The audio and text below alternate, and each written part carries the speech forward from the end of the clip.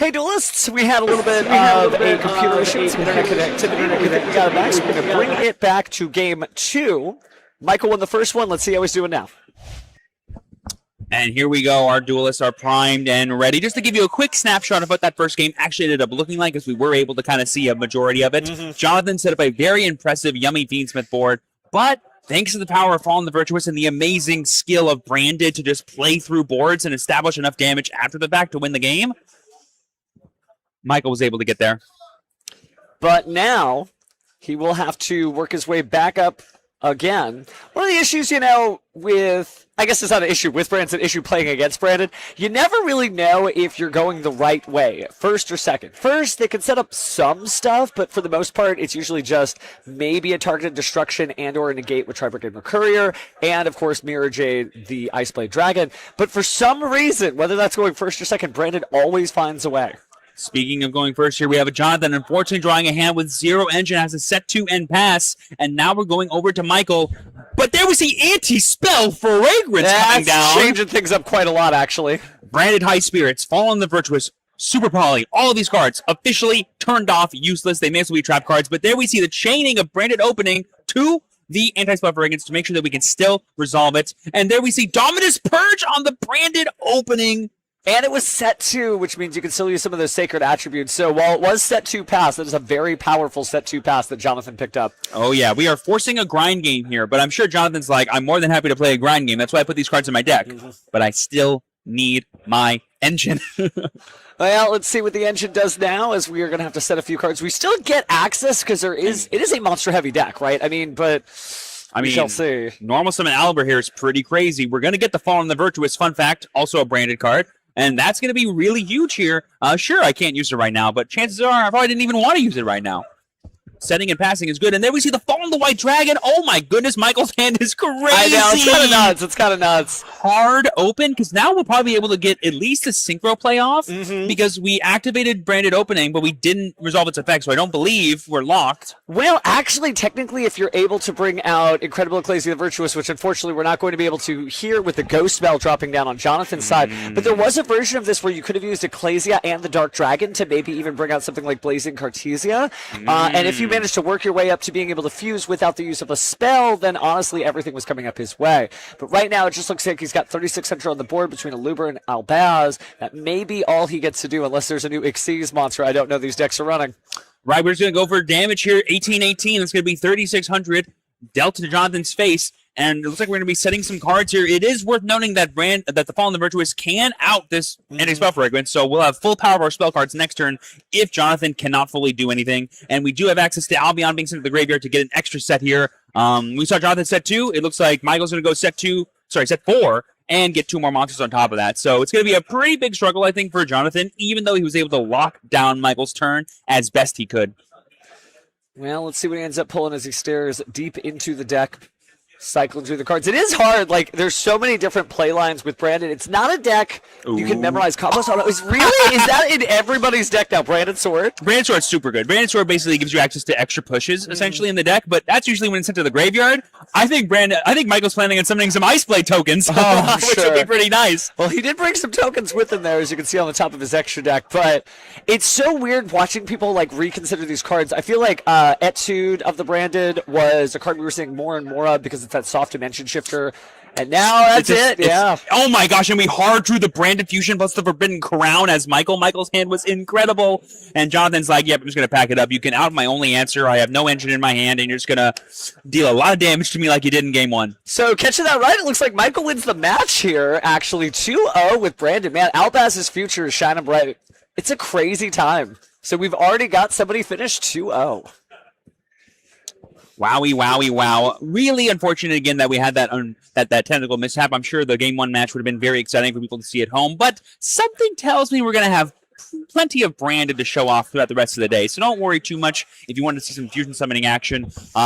I think right there we saw that it was really important to have fallen the Virtuous in game 1 to out the Triple D wave hacking Caesar, and it was really important to have it in game 2 here to force Jonathan to concede. Well, in a minute you're going to get to talk to Michael all about it, but I will say it's interesting. We talked about how this is a playing format. Yes. We've seen twice now people try to put up something defensive, and when you just get cracked through, that's it, right? Yeah. The water just flushes through. In this case, it was all the different fusion monsters and effects and whatnot. So it is like interesting to see that, yes, not only is it a playing format, but just trying to side deck a few cards to stop your opponent is not going to do it anymore. And while Jonathan had some really powerful tools to stop Michael from playing, he didn't have any tools for him to actually win the game. And it turns out not losing is not the same as not winning.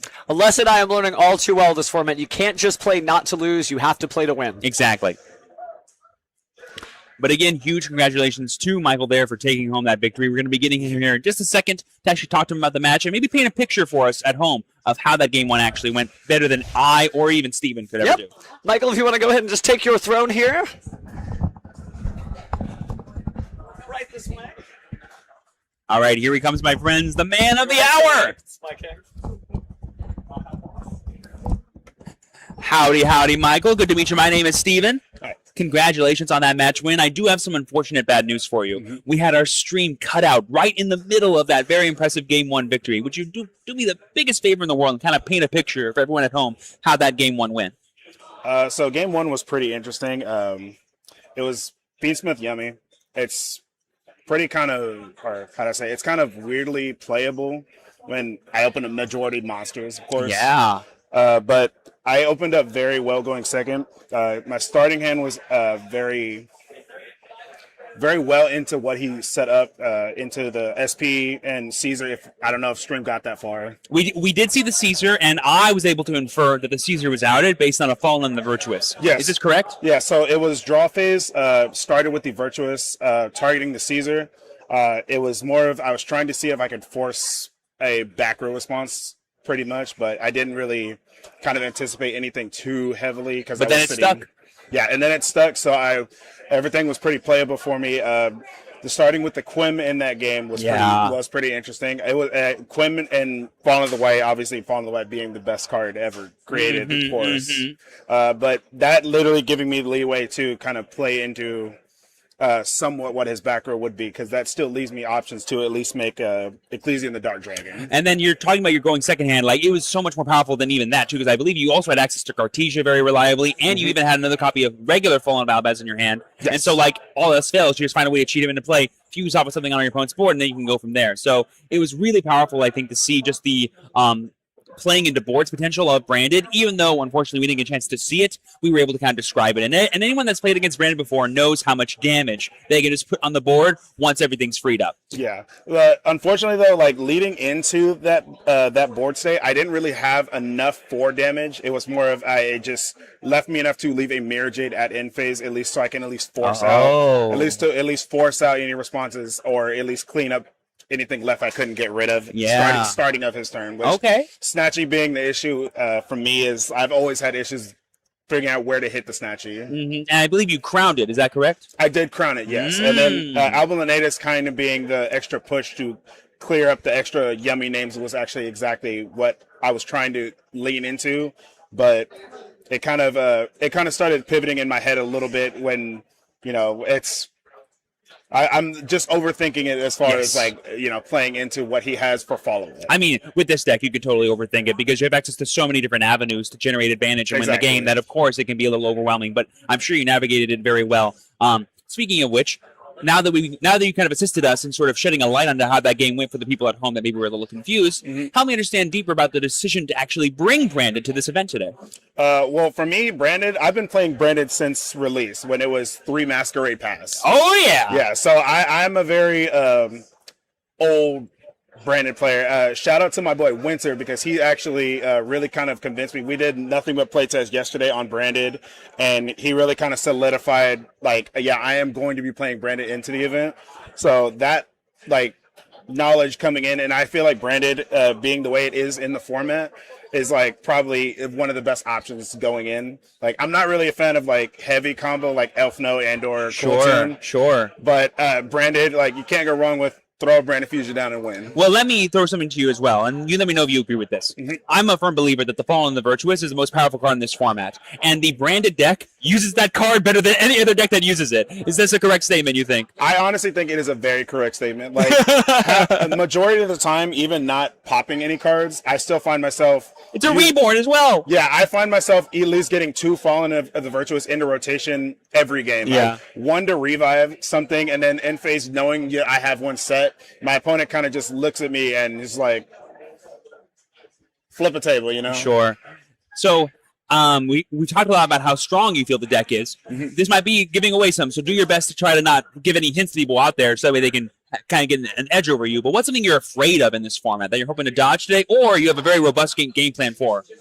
For me, I feel like we're in an awkward format where not a lot of people are doing hand trap based strategies, but they're light on heavy board breakers, in my personal opinion. Sure. So I kind of lean toward a similar route where I'm not playing too many hand traps, but I'm playing just enough board breakers to lean into the format, which in game 1, you kind of saw I was heavy into going into, like, say, Crown over Droplet, because I know Droplet into Branded is, like, probably the right play, but Crown being the custom off from that resource entirely the whole time is kind of what I felt was like better into the format. Would you say that too, that Crown also has a big enabler for you when you're going first that Dreamy Droplet doesn't? Because if you think about it, Crown can like guarantee you another turn. And as I'm sure you know, 1 full turn cycle in Branded is like 8 turn cycles in a normal deck of how much advantage you generate. Yeah, I kind of thought that exact same way.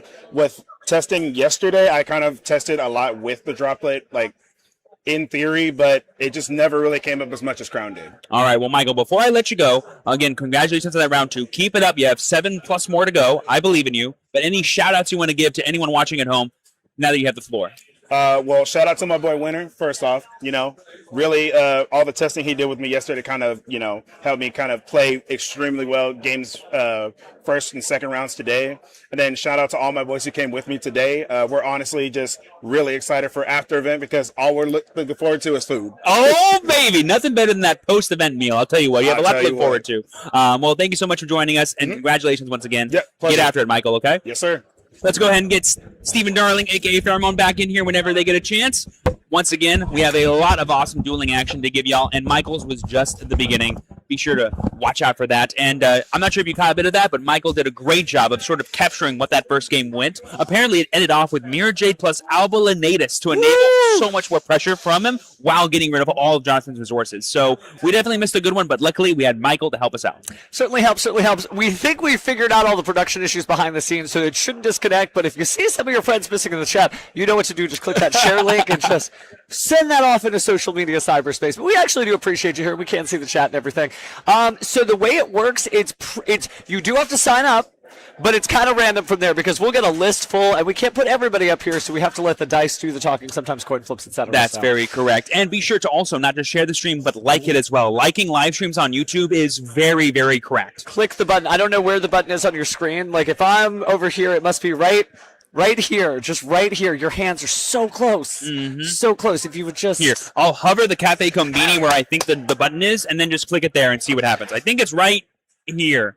I believe in you. So as a general update, we've got about 15-ish minutes left on the round as I look off into the distance there. So we've got some time to hang out a bit, but in a moment we'll take a quick break so we can figure out who our next featured duels are. There should be a lunch break, my understanding, between rounds 3 and 4. Don't worry, we're not going to leave you on dead air for that long.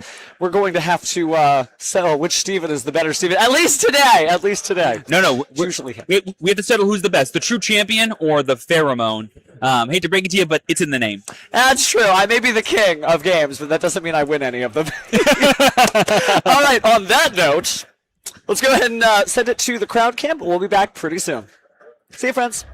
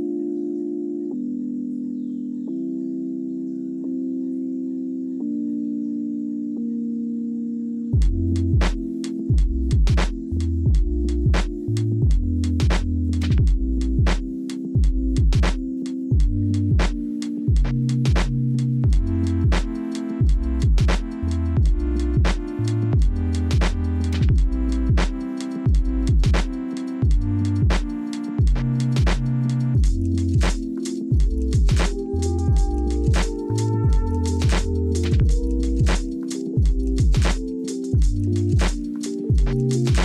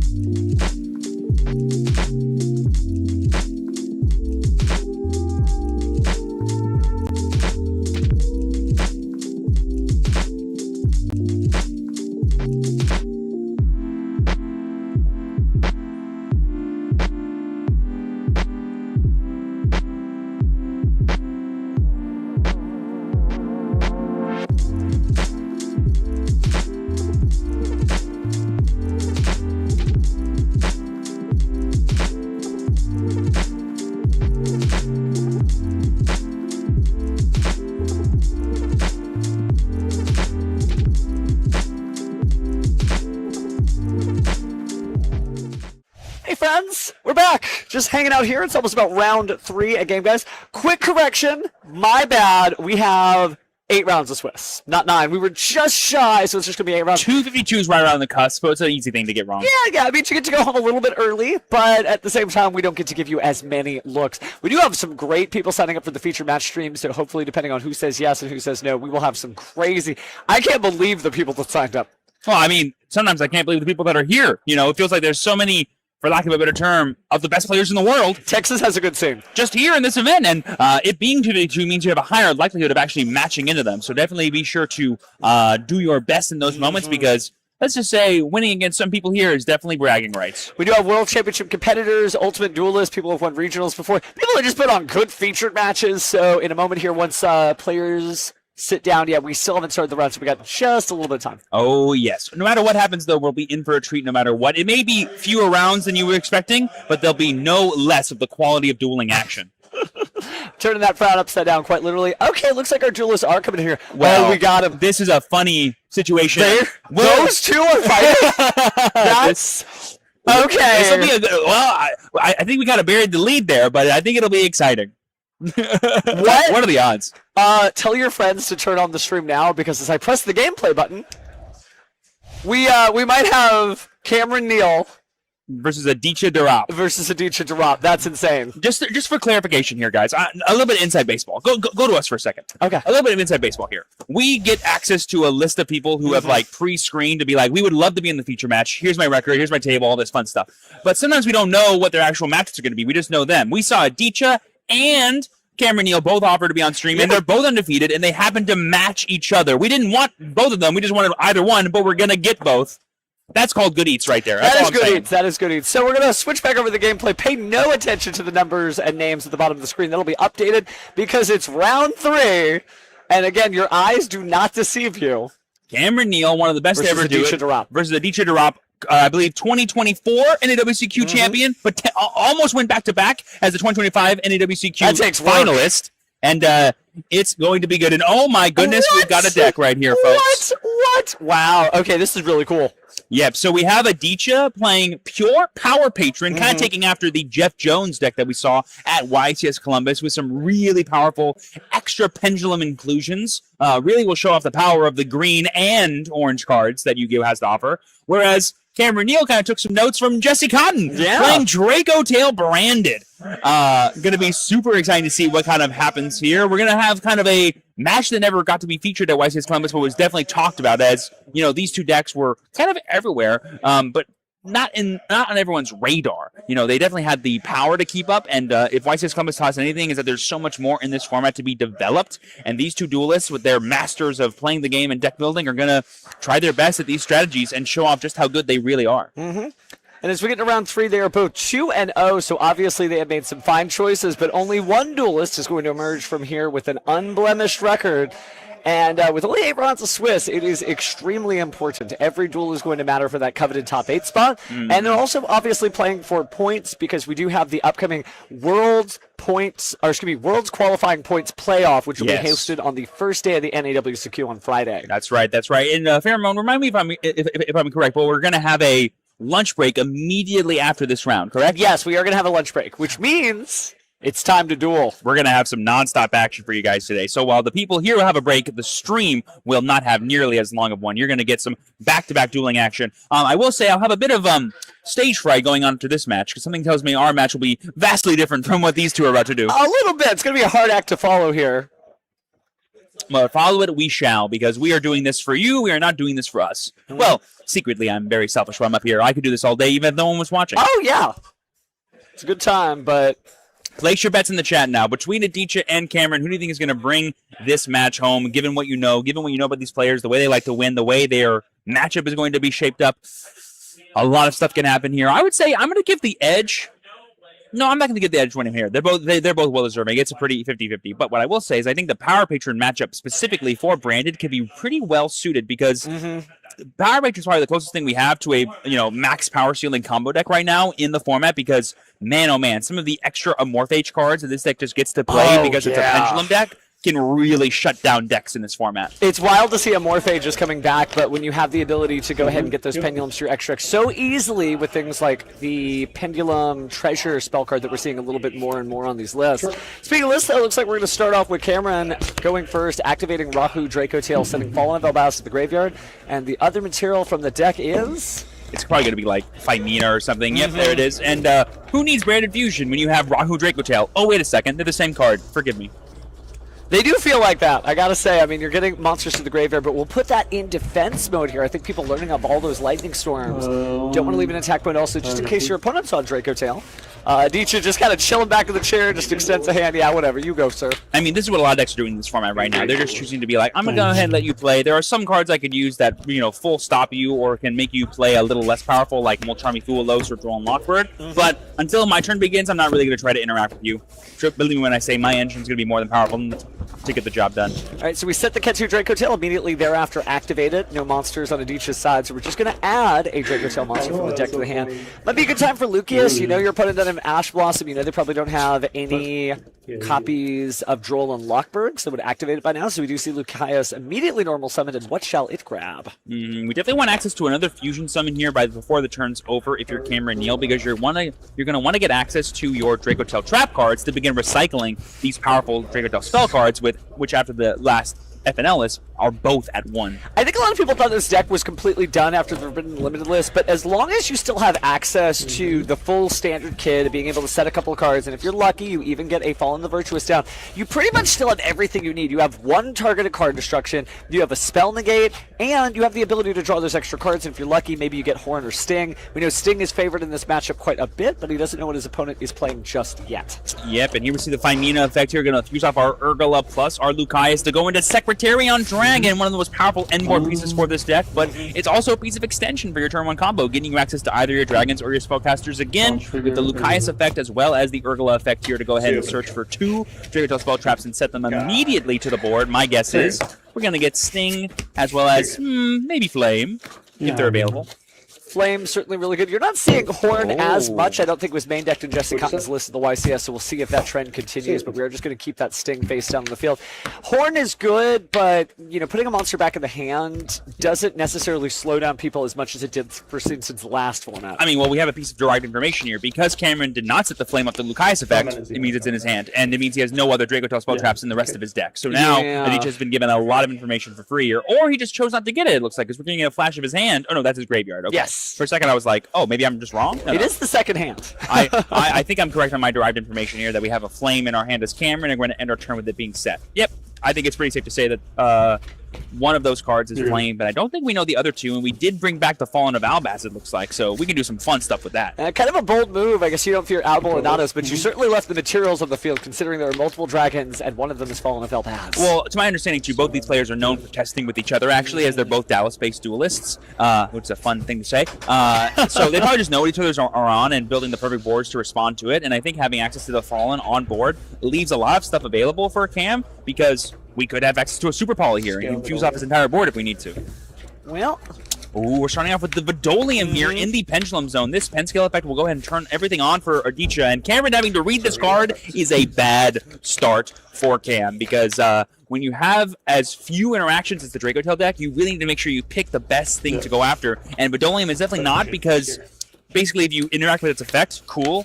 But if it goes to the extra deck after being destroyed or interacted with, it'll still get a different effect that's equally as good. Yeah, that is the hard part about that. It's darned if you do, darned if you don't. But it's bad when Adichia's not the one reading in a match, right? Always sort of the notorious in-joke about him picking those cards up to see what their card text says. Ooh, and here we have Shade coming down here, one of the new TCG exclusive cards out of Blazing Dominion that kind of unlocked this deck. We didn't really see Pure Power Patron in the OCG when this equivalent came out for them, but with Shade the Obscure, you can do so much stuff. And this is what gives it access to non-Power Patron Pendulum monsters like the Morphages, which Jeff Jones was really able to identify and take advantage of throughout YCS Columbus. It's nice to actually see that the Power Patrons are not overlooked as their own deck, because individually they do support everything, but speaking of support, looks like we're going to lose the Draco Tail, our Tholian here to the Forbidden Droplet as food to negate the effect of that Shade. So I mean, that's pretty huge there, because its monster effect just enables so much for Adichia. Can't let him get his hands on any more Pendulum spell cards than he already has. So just Vidolium and Shade so far. Let's see what's up next. Like I said, I'm pretty sure Adichia is safe to assume that we have access to both Sting and Flame as Cameron. So he's definitely going to be very choosy about what spell cards he chooses to activate. And here we have the normal summon of Medius the Pure. This card is Stratos and then some for this deck. It's actually like E-Telly plus Stratos if you really think about it. It's kind of crazy when you think about it that Medius the Pure has gone so far. But speaking of Medius's humble beginnings here, I believe that's Nervado hitting the board. The Archmage friend. Going for the Archmage line could be pretty interesting for Adichia here. Like, this deck being both one giant combo deck, but also one giant toolbox of differing effects, really enables some of the best players to ever do it, to interact with their opponent's board in, I want to say, like, on-purpose ways, like very agency-forward ways, which are just so nice. Well, the quest continues as multiple monsters hit the board. If you're trying to figure out what exactly this deck does, maybe you haven't seen Power Patron before, it basically is just like a big monster boss rush in the sense of just getting more and more pieces out on the field. Of course, there's the power boost too from Vidolium, who can give those level 10 monsters, I believe, 5,000 off the top if they are level 12 Power Patrons, of which there are very few right now. Yeah, it basically just makes him a gigantic 10,000 beat stick, and if your opponent has one thing in attack mode, you just win the game. That's probably the big reason why I can't put everything in defense. Is worst case scenario, he's going to attack me, but he's not going to deal damage. No Arc 5 jokes here about still taking the damage, but Cam hasn't activated any of those set trap cards or anything yet, so it looks like we're going to banish the top 3 here for the Power Patron effect. I kind of love that, like, the cost of activating these effects is basically giving up a piece of yourself, right? If you're a big Galaxy Brand combo deck like Power Patron, you have to kind of suss out the opportunity costs. But it looks like Nervado is going to become Nerva. I mean, and this just kind of forces Cameron to be like, go ahead, activate a card. See what happens. If any Archmage monster effect is activated, it could be changed into destroy all your opponent's cards, but it does have to be activated immediately in response, kind of like a Labyrinth card, like Lady Labyrinth of the Silver Castle. And forgive me if I'm wrong, but all the extra deck Power Patrons, like the alternatives, the OGs of the corrupted versions, they're all level 10 as well, or rank 10. Yeah, they're level 10, so you're good there. Oh, and yes, the Genora Synchro is 10, Nerva is 10, and you're right that also Jupiter is 10 as well. So 10's the magic number for them, except for Vidolium. He is the one that stands atop the others. And the tag out effects do not negate their abilities, right? But oh my gosh, Cameron just scoops it up. Yeah, that's right. I'm going with it doesn't negate their abilities, because if it did, Cameron's like, yeah, Nervado's fine. So that makes sense to me. If you're sending Nervado to the extra deck, then Edie is going to activate its effect, and it is an activated effect of an Archmage card. So if you're not activating anything in response to that, then yeah, bye to the field. That seems to be what happened. But Cam's still got a smile on his face. He knows what's up. Adichia just kind of another day doing it. It's so wild when you go to regionals across America and you look up, and duelists like these are chasing down as many Worlds qualifying points as they can. So you will see them. They're out there. And that was what Power Patron does going second. You know, depending on if Cameron wins this game when we see Game 3, you'll see Adichia put on a lock for Cameron, which will make it really hard for him to special summon monsters as well as activate spell cards. Two things that Brandon Dragotail loves to do. Yeah. I mean, Dragotail is still good. It's just that it's so... It is a couple of blades of grass trying to hold an entire flood at bay. When you think about it, just a few trap cards and a few points of interaction. It's good, it's reliable, but it kind of reminds me of when Snake Eyes started to fall out of the format before it was supplemented by Fire King. Because by itself, in its format, very good to have all of these very reliable effects. But then another deck comes back that's just like, you know what, you got 5 things, I've got 6. I'm going to break through. I always famously used to say about Snake Eyes format was, you know, there's nothing broken about the Snake Eyes deck. Like, it's not doing... you know, anything unfair. It's just playing the most fair game of Yu-Gi-Oh! While doing everything a good Yu-Gi-Oh! Deck wants to do better than every other Yu-Gi-Oh! Deck in the game.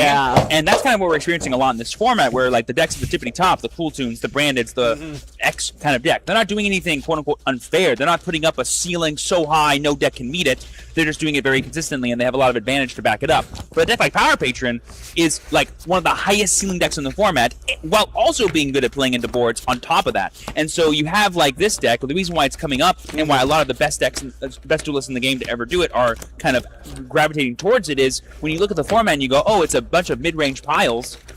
If I bring a really powerful combo deck to go over all that advantage they're doing, all of a sudden now I can win the game from any avenue. Whether I go first, second, third, doesn't even matter. Like, they can get 2 extra turns for all I care, and I can still just blow them out of the water going first or second, like we saw with Adichia right there. I'm certainly not going to spoil any of Adicia's surprises, but when you look at his deck list, it's just this nice, straightforward, solid deck list of like, this is what I'm here to do. I'm going to get this game plan done and just demolish my opponent with some giant level 10 monsters.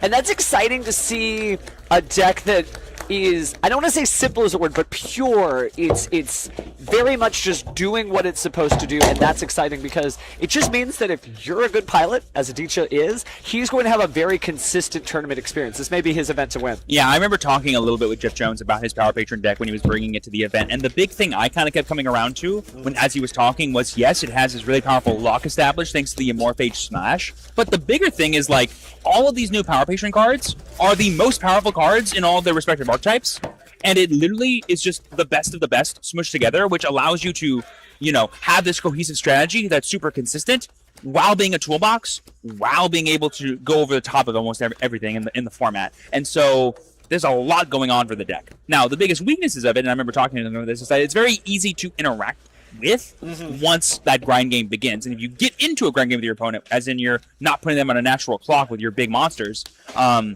that could be a problem for you. Also, there are some breakers in the game that matter, but not really. Like, if everyone's choosing just to let you play, you will go over the top of them almost always, regardless of what kind of turn 2 they have. Well, speaking of breakers, remember that every time you lose one of those pendulums on the Power Patron side, something good happens to you, so It is kind of hard to break that board, but let's see how Cameron does as he sets up his own, going first here in Game 2 of Round 3. So we're going to start off with a normal summon here of the Owlbear here. Going to get access to Branded Fusion. Now, I think the biggest thing that Cameron noticed was Game 1 was, his turn 1 was very Dracotail forward. Not the most amount of interactions. And he's probably going to want to lean into the Branded side of his deck as much as possible because that's the one that sets up even more things that Aditya now has to fight through. The number of interactions is a little important, but what'll really matter is the extent to which those interactions either generate value for you or make it impossible for your opponent to win the game on their turn. Because, as we've always said, Branded only cares about one thing.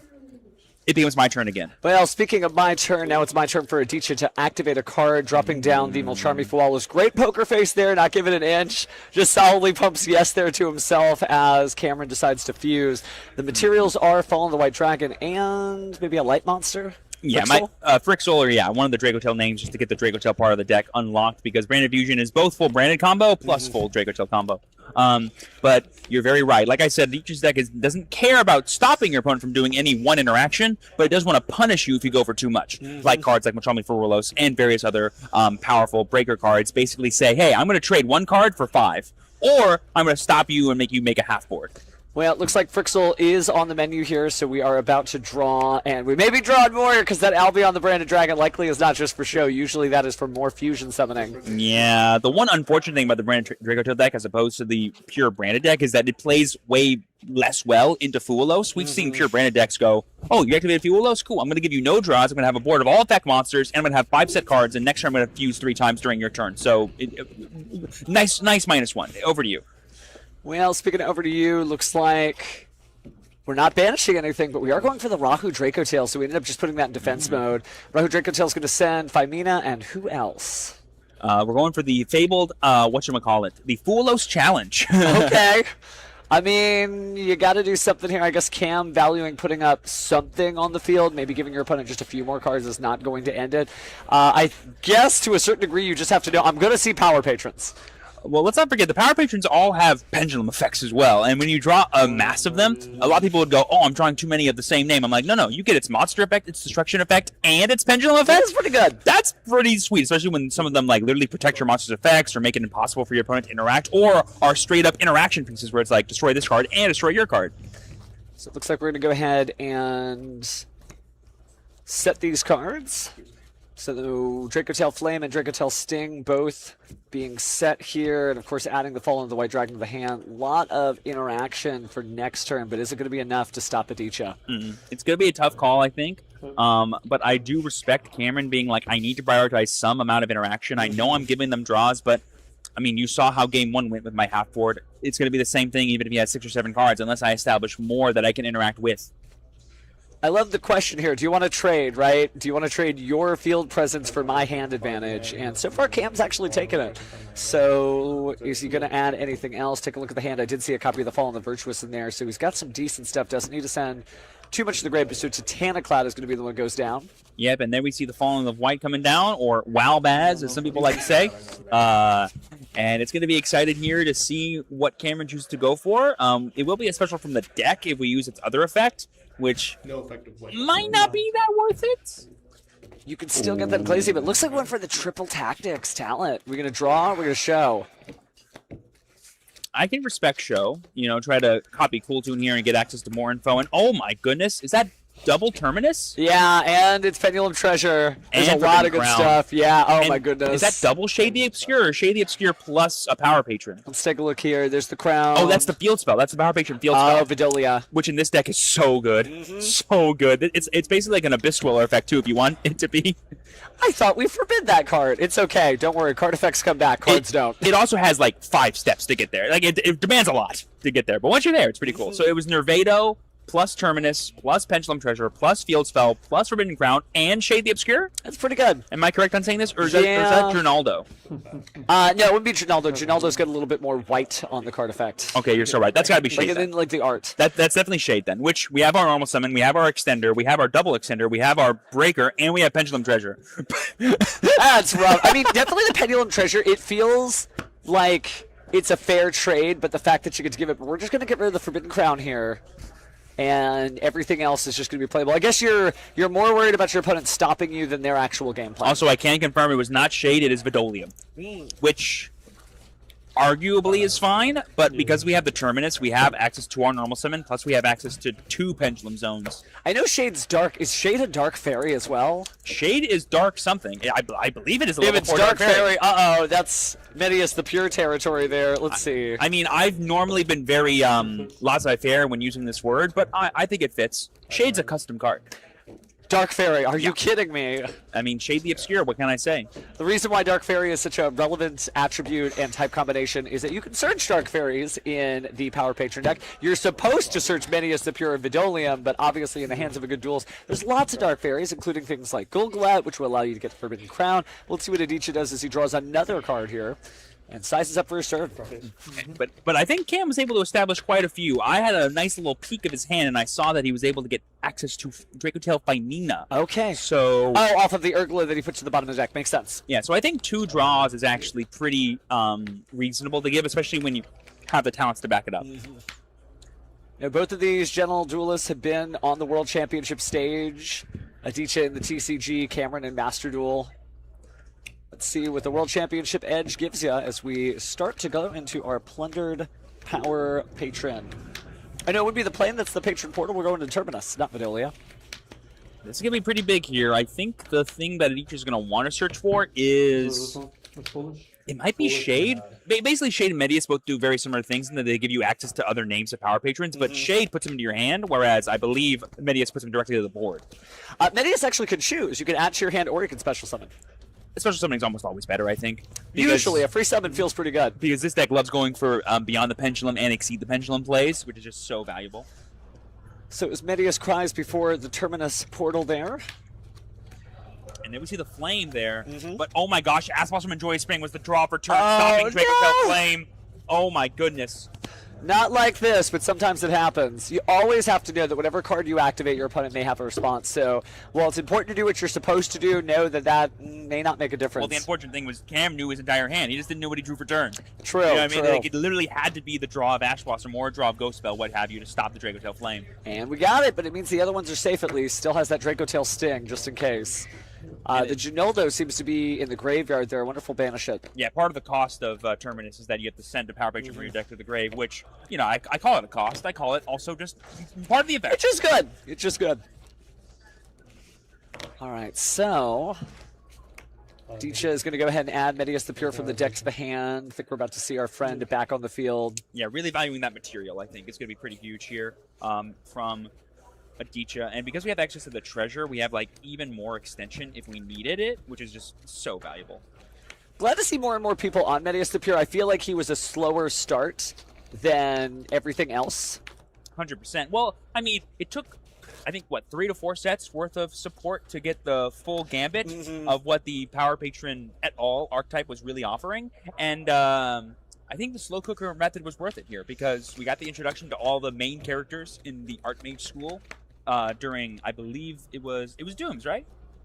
No, it was Alliance. No, it was So we Alliance. started off with Duelist Advance, or excuse me, Duelists Advance, and that was going to be Archmage, and then afterwards we got Doom of Dimensions, that was going to be Dooms, Yep. and then next we got Burst Protocol, and that's how we got Elf Note, and now we get to the finale of the series here in Blazing Dominion, Yeah, and that's four just sets, four everything. But it's weird because I feel like, with Dia Bellstar, man, they were on Dia Bellstar fast.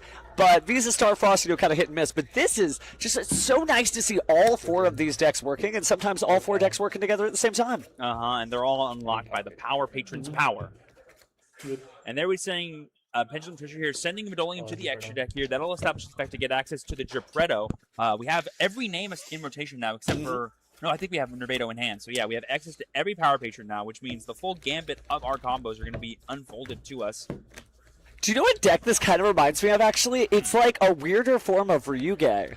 Because it's these big level 10 monsters that just kind of show up at a moment's notice. And, well, you could run them all as 4 separate decks. They do kind of mishmash really well together. Yeah, and like I said earlier, they're the most powerful cards in their other respective decks. Yeah. Crazy stuff. I mean, Geppetto is insane, as we saw from Dr. Dooms on the screen. But we're not playing Dooms right now. We're just hanging out with a full Power Patron kit. Cameron checks his face down, so we're going to do anything in response to this. I'm not sure, but Geppetto, the Shade Machine Power Patron, is also a breaker because it can destroy a card on your opponent's field while also destroying itself. So you go plus and your opponent goes minus, and it forces out interaction. And I love the patience of Adichie and a lot of pro players. Like, when they have a card that forces out interaction, they're like, I'm not putting out anything else in play to give you the opportunity to chain powerful cards. Exactly. I'm forcing you to make the decision right now. Use it or lose it. Well, I think we're about to flip something over. It's going to be Fallen the Virtuous. Whoa. I'm pretty sure you have to destroy one of your own cards as part of the effect. So he's basically protecting one card by getting rid of another one, but you will enable Geppetto's destruction effect. So it doesn't feel the most plus to do this, but by sending the Rinbroom to the graveyard, we do have access now to Fallen of Albaz. I don't think it's in the graveyard yet, but if our Fallen the White Dragon gets destroyed, we can always bring it back during the battle phase. We saw Lukasako use this to great deal in the finals to get access to just one extra turn. So it looks like we are going to take a look at the graveyard here as Cam continues. And don't worry, friends at home, we've been working on the audio issues, but we think we got them mostly figured out. But your chat, your feedback, your fingers on that keyboard or your phone, that's important, so let us know. It's everything. It's everything is what it is. Everything we duel for you. But speaking of duel, Dicha taking a look there at the cards, thinking maybe we're going back in the extra deck. I mean, it's a tough place to keep going here. You have to assume Cameron has access to Sting, so if your plan involves the graveyard in any way, that could be a little unfortunate. You almost don't want to give him any additional cards because he hasn't activated that Draco Tail Femina yet either. And one of the most powerful cards in the format right now is Super Poly, either as a main deck piece or as a side deck piece. And so Adichie probably just needs to think to himself, okay, that unknown card, what happens if it's Super Poly? What happens if it's Droplet? XYZ. It's really important when you're playing second in Yu-Gi-Oh! To think about the kinds of things that can go wrong. Whereas when you're going first, you have the unknown. All you can think about is cards you don't know about. But when you're going second, you have all those cards, all the unknowns, and you have this that's face up. So it's a lot more difficult. And what separates the chaff from the champs is going to be that ability to make those discernment plays, to make those reads, and to play effectively. Well, I do see that. Looks like Nervado has hit the field here. And we have the Vidolium back in the pen scale as well. So we're going to see some kind of chicanery here from Adichie. We have access to all their pendulum effects. It's going to be really important for Cameron to make sure that he doesn't react to Archmage effects, because let's just say that Nervado will punish him if he does so. You do not want to, and it itself is treated as an Archmage card, so watch out. Does it also do that for Power Patron effects too? I would assume. No, it just does it for the Archmage okay, stuff. Great. Which is in every card in the deck. Very few cards in the deck actually are considered Archmage cards. But it looks like we're going to go ahead and discard the Draco Tail Femina here and go right into the fusion, no response. So the materials are Fallen of the White Dragon. And, we're going for the Star Source. Interesting. Both were light and darks.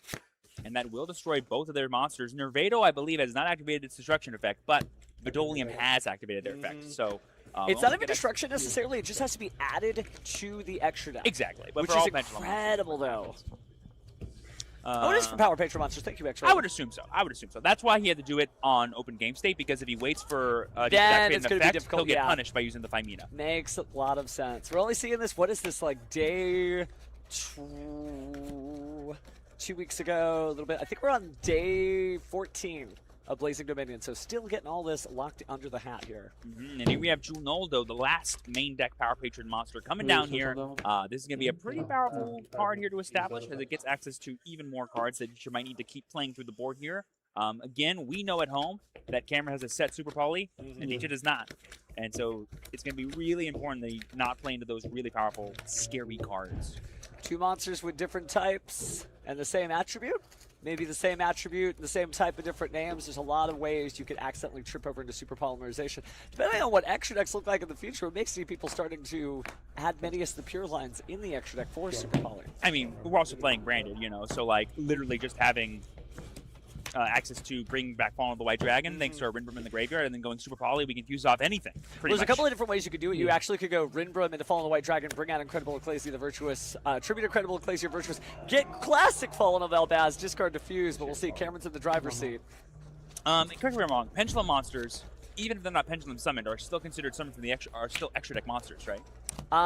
They are monsters that would be special summoned from the extra deck, yeah. But even if they're not Pendulum summoned, so like if I just normal a Pendulum monster, can I make Mirror Jade? That's just a normal monster at that point. Okay. I just want to make sure. Oh, but we're going into the Junora, using the Junola's effect here. It's going to need to actually see each of the decks sort of stand out. We had a moment for Power Patrons. We had a moment for the Archmage. We had a moment for Dooms even. Now it's time to round things out with good old Regina. Regina. I think this is Junora. No, I meant Elf Node's Queen. Yes, Elf we're celebrating her. Because each of the parts of the Medius the Pure storyline relate back to one of the students' sort of hometown. Yes. Findmel is your Archmage, and Grufflair is going to be your Dooms representative. Littera is going to be your Elf Note friend, also a.k.a. Regina. Because she is actually, if you look at Regina, that is just Littera with like her full regalia. Right. That's her stage name. Speaking of stage names, huh? But in jokes aside, looks like we're going to go ahead and bring it to the field. And that seems to be all we're doing here. I thought we had the field spell in hand, but we haven't activated it just yet. Well, it's really rough because you need access to more Power Patrons in the yard, and we know we have Dragotail Sting access, and so it can kind of be instantly answered. Well, speaking of answers, we are now entering Vidolia here. And might reveal Power Patron of the extra deck, of which there are plenty, in order to special summon a monster from the deck mentioned on that, except, and I love this because it's new Yu-Gi-Oh! Card text, we only get this once in a while, except in its once per turn restriction clause. That's right. We didn't even have a word for that, now we do. And who knew it'd be called a clause? It is a clause. We have clauses in Yu-Gi-Oh! And not the Santa Claus you're thinking of. Alright, so, Light Fiend jokes aside, Cameron trying to shine a light on his graveyard to see if there's a card he's fiending to grab out of it. And it does look like we might use Rinbrum and do that sort of Fallen of Elbaz combo that I just referenced. I mean, this could be pretty scary for Adichia here. So no response there. Are using the effect of the Fallen of the White Dragon, so in comes Ecclesia. I think Cameron wants to get this Junora off the board. Makes sense. I think it's is it Dark Attribute I want to say, or is it Fire? It's Fire, but it's Fire, summoned from the extra right. deck, so you can make Mirror Jade. Yeah, that's true, And getting access to Mirror Jade right now would be pretty cool, because Mirror Jade can banish any card, right? Not just monsters? And non-targeting. Yeah, it is monsters, but it's non-targeting Okay, so we can't answer the field spell with it. All right, Mirror Jade sitting a moment away. Maybe not going into it just yet, actually. Sitting on the Incredible Ecclesia. And to be fair, I don't think the Junora is threatening at all to Cameron. He's like, yeah, you can have Junora. But if you're going to battle phase, let me know. It's a big monster. 3 cards in hand for Adichia. As he sort of thinks to himself, what is the next stop on the Power Patron Tour? I'm trying to remember what cards we've gone through in hand. I think we've gone through pretty much everything except for the cards that we've searched. We have a Terminus in hand, which we can't use. We have 2 other cards, but I don't think they accomplish anything. We're just going to battle phase, and we're just going to try to attack the Incredible Ecclesia the Virtuous. I mean, sure. Looks like Super Polymerization being activated. Discard Fallen of the White Dragon. The materials are Fallen of the White Dragon and Junora. I think that Mirror Jade we've been talking about slapping on down. Yeah, I mean, the sooner you establish Mirror Jade, the better in the branded deck. It just is like the most powerful monster for the entire archetype. It's so hard to deal with. It makes your opponent go, oh, if I interact with that, I lose? Cool. Lingering Raigeki is pretty good, and so is a non-targeting banish, even if you can only use it every other turn. That also pluses you because you send an extra deck monster to the graveyard and get value off of that. Like, it's just everything this deck wants. So Adichia getting pushed back a little bit, but we are going to activate the effect here of Vidolia. Any response from Cam? Nope, looks like we're just going to pass on that for the moment. So take a look at the extra deck. Maybe sending something away. Yeah, it's a shame Adichia wasn't able to really establish enough bodies in play. I really think he wanted to go for some powerful link climbing lines, but that's the power of interaction, like Cameron's deck can offer here. But we do have one last Power Patron main deck monster we have not gone through, and that's going to be Nervado. And Cameron's definitely going to want to answer this because, as we saw in Game 1, getting access to Nerva is pretty good. It's quite an amazing card. I mean, the fact that you contribute out 3 of it, I've seen Nerva used in even Clown Crew right now. So this card that was kind of once forgotten at the beginning of Duelist Advance has gotten into an all-time premium. Showed me a lot of different decks here, but right now, just a body to reveal to get Nervado back on the field. Cameron, you're just double, triple checking. Like, okay, what can this thing do now that it's in play? It gets you access to Archmage cards. Okay, good luck. Show me what you got. Certainly not an Archmage heavy build we're seeing. There are some cards in the deck that could be helpful, but it looks like we're going to go ahead and banish the top 3 here to use the effect. The last time this card hit the board was a pretty big deal, but we're just going to go ahead and banish the Nervado, which I believe means its effect cannot actually resolve because it can't be placed in the extra deck to summon out. And Wing, I believe the answer on that is yes, there was a judge just outside of camera view, so don't worry, we got somebody checking in on that at all times. But the camera may be a little closer than you can see for the banishment. But both players should be keeping an accurate game state here. But it is new gameplay. Speaking of which, old gameplay coming your way as we normal summon Medius the Pure here and special summon the Power Patron or add it to the hand from the deck. And I think we're adding Jupredo to the hand. I mean, the problem is that we've gone through almost all their effects already. So yeah, I think we're just a body. Okay. I mean, I think we just really desperately want to have access to a Link summon here, and I think now Teacher's like, okay, sure, you have Ecclesia, but I believe you have no cards in your hand, so you can't activate Fallen Madava's ability anyway. So okay, my monsters are now safe. If I can get to a Beyond the Pendulum, maybe I can get access to Shade the Obscura, and we can go from there. Well, the turns continue. Let's see how it goes. Again, we're seeing so many different decks kind of just ignore the Forbidden Limitless, not because they're playing cards that they aren't allowed to play, but they're just like, nah, you know, that's all just hype. But speaking of hype, turning things up is we banish Ginoldo, and I think we're going to go ahead and get rid of the Terminus here. Okay. Interesting. I think the last card in each hand is going to be a copy of Terminus, which again, I don't think can do anything for him. And we're going to summon out because we drew the card off Dracotail Sting. Yep. Oh, that's so great. Albaz gets a little better when you can actually discard to use its effect. Oh, DJ probably thought he was safe once Cameron was on 0 cards. Oh, and putting the Rahu Dracotail back definitely helps considering that's at 1 now. Drew a card. New chain on summon. Albaz effect. Discard Super Volley to do Super Volley. I'll go ahead and take those 2. Is that a win in the dark? Let me just go ahead and go into my boy, the dragon that devours the dogma. Seems pretty good. An effect monster and a lighter dark. Of course, Albaz himself. Claysy's in the graveyard, so we got 3,500 attack unaffected by cards, towering over the opponent. How much time is left in the round? So Adichia certainly secured that first win. Plenty of time left on the clock here. Over 20 minutes left. We're going to go ahead and return the Albion back into the extra deck here using the effect of the Dogma. Get access to even more of our resources for later on in the game. And there we go. DJ just scoops it up here. We're going to a Game 3, folks. A Game 3 with 2 of the best to ever do it. Which does mean that Adichia's going to get a chance to go first. And like I said, and I was saying nonstop at West Columbus, like the real advantage to going second in Game 1 and winning is that you can now have a guaranteed game where you can choose to go first and show off the power of your deck with as minimal interruptions as possible.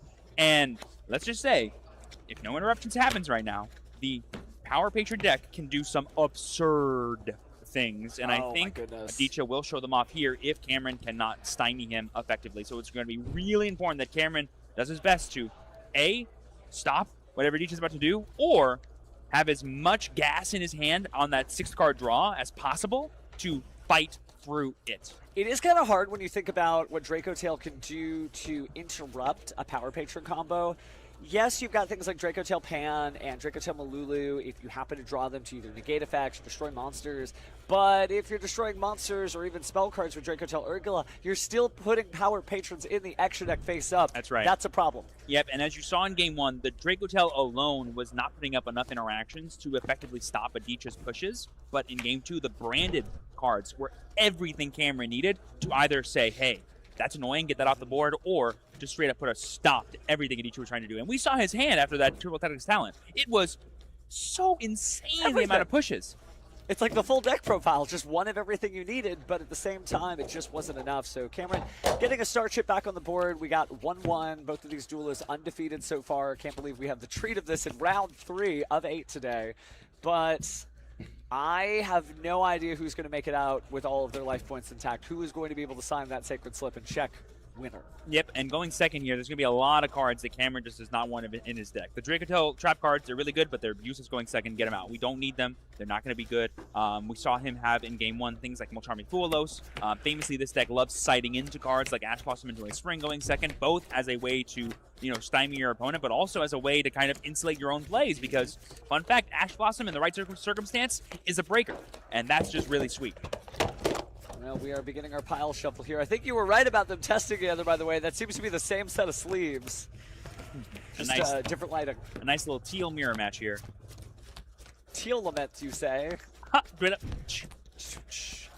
But jokes aside, again, just really quality play here. Is everybody still getting... I mean, we still have 2 sets dropping before the NAWCQ, so all your reps matter. And as we're seeing decks that don't use any new cards and may have been slashed by the Forbidden Limited list, still good. Still very, very good. So whether you're learning your Power Patrons from Aditya here or you're just learning that Draco Tail still is good in the hands of a great duelist, we're happy that you're joining us here. Let your friends know we're going to be here for at least 5 more rounds after this. And once these 2 finish, we're going to have a little feature match of our own. Good luck, Steven. Uh-oh. Uh-oh. All right, but speaking of Game 3, it's about to begin. So let's see what Aditya does on his first turn. Starting out with Manage the Pure, I mean, that's a normal summon you want to be going for here.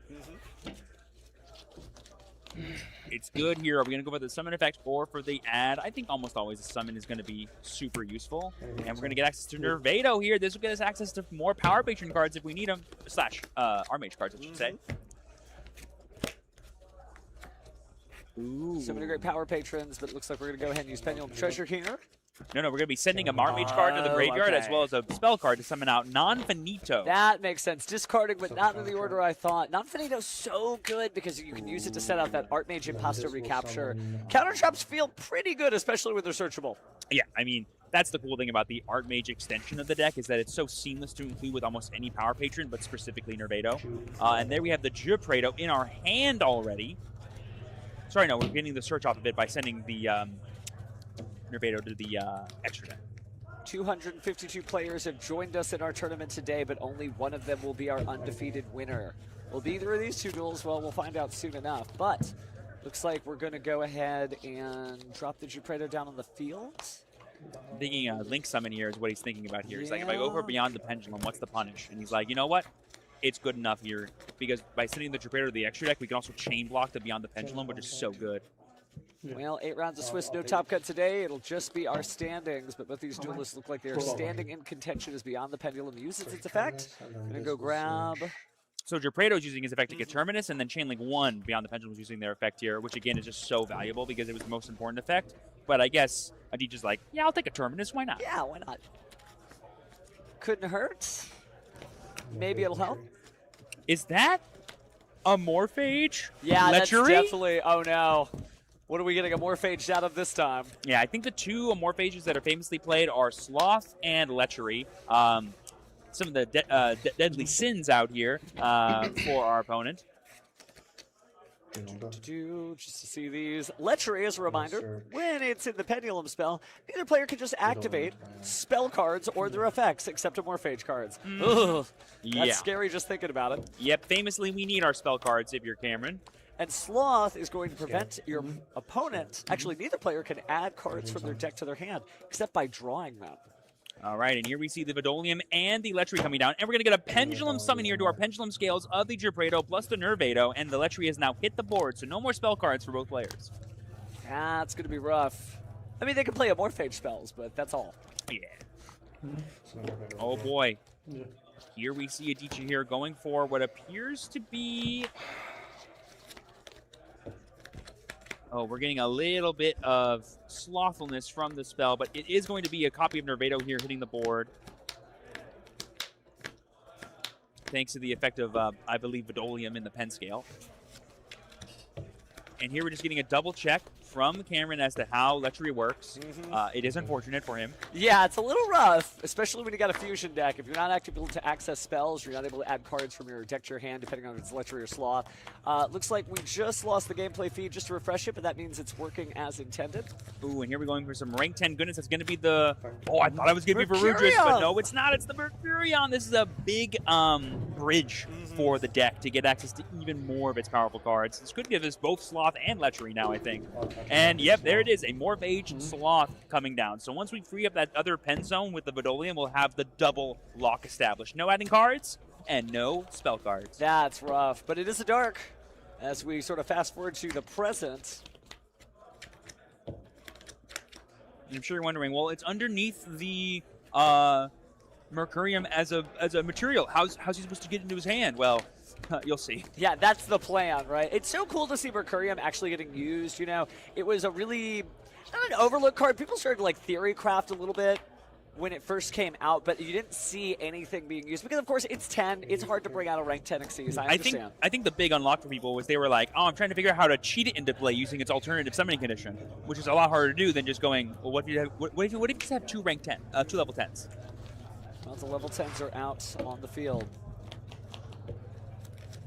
Draco Tail obviously having recently won a YCS. I think people are just trying to play things they know. If you don't know what to sleeve up, sometimes you just go for like something comfortable.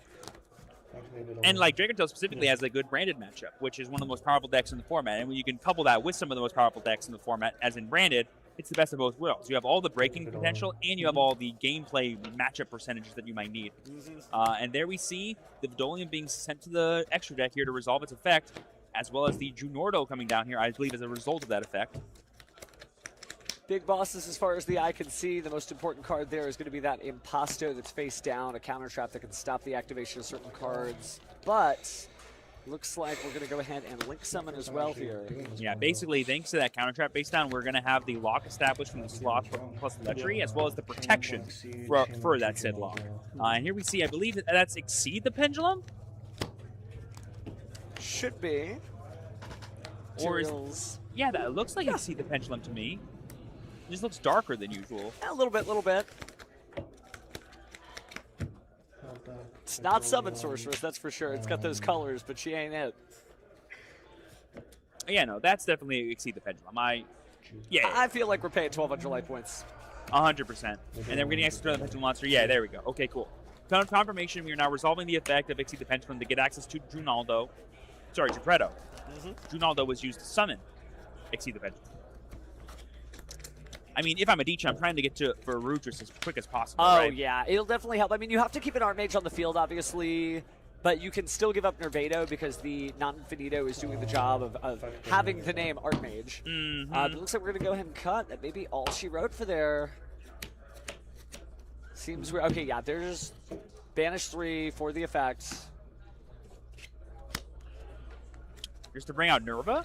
I mean, Nerva's a pretty powerful end-board piece too, I think, because it can just, like, pseudo-negate a card effect. And by that I mean change it into a much worse effect for your opponent. Well, let's see how this shakes out. Doing a good job of just kind of, like, trying to establish a board.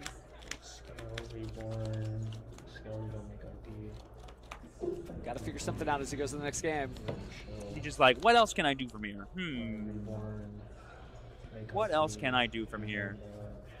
It's funny because it's the lechery is going to do a lot of work, right? The fact that we have Amorphages in the year of our Raw 2026 is scary to say the least. But that doesn't mean you're completely down and out. We've seen a lot of breakers just come in, clearing up shop. But it's going to be a little weird. All right, we're going to see another Link Summon here using the Nerva plus the Medius to bring out IP Masquerena. Amazing endboard piece as always. I mean, you've kind of sized yourself up into an SP line, if nothing else. There's our Beyond the Pendulum now. Going to bring out a smaller Pendulum, friends. That's our Morphage Sloth right there. We're going to have the full lock established in just a moment. All we got to do is get this thing into the Pendulum zone. Oh, that's so crazy. How did we get here, chat? We're about to have no spells and no adding cards except by drawing them. It's going to be really difficult for Cam on Branded Dracotail because you famously activate spells and search cards out of your deck and out into your hand. Yep, and correct me if I'm wrong, but I believe to fully unlock the power of the Power Patron Field spell, he's achieved it. So I believe we also have an Abyss Dweller lingering effect happening on top of everything else. That's a lot to work through. Wait, remind me what Sloth's monster effect is. That could be the actual lock he's going for, because I think the Pendulum effect locks them out of adding, but I think the monster effect locks them out of special summoning. Yeah, neither player can special summon from the extra deck except a Morphage That's monsters. what it was. So yeah, you can pick and choose. Yeah. So we're sending the Titaniclad to the graveyard in order to special summon. From the hand, notably. Yeah. But no spell cards for Cameron, and almost all the really good ones are spell cards.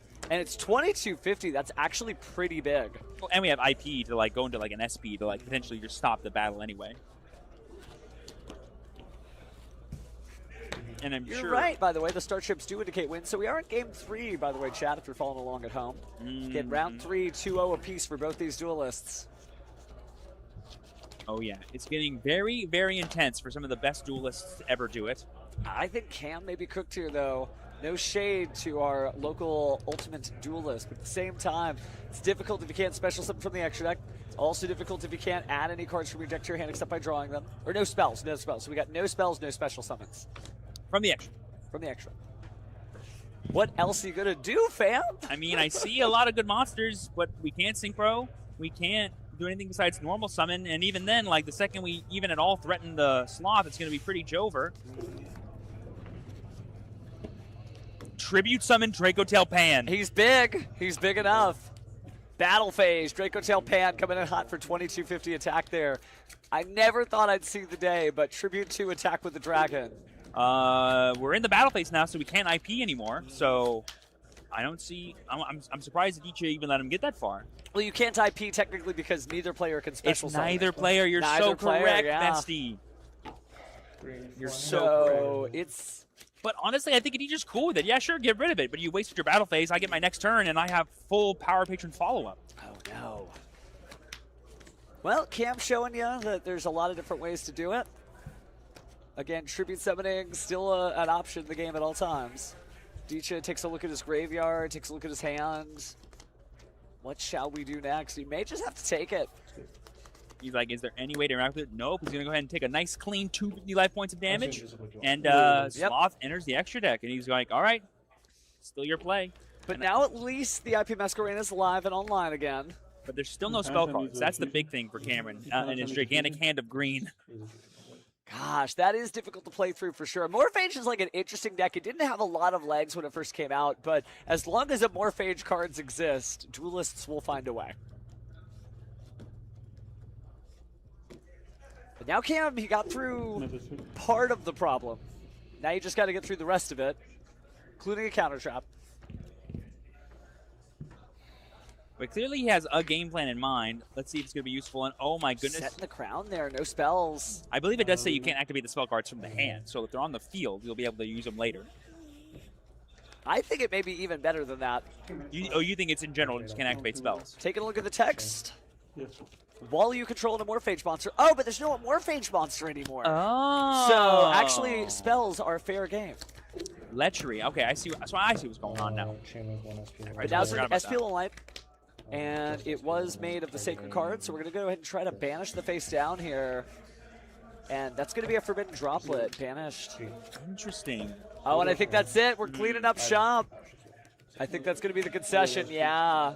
So Adichia Darop is Your winner of game 3 going 3-0 into the Power Patron line. Oh, I see. The only cards he had access to was Ash Blossom, Branded in High Spirits, plus a Fallen Virtuous. Or sorry, a different spell card besides a Droplet. And all those just don't achieve anything. It doesn't give you even a combo at all. Too much teal. I ain't talking about the color of the sleeves. With all those spells and no way to activate them, Cameron Neal does not advance here, and Aditya Jarup is your game 3 winner. And therefore, your match winner, who we'll get to talk to in just a moment here. Yep, and we saw him in Game 1 showcase the powerful board-breaking potential of the Power Patrons, and in Game 3 we saw him showcase the lock that this deck is very famous for using because it's essentially the ultimate pendulum deck. We're going to also reboot the camera just to clean up some of the lag issues there because we got ourselves a little show match. Well, show duel, because we've only got about 30 minutes between now and then, but that way we can just cruise through the lunch break, not leave you guys hanging. But your GOAT Aditya is your winner. He ascends into round 4. 3-0. I believe last time he was here for Houston, he got top 4 or top 8, which is very, very impressive, especially given the competitive field. But it's no surprise from Aditya. He was so close to getting back-to-back NAWCQ champion, and he's represented us very well at Worlds before. Oh, yeah. He's trying his best to get there again. The ticket to Tokyo has to be punched somehow. And only our shared world champion, right? I don't know if he belongs to France or the United States, but Julien Cajon is automatically invited. Everybody else has to work for it. Oh, yeah, and I'm really excited to bring Aditya over here for a quick little interview before you and I get to our show match, and then he can go ahead and have a nice, well-deserved lunch after this win. Definitely want to talk to him about it. I think at Columbus, he wasn't on Power Patron. I think he was on Cool Tune, so it's really interesting to see him kind of change over and play this deck instead. Well, somebody's got to give up their seat. You want to talk to him or shall I? No, you can go for it. I talked to Michael last time. That's right. Just want to make sure. I don't want to hog all the duelists. But Aditya, definitely no stranger to the game, guys. Featured match stage, been here with quite a number of different looks. So as he signs the slip, checks the box, gets over here, we'll ask him some quick questions, see if he's got any shout-outs to the team at home, and then it is time to duel. Yeah, always. Clobbering time. Sporting, I think that's the S out of the Supreme Pro logo there, so got some stickers. Oh, and he's still rocking out his World Championship gift bag there. That As he should. Gotcha. Thank you. So he'll be here soon enough. Oh, yeah. He's only burning his whole lunchtime, so I don't want to keep him too long. And I'm sure Cam's feeling a little dejected now that he's officially lost one, but I think no one should ever feel bad about losing a game to Aditya. And if anything, 3-1 is still a very respectable record, and with 8 rounds to go, he can maybe even lock himself in top 4 or a win. We've seen crazier things happen. True, and I'm usually Mr. Look on the bright side, but when you're YCS champion and ultimate duelist Cameron Neal, he probably is only thinking, I lost. But you are right, he can still make top 8, still get all the points he needs, and still get ready for the NAWCQ ahead. I mean, this is my Cam Neal impression when he loses. Dang. On to the next one. Is that also your Cam Neal impression when he wins? Dang. Way to go. Oh, that was awesome. Okay. That was cool. On to the next one. No shade. He's just notably a duelist of few words and many card effects. Hey, and you know, whenever he wins a tournament, it's always as planned. He was like, yeah, I played the best deck, I won. It's super simple. Cool. That's it. If only we could all be so. All right.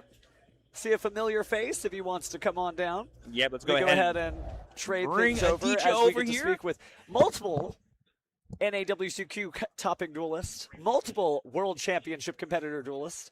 Aditya, you know the drill. Throw on the headset. Try not to trip. But, doing good, fam. Doing good. So, first question. Gotta ask. Power Patron. Yeah. Why are we on Power Patron this weekend? So this is the deck that I wanted to bring for YCS Columbus last weekend. Unfortunately, I had my XP on it was too low, so I just had to I just couldn't play it for the event. I was like, okay, now I have a little bit more time with it. Honestly, the more time didn't help. I still didn't know what I was doing. For the most That's part. okay. Yeah, especially that's in okay. that last game. I just kind of. We were getting close to the time. I didn't want to spend time trying to figure out how to get to the super max board. So I just did the bare minimum and said, yeah, go ahead. Still gets it done, man. The Amorphage stuff is really, really good. Has that ever backfired? Have you ever put out an Amorphage Sloth or Lechery and you're like, oh, now I can't do the thing I want to do? No, that never happens. Good deal, good deal. Because once you have Sloth and Lechery on the board, the best decks of the format like Doomsy, Cool Tune, Branded, they kind of just can't really play. Yeah, they need cards, and they need spells, and they need stuff. Is this something that you think you'll still be playing by the time we get to the NAWCQ? Power Veteran does get a lot of support. I haven't focused in on my testing. You got time. You got Yeah, time. I still got some time. I'm more or less just trying to get enough points for the points playoff. But Well, you've been on that stage before. It would be wild to have you there again. Is there anything that you're looking forward to that might take your attention off of playing this particular deck? Something grabby hands for Chaos Origins, maybe? the ritual light and darkness stuff is always like it's definitely like something really interesting to look into. It's an engine that you can kind of play in a lot of different decks. So Makes sense, makes sense. I don't want to eat up too much of your lunch break considering we only got about 30 minutes left. Are there any shout-outs you want to give to the duelists at home? Maybe the team? yeah, shout out to Colby for lending me some cards. Shout out to the Card Haven. Shout out to Cam. My Sunyan now. All right, well then, good seeing you as always, man. We'll go and let you get back to it. You'll probably be back before you know it. But that said, I think it's time for Steven Rodriguez to tag back in.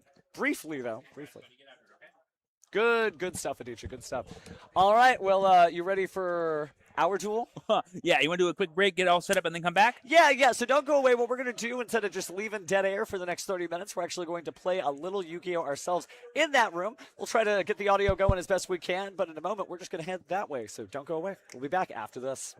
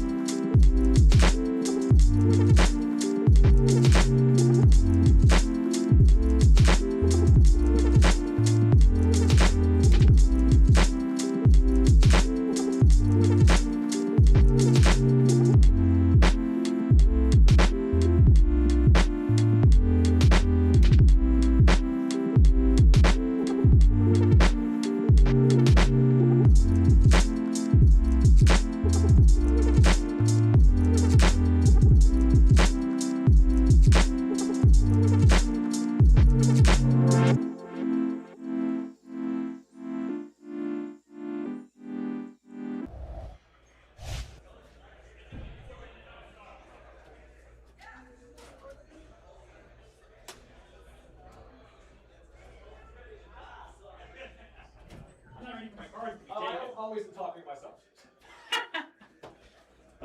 Okay. And we get, oh my gosh. Yeah, we do. Yeah. Whoa. So you guys should be able to hear us, but I'm going to pull up the chat just to make sure. Oh, we're live right now. We are live right now. Let's go. So, take a look at the duelist. I'm just going to turn up the audio just to make sure we can hear, or you guys can hear us here. Yeah, they can hear us just fine. All right. This is a nice rematch from us playing at 3 a.m. at the YCS. Basically. I'm exaggerating. I think it was 2 a.m. All right, guys. Fair. Hi.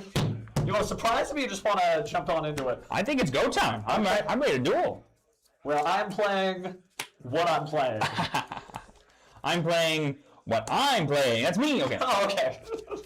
All right, 60 card stack, double sleeves. 60 cards? Yeah. I'm on a nice clean 40. Oh, no, I need all the options I can get if I'm going to get out of this duel alive. Alrighty, friend. High or low? Uh-huh. That is a powerful 8. All right. Go, dice roll. 7. 7. Your choice. I will proudly go first. All right. Good luck. Good luck to you as well. I got 5 big ones. I have 5 reasonable-sized ones. Okay. Wish me luck, chat. You're fine. This is an interesting place to start.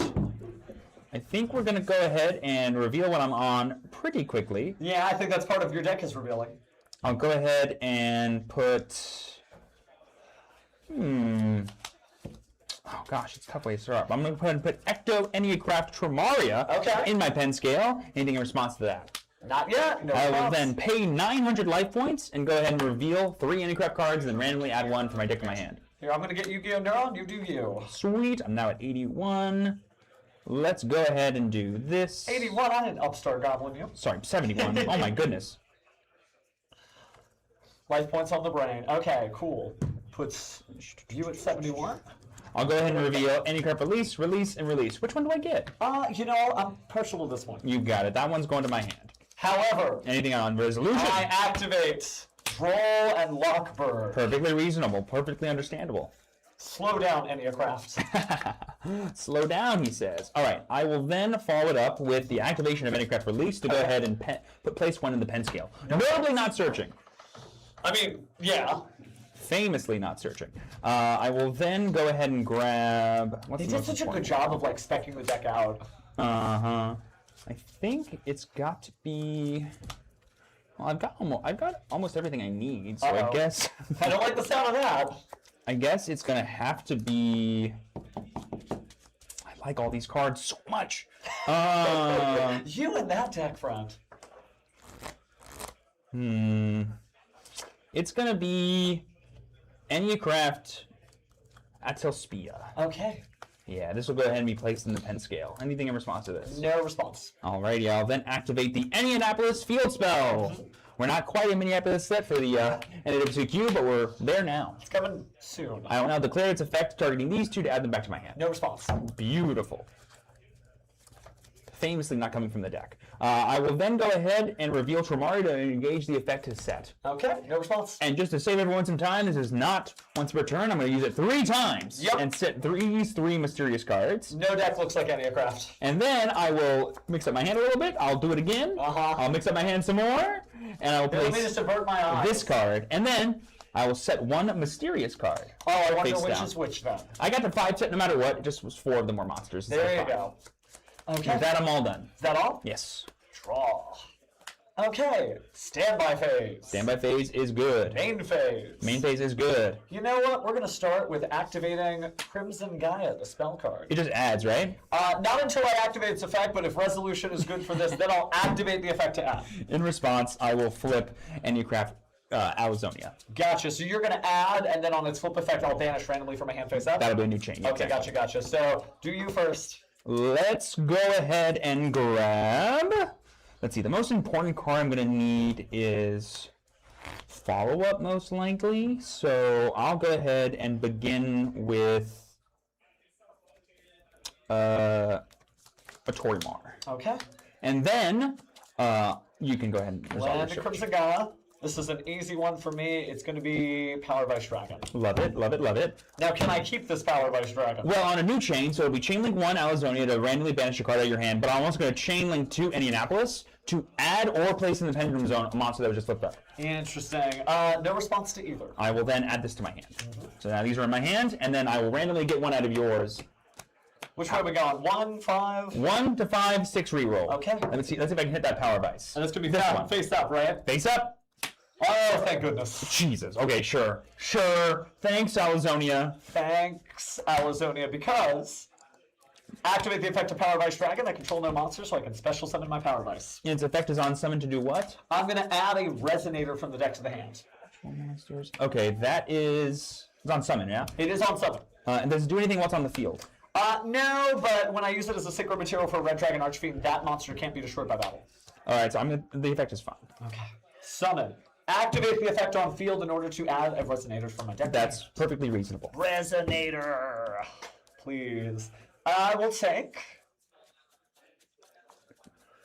The only thing about a 60-card deck is, man, you spend a lot of time just looking for the cards. You sure do? There we go. Vision Resonator. And I'm going back in, so we'll shuffle and cut later. Go for it. Special summon. Is it an effect? It is an effect, because I've got a level 5 or higher. What does it do when it hits the field? Nothing, but when it's sent to the graveyard in any way, then I get to add a spell or trap that mentions Red Dragon Archfiend from my deck to my All hand. good. All good. So special. Anything here? No. Synchro summon. a level 5 and a level 2 for Crimson Blade Dragon. I've got 2 chain links. Let's do chain link 1, chain link 2. Do I have those effects summon a monster?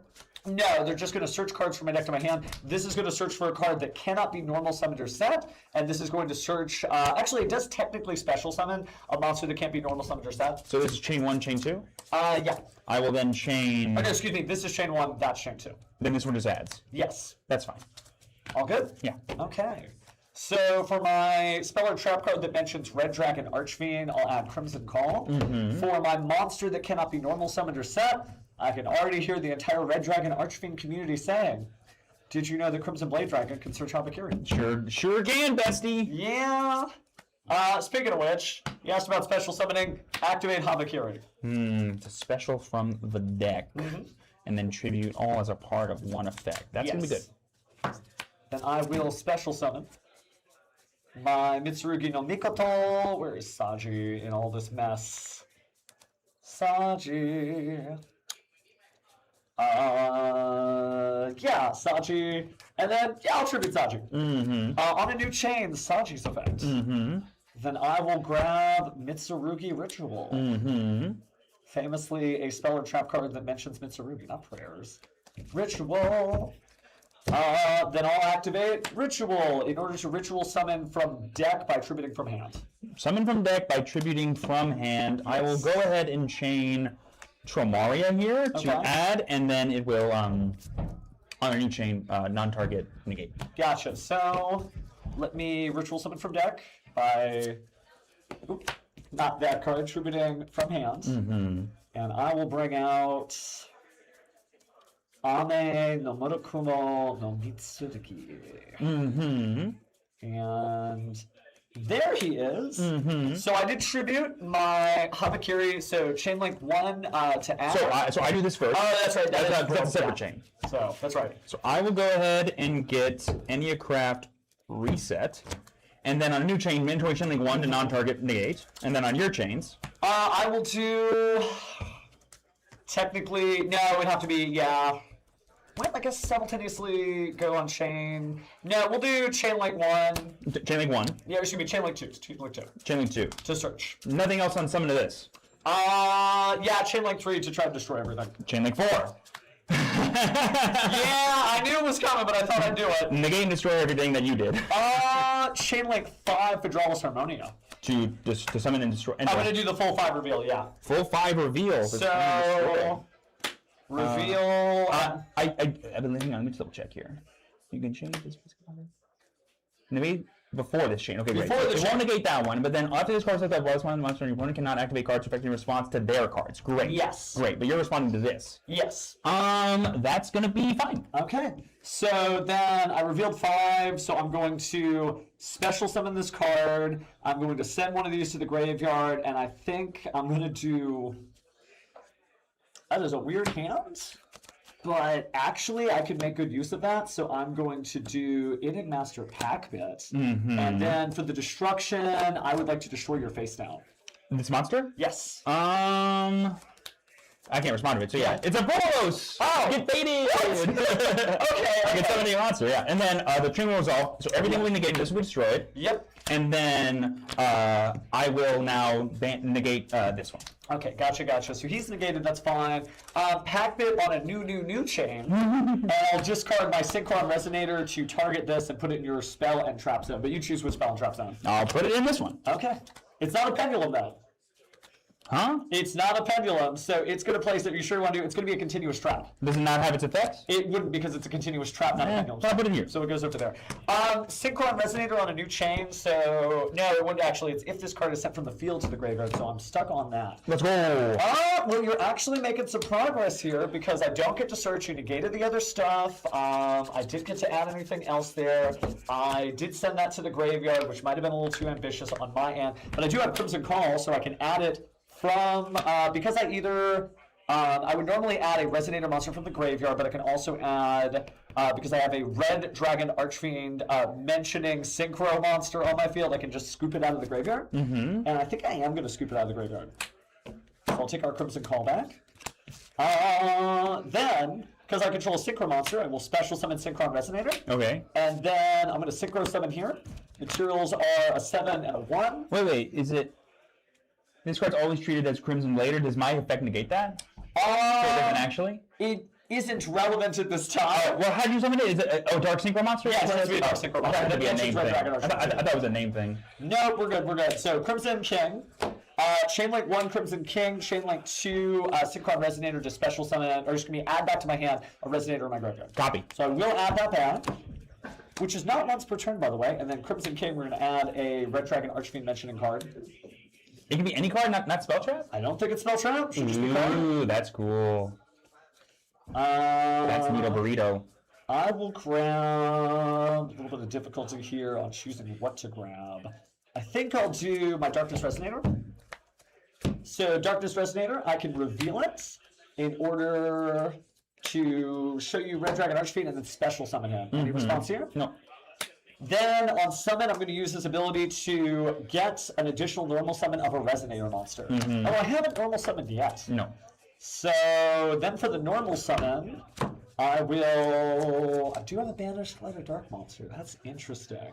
Normal summon with my additional normal summoner set of a Resonator monster. Copy. So now I just got to decide what I want to do here, because there's a couple of different ways to go. You can always pass turn, I'm just saying. Yes. I It's can right just there. pass turn and just get rid of all of the card advantage that I've somehow managed to accumulate. No. I could do Hot Red Dragon Archfiend Abyss. I also could do Bestial Dissipator. And it's kind of scary considering you do have a face down card. This is not a face down card deck. You don't know what I'm on. That's and, true. and when we talk about it, it is a face down card deck. Well, It's like the whole thing. face down card No, deck. you hang on. I'll let that one slide there, friend. I'm going to use Darkness Resonator's effect to make Resonators level 1. I'm going to make Vision Resonator level 1. Copy. And then I am going to go ahead and Synchro Summon here for the Hot Red Dragon Archfiend Abyss. Copy. And then kind of a weird field because you've gotten rid of so many valuable cards of mine. I love it. No things for you. Yeah, Battle Phase, Battle phase is good. attack, Goes to my Pendulum Zone. and then 32. Ouch. Finally got something done here. Could have done more, but you kind of put a stop to that. Don't have any Red Dragon Archfiends in the graveyard. Main phase 2. Main phase 2 is good. I think that's all I'm doing. I Okay. think I'm going to be subject to whatever you Enneacraft. Okay. All right, you ready? I think I am. Go I'll ahead. draw for turn. Yes. Standby phase, main phase. Anything. Nothing. Okay. So my first action will be to reveal Alazonia to you to special from hand. Sorry, That's special set from hand. That's fine. Not sure I'm what else you call it. suspicious. I'm Special summon face down, whatever that means. That's fair. However you can best say that. I will set this mysterious card. I know exactly in my heart of hearts what that card is. I will then. Fail. It's go ahead. I will then place this in the Pendulum Zone. Anything and placing it in the Pendulum Zone. No response to placing in the Pendulum Zone. I will then activate Enneacraft Reset. This would normally let me place Indianapolis from the graveyard or deck into the field zone, but because it's already there, I can now target cards in your field. Actually, I don't even think it targets. It doesn't target, and it's a permanent negate, right? I can negate the effects of face-up cards your opponent controls up to the number of cards in my Pendulum Zone. So it's 1. I'll use Hot Red Dragon Archfiend Abyss to target that card and attempt to negate it. I will chain a Mark to negate and destroy that effect. And then Bye. I will now permanently negate that one. Who cares? Okay, cool. Oh, wait, is it any card? Yeah. I'll do that one. Why not? Thanks, man. So there goes my Crimson Gaia. And then on a new chain, I'll get a counter here because a monster was flipped face up, and then I will permanently book these two friends. Bam. I can see why this deck is topping so much. Now, if I don't mind, go ahead and subtract my life points by 900. Yeah. I've got some searching to do. 900. Let's go ahead and show green, or Okineria green, or Okineria, depending on who you ask. And then I should have another green right here. Which one do I get? Huh. Let's roll a dice just to make it fair. 1, 2, 3, 4, 5, 6. Now I'm just being facetious. 6. So this one. Love it, love it, love it. Hey, we follow the card text. I will then place another one, pay 900. Yep. I will then go for... let's do Astapixia, and Astapixia. Which one do I get? You know the drill. Same one. This one, you got it. Oh wait, this one goes in my hand. Okay. And then, I'm just going to read this card really fast. Okay, that's fine. That's Man, that spider hits like a truck. Being able to negate all of the Mitsurugi combo with one card is insane. It's pretty huge. It's pretty huge. Go ahead and I'll be going back in actually. Forgive me. I'm going to now activate the effect of Indianapolis. Let's see what this says here. Once per turn, I can target any number of in-craft pendulum monster cards you control, which this is not a pendulum monster, unfortunately. At least that's how I'm reading this card. So I'm going to go ahead and return this, and this to my hand. Yeah. It is a pendulum monster card. So I if can add it's it a back? monster card, you can add it back. Because it's not but it's a continuous Yeah, trap. if it's as a well. pendulum monster, you need it to be a pendulum. If it's a pendulum cell, you need it to be here. But if it's a pendulum monster card, it just needs to look like that. So you're good. Let's go! Judge always a judge. Let's go, baby! Extra bets. Packbit, get out of here, bro. You're washed. All right, Yeah. I'm then gonna play Sokeneria, pay 900 Yep. again. I gotta be careful with my life points here. I believe I could lose the game by using You're myself. 2,100 to my 8,000. And you Yeah. can pay to 0. I can. But you have to have exactly 900 to do that. I'll do Alizonia, and Argentale. It'll be a real choice this time. Fine. Same math. Well, you don't get to know which one I get. Oh, that's right. It's technically secret. Oh, it is. All right, which one do I get? 3. Interesting. Interesting. Not the scorpion. I would have said interesting no matter what it was. I will then go ahead and reveal a Torimara to set something. Because you know I have that card in my hand. And just for funsies, I will continuously leave this revealed and do it at least 2 more times. Okay. And then I will use a Torimara again. Okay. Shuffle the hand and then suddenly stop setting.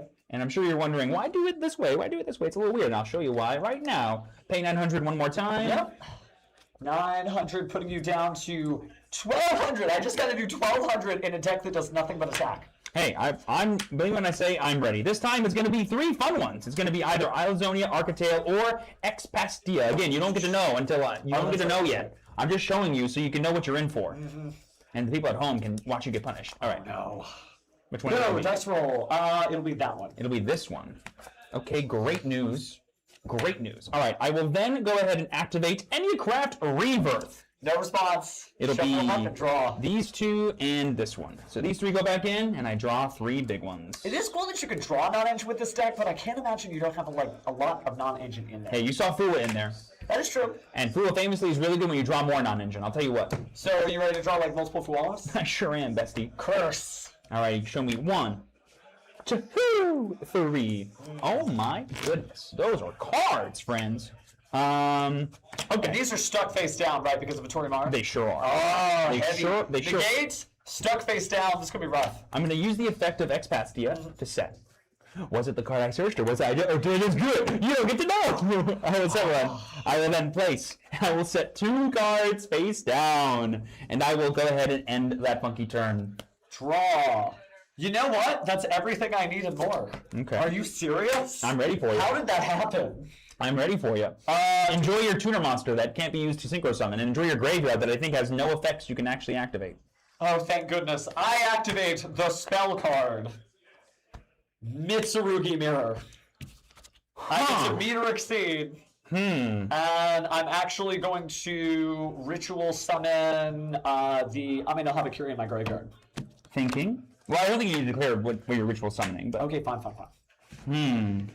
this is big. This is big. So that's an effect to summon. It is an effect of special summon, that's right. It's an effect to special summon. I'm gonna say, let that rock. Okay.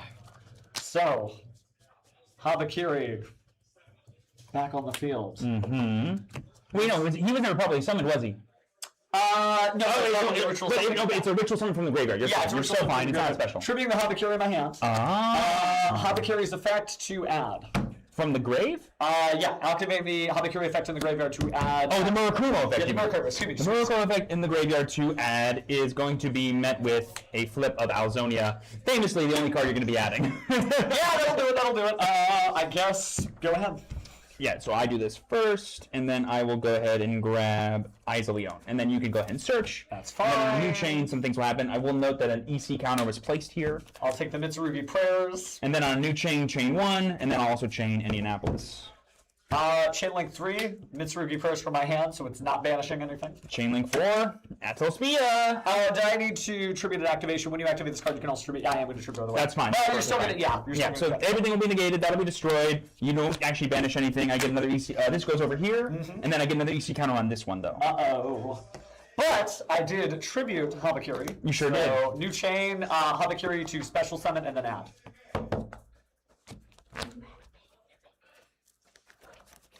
So, new chain to Habakiri now? To add? Yes. That's fine. special summon and add. That's reasonable. Very reasonable. Alright, so it's add special summon actually. So, what card can I get that's going to save me from this?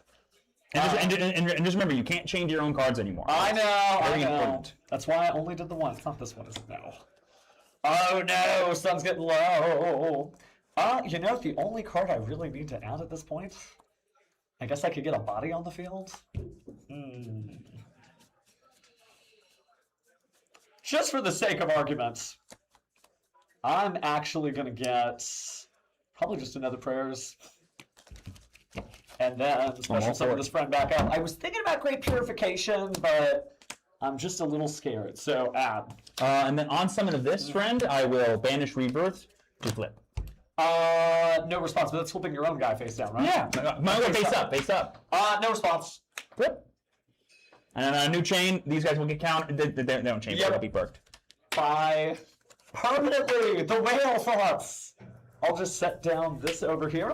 Looks like we gotta wrap this up, so you better win soon, or else we're gonna have to call this a cliffhanger. Go ahead. No worries, during the end phase, you're going to take 3,600 points of damage. That'll be a great way to start it. Oh no, you really could actually just flip, flip, flip, flip, flip. And then I'm going to draw my turn. Yep, go ahead. Stand by main phase. No response.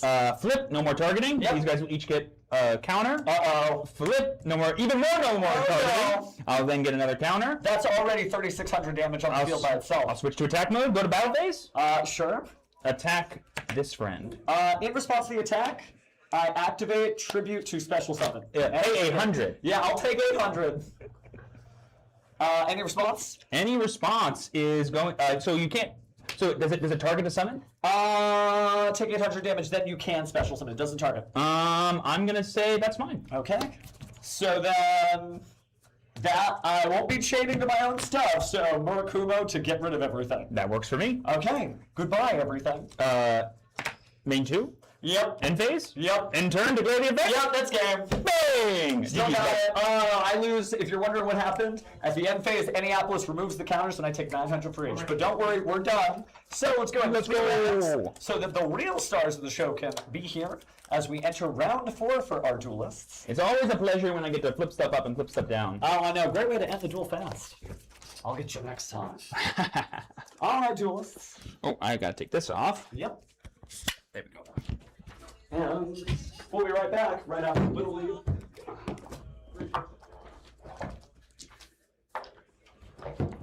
Good luck, my friends. Steven, I forgot to ask like in previous round, do we have the players put on the microphone? Oh yeah, sure, go for it. Oh, it's all good. We got it. She's got it. I can't use my own that, You guys have your full 50 minutes. Give me just a Don't second. worry about it. Go, game. Unfortunately, unable to close things out. So let me go ahead and decide, or it's going to be D extra deck here. But that's cool. It is neat to see how powerful Enneacraft is. It's a deck that I think has been showing up more and more in the top cut, which is wild.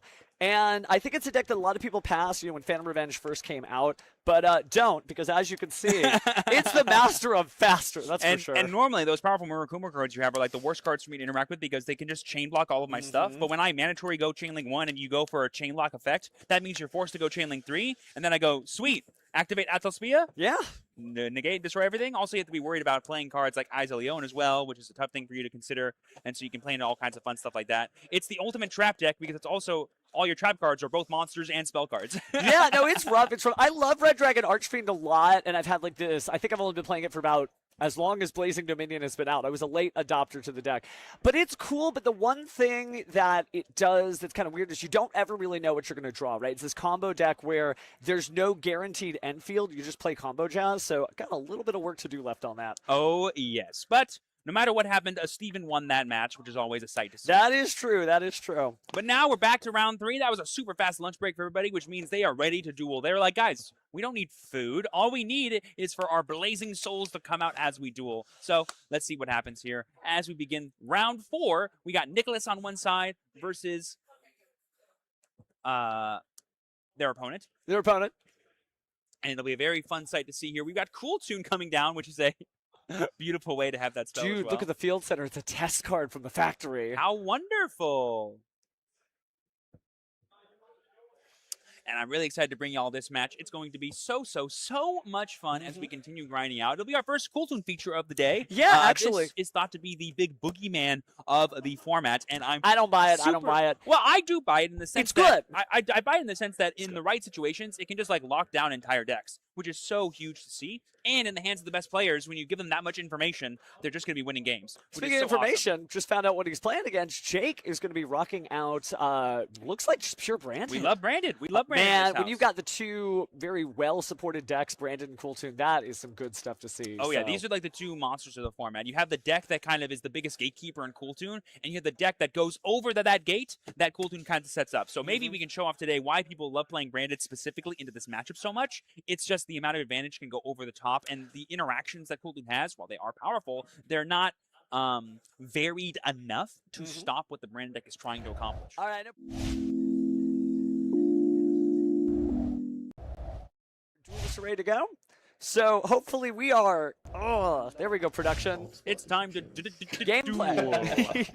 It does. I'm on the turkey. All right, looks like we're good. That's a funny. I don't think it's Cooltoon. I don't think he has Maximilian Pegasus. Can you imagine? Maybe I'm completely wrong. Hey, if I see Toon Dark Magician come down, I'll freak out. I'll be honest. That would be pretty cool. I see what you did there. Yeah. Good job. I was going to do it at the YCS, but I didn't want to torture everybody's ears, and I'm not going to torture them either here, so don't worry. Alrighty, we have the fist bump of destiny for our players. They're going to go ahead and begin their round. We love that World Championship playmat with the ninjas coming out from Jake. I'm a big ninja enthusiast myself. Ninjas are pretty neat. Alrighty, we got a fun opener here on both sides. Let's see how this match actually shapes up. It looks like Jake is going to be on the play here, going to be establishing some of those powerful going first Brandon combos that we're all known for. One of those powerful things for Cooltoon, though, is the not engine suite you get to play. But here we see normal summon of Cartesia the Virtuous, and we're going to use the effect of the Fallen of the White Dragon. This is just everything. What are you going to do? Chain an effect? Chain Cartesia, get value. It's great. Yeah, it's pretty good. You might say it's the best. Whatever deck you put it in, it's the best that deck. So Blazic Artesia is the best Draco Tail card. It might even be the best elemental hero, technically, but nobody's come up with a Galaxy Brain Fallen of Elbaz hero list. Yet. Unless. Yet.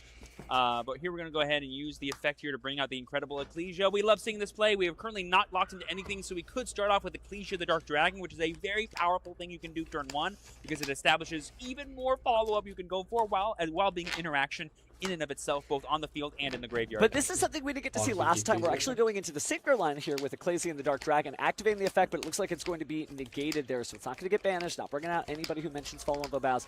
The card is very, very good, but the fact that it doesn't banish for cost kind of is a little bit of a slight against it sometimes. I mean, the real power of this card is that you can do it during both turns, you know, and like the fact that in turn stops one half of it, you're really stopping one card with one card, but really Ecclesia's like, okay, I'll just do it on your turn. It's fine. I'm in no rush. Yeah, it's our turn, right? It's a little bit different than the Tier Laments vibe of our turn, because Tier Laments, like, you could just never see it coming. You were... Whoa! Wait, Cooltoon clip. A hard draw of the Cooltoon clip. The reason why I'm kind of freaking out is this card is commonly played at one, maybe two copies in this deck, and we're going to be able to special it and get the Synchro using one card from hand, and this goes straight into Cooltoon Trackmaker, which is going to be so much interaction on essentially Jake's turn one of the game while being great follow-up, because when Mix is sent to the graveyard, we can now destroy a monster. This will permanently deal with the Ecclesia the Dark Dragon and not give it access to that value play we were talking about. So, hey, if it takes two cards to deal with one, I guess it's kind of a big deal, but it took that much at least. I kind of have loved the nickname that Duels have been giving Cooltoon. It's Synchro Tail, in the sense that the more you use the materials, the more advantage you get. But speaking of materials, we're going to see Fallen of the White Dragon activated here. So sending likely Albion the Branded Dragon to the graveyard. Sometimes it's Satanic Clad, but looks like we are still seeing Jake figure out which of the two. Yeah, we're going to go ahead and make something really powerful here off that Cartesia. We're going to go for the Grand Ganil to get access to even more of our extra deck advantage. He's realized, okay, I can't pop off, but I can get it to my end phase at least, and if I set up enough advantage in that end phase, I can make up for all this interaction that Nicholas is doing. Because here's the big thing about the Brandon matchup, the most important thing, is that all the trading that Nicholas is doing is very neg towards the latter half of the game, because he's doing like 1-for-1s at best, but, I mean, Jake is still going to get the value out of his cards, even though their effects, quote unquote, have been negated or they're being, quote unquote, destroyed. Doesn't bode well for Mr. Boswell, but he's going to try his best. He'll be a local legend in the Dallas-Fort Worth community, and no slouch. Saw him at YCS Columbus as well, so he's coming from basically the same schedule we did. And not slowing down anytime soon as he's 3-0 with his Cool Tune deck. But looks like we're randomly going to banish here. And I didn't see what the choice was. It is, oh, okay. Yeah, but now we're using Trackmaker's effect here to go ahead and get a search. That was all on the same chain as the original mix effect after being Synchro Summoned here to go ahead and get something up the board. And then, yeah, I think it's a random banish off flip until the end of the turn, so we don't get to know either. So pretty good so far, but we've got our Cool Tune Rotary sort of threatening to see the hand. The hand information is very important, but Cool Tune, it's not that it has like a limited number of game actions it does, but it has, it flies lower to the ground than some of these other decks that just keep comboing. Eventually the Cool Tune player is done with their turn. Yeah, the biggest problem is that that's when it's at the peak of its ceiling, you know. The real weakness of the Cool Tune engine is that it's not so good at playing into boards because all its engine does is establish value and maybe deal with threats. It's not even guaranteed that you could even do that. And you have to keep playing beyond that, and if anyone has any form of interaction that can either ignore what you're interacting with or not care, it just is so hard to close out games. Well, we're not going to close out this game anytime soon, but I am interested to see what Mr. Boswell sets up. Nicholas sitting there just sort of moving his Cool Tune cards. I mean, now we're in the end phase here, so we're going to be using Titanic here to summon. It's probably going to be Quem, if I had to guess. We're going to get the Cartesia add back, and we're going to get the Albion here to set. Just so much value on value. It's insane.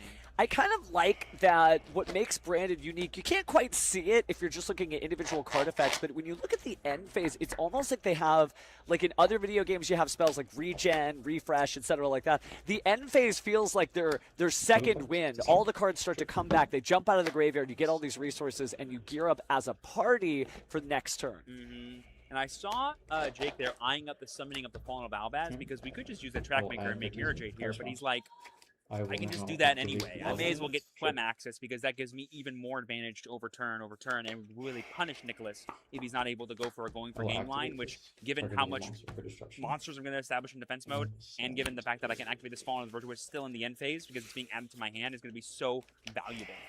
Well, it's a much more powerful card when Brandon is actually playing it, because it is not just destroying cards, it's also sometimes able to revive a card when Ecclesia is in the graveyard, and it looks like we might actually be doing that to bring back Ecclesia right now. I think we're using the effect of Quem here. Oh, it was the Quem, okay. Sent from the extra deck to the yard, that makes sense, that makes sense. And so, like, yeah, Quem does everything this deck needs, and then some. We were able to turn off the Dark Dragon, but yeah, it's going to be over. Now, like you're saying, though, it is during the main phase only, so we're not going to get even more value out of that Dark Dragon because it has been a fully stopped for this turn. But on Nicholas's turn, it's going to be able to go into Dogmatic and Ecclesia, which is going to be just so good at showing, hey, nice try, you're actually not going to be going for game this turn.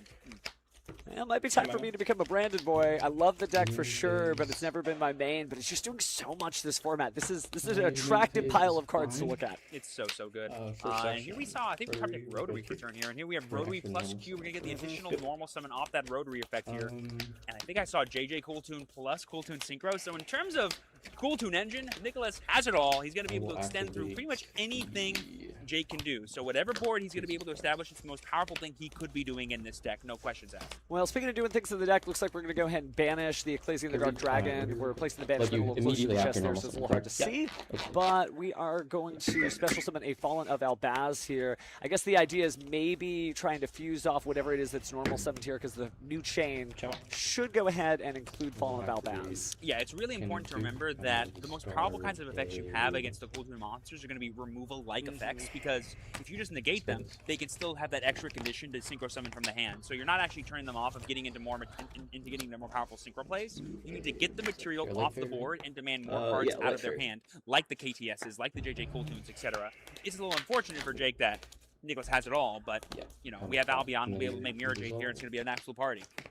Well, looks like we are back into the Trackmaker here, but while Trackmaker's effect is going to activate, we still have the Albion, and there's plenty of juicy targets to fuse off in the graveyard. I forgot that Q can summon from the graveyard too, that's so good. It's a good way to just like always keep the pressure mounting, like, I'm going to synchro, fam. It's going to happen.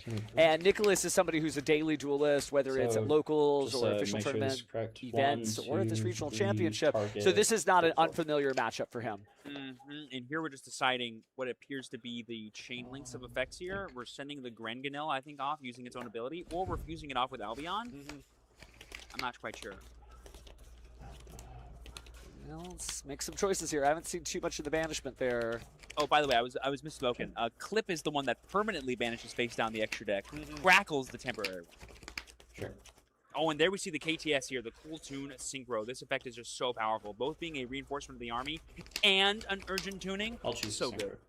And there we see the second mix coming out here for Nicholas here. While synchroing off the track maker, we're gonna go into the loudness war here, and it being an attack mode is very telling. I mean, it's that time to- screams to me that JJ Coulton's in the opponent's hand. So hopefully Jake can take that into consideration here, because Nicholas is gonna try to get the extra pops off the mix effect here to clear the board and then go for the battle. But I think Nicholas is not taking into consideration that we have the ability to go into Dogmatica Ecclesia, I think. Oh, wait, no, we don't, because we've already used Ecclesia the Dark Dragon, haven't we? Mix, right? Oh. Can you put your banish? No zone Rindrum in front access for on top Jake. of That's that? going to be pretty crazy. Now we get to see the banishment there. Looks like we've gotten rid of the Granquinol and the this turn now. Fusion, as well as Ecclesia and the Dark Oh, Dragon. is it cooked? So a little bit of cleanup there, so everything can be seen going on. But I will make a. It's going to be pretty tough here, I think. Because that Loudness Swarm represents an Banish extra that, form of and then I'll interruption that can also just get the board banish clear enough for a- Nicholas to start attacking. And I believe we've already resolved the Cool Tune Synchro. Oh, we chained all of this to Albion's effect to Fusion. We're still in that same chain link. Oh my goodness. It was probably like chain link 6+. I mean, that is Fallen of Elbaz, though. It's nice that this is a deck that plays the game in a format where everyone really needs to be playing. And getting this Mirror Jade here is so huge. Like, Jake actually needed this. Otherwise, Nicholas probably could have gotten the damage thanks to the JJ Golden that's in his hand, getting him extra summons, yeah, Trackmaker, and result. finishing access to an even stronger synchro. Here comes out the Think we can- Cartesia. Oh, here, yeah, gives yeah, the effect yeah, deployment yeah, looks like. before. And so now we have another Fusion summon during the opponent's turn if we need it.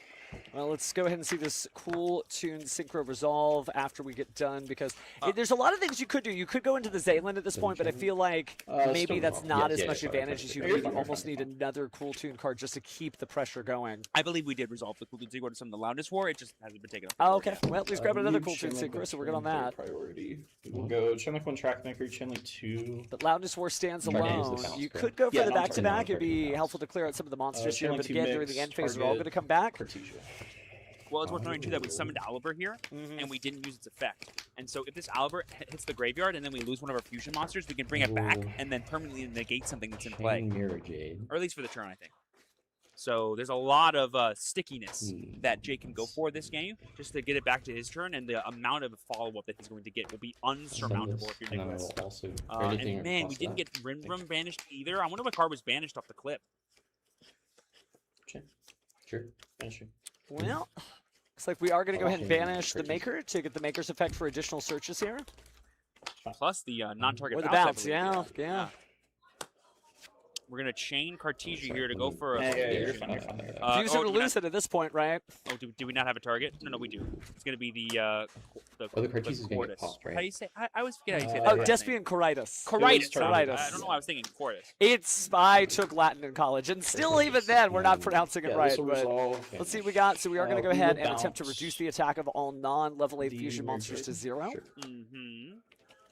That'll pop. This banishes. Yep, but that's Yeah. going to be after And then, the like- Mirror Jade gets sent back because the And then loudest we'll war. resolve Oh no, we used Trackmaker Mirror Jade will to back bounce banish it, and now we're just hanging on to the will- Coritis. But This is a duel that gets a little soupy when you don't have player audio, so sorry about some of the missteps there. But It doesn't work Cool like Tune, zero. Loudness Not War like, in attack mode, of medicine course, can roll. become 3,300 attack when you have that Yeah, field yeah, spell. yeah. It looks like the field spell Okay. was going to be next. It kind of threatens it. We haven't activated it yet, but I guess we'll see what Nicholas's gameplay is soon. Is it conceding? No. we we're still just... have the additional normal summon that we use for Rotary, so we have our regular normal summon, plus JJ Cooltoon can get us another one. But I think we're all out of monsters. We do have a second Cooltoon Synchro on our hand, which is what we're going to be going for here. This could get us into This RS. is, let me, twice measure. So you can add Remix and then immediately- isn't strong Yeah, enough sure, going sure, second, sure, I don't think. sure. It's not bad, but I mean, your ideal, like, making of RS is off a Cool Tune remix, being able to get both the monster and spell and trap destruction from the mix and Rekko respectively, and being able to get the negate there. But this is not that situation, so he's just fighting for dear life, as we haven't even left game 1. Also, I think it's worth noting that I believe the only monster in Nicholas' hand is Rotary, and so you can't even summon any of the monsters I just mentioned because the highest you can go for is a level 4. And I don't know many duelists that are playing extra copies of Trackmaker. So we're probably just going to have to get the search here, but not get the Synchro Summon effect, which is pretty huge. That is the thing you want the most, but Cool Tune Synchro, it's good, but it's not this miracle panacea that's going to get you out of every single situation. And we have seen these Cool Tune duelists kind of starve out when eventually they don't have a monster on the board. Yep, 100%. But we are going to get the Rico there, it looks like. Again, we have our regular normal summon, which we can utilize very effectively here. Get access to even more monsters. Like I said, this deck is always super hungry for material. And you know, unbeknownst to Jake, but I think it is kind of derived information that Nicholas has JJ Cool Tune in hand. Like, there's no reason to summon Lattice War and attack mode going second otherwise. So it's kind of like, I think, pretty obvious, but let's see if Jake can recognize that, oh, this represents a lot more pushes than just the one it's doing now. There's a second one going to be after this. Well, looks like Nicholas still hasn't given up on this duel, trying to get something established here. Obviously, Cool Tune Rekko is a great way to get things started, but it is only the beginning of that. I mean, RS, if you can get RS established here, that's a pretty big deal. You know, it's a negate, it's going to be a gigantic body, and you can access to Rotary plus JJ Cool Tune to play even more after that. Like, it's not unreasonable to get back-to-back and play later on this turn. Well, speaking of the Rotary, we did go ahead and reveal it to attempt that normal summon, I think, or maybe that was just public information, but we're going to use the additional normal summon here for the Cool Tune mix with the JJ Cool Tune field spell. That'll allow the adding of a monster either from the graveyard to the hand. It seems that's where most of this is going. I wonder if he's trying to avoid the Droll and Lockbird just by not adding something from the deck to the hand. I mean, it's honestly whatever at this point. He's done so much of his searching already. The big thing will be the actual levels. Like, how big of a monster can he get here? It's going to be a 4 here, so we're going to a second copy of Dragmaker. Hello? That'd be super sick. Actually, it's a 5, yeah, 3 and 2. Mix plus Q. I already I thought it was Rogue. yeah. Oh, you're fine, you're fine. But now we got the remix. Remix certainly helps. It's great on your turn, it's great on your opponent's turn. There is a tuner in the graveyard. Don't forget the Blazing Cartesia is a tuner monster, so it's at 3,000 attack by itself. That's RS. This is Remix. Remix is the one that brings back, and then you can immediately synchro. Yes, but Remix's power is boosted by 1,500 if your opponent has a tuner on the field in the graveyard. I see. Forgive me. You're fine, you're fine. Your Big, opponent but has- not as big as RS. Yeah, your opponent has to have You one. get to That's what cut it the was. board. But we get the Albaz probably back got here. that. Does Yeah, Nicholas for have a the way Q, to right? stop this? I don't Oh, think so. yeah, Because yeah, we didn't go for RS, so we don't have a negate. You do not, so we're going to take a look at two cards.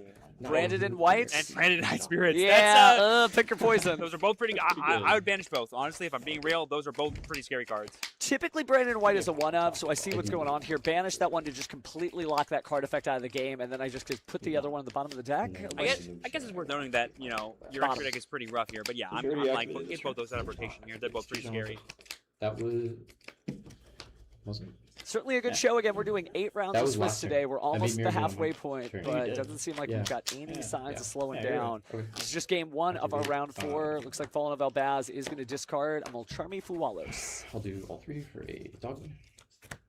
Oh man, I'm so glad to see people running the Dragon that Devours the Dogma. And I understand the formats change, some cards go in and out of it, but this was a card that I felt didn't see too much play when it came out. And unfortunately, speaking of not much play, Nicholas appears to have conceded this game. So our winner here is Jake of game 1. Yeah, the big difference with Dogma is they're actually summoning it now. You know, they played it all the time because it was a really great send-off of stuff like Fallen and the Virtuous, but actually bringing it out is weirdly so powerful in this deck, so much so that these decks play like multiple copies of it. Low-key. In fact, it's like a win condition Heavy most of the time in the coming mirror back, match, so it's which I find very funny. Yeah.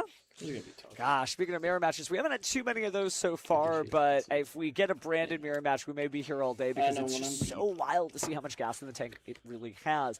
I think that to a degree, the Cool Tune deck, you know, I'm not saying it's all cope, I'm not saying it's all just hype, but it's not automatically going to cause every Cool Tune player to win. When you think about the conversion rate that we had at the YCS Columbus, what was it, 1 or was it 2 Cool Tune decks in the top 8? In top 8, but the conversion for day 2 was 39% Oh, that's of the true. field. That's you know? fair, that's like, fair, that's fair. Like, that's the real important message there is, like, it's doing so well on a wide way of formats that it can be how do I say this? Like, going first, there's no better deck than Cool Toon right now because fair. nothing is better than playing with perfect information in Yu-Gi-Oh! That's just how it works because Yu-Gi-Oh! Has never been about the power ceiling of your deck. It's always been about how you interact with what your opponent is trying to do. If you could stop them, great. If you can go, oh, I don't care about what you're doing, I'm just going to get rid of all your stuff and then win on my next turn anyway, cool. Or, in the case of Cool Toon, it's a really grindy deck that can pinpoint the most important thing you're trying to do, put a stop to it and go, well, what else you got? I'm really looking forward to the future as we get into Chaos Origin, which is just a month away until we get to the premiere events of that. The reason why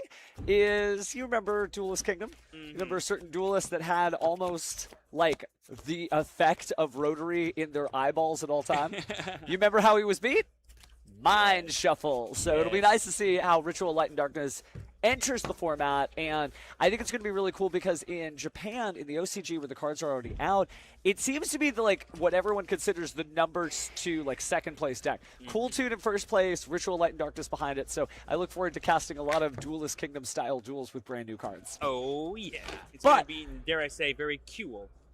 It is going to be cool. But we are here now. Nicholas down a game, gets a chance to go first. Looks like his opponent, Jake, is just wrapping up the side decking process against you. Have a full 3 minutes. Use it or lose it, but we are about to get into shuffling and presenting as he verifies. Nice side deck, by the way. I saw some very interesting choices for sure. Oh, yeah. We got lots of goodies over here. Yeah, you're fine. It's always fun, too. Like I've always said, Game 2 and Game 3 are the most exciting matches for Yu-Gi-Oh! Ever because nothing beats having better information about how your opponent plays their deck so you can better prepare. Because the scariest thing about playing any Yu-Gi-Oh! tournament is I can figure out perfectly what deck I love playing, but I cannot predict what everyone else is going to play, and that's a really big deal. I won't belabor the anime references too hard, but some of the best duels of all time are Game 3s. Think about Seto Kaiba versus Yami Yugi Part 3. Yeah, they're just Game, really yeah, Game 1 he got Exodian. Game 2, Crush Card Virus against Yugi, and then Game 3 in Battle City Top 4. Oh, Game 2 is a Sorry, little. I'm not good at doing To say that was the ending of it is a little disingenuous. Okay. It's more like Seto Kaiba's last-ditch effort. Everything he could have done, but he was able to win that match.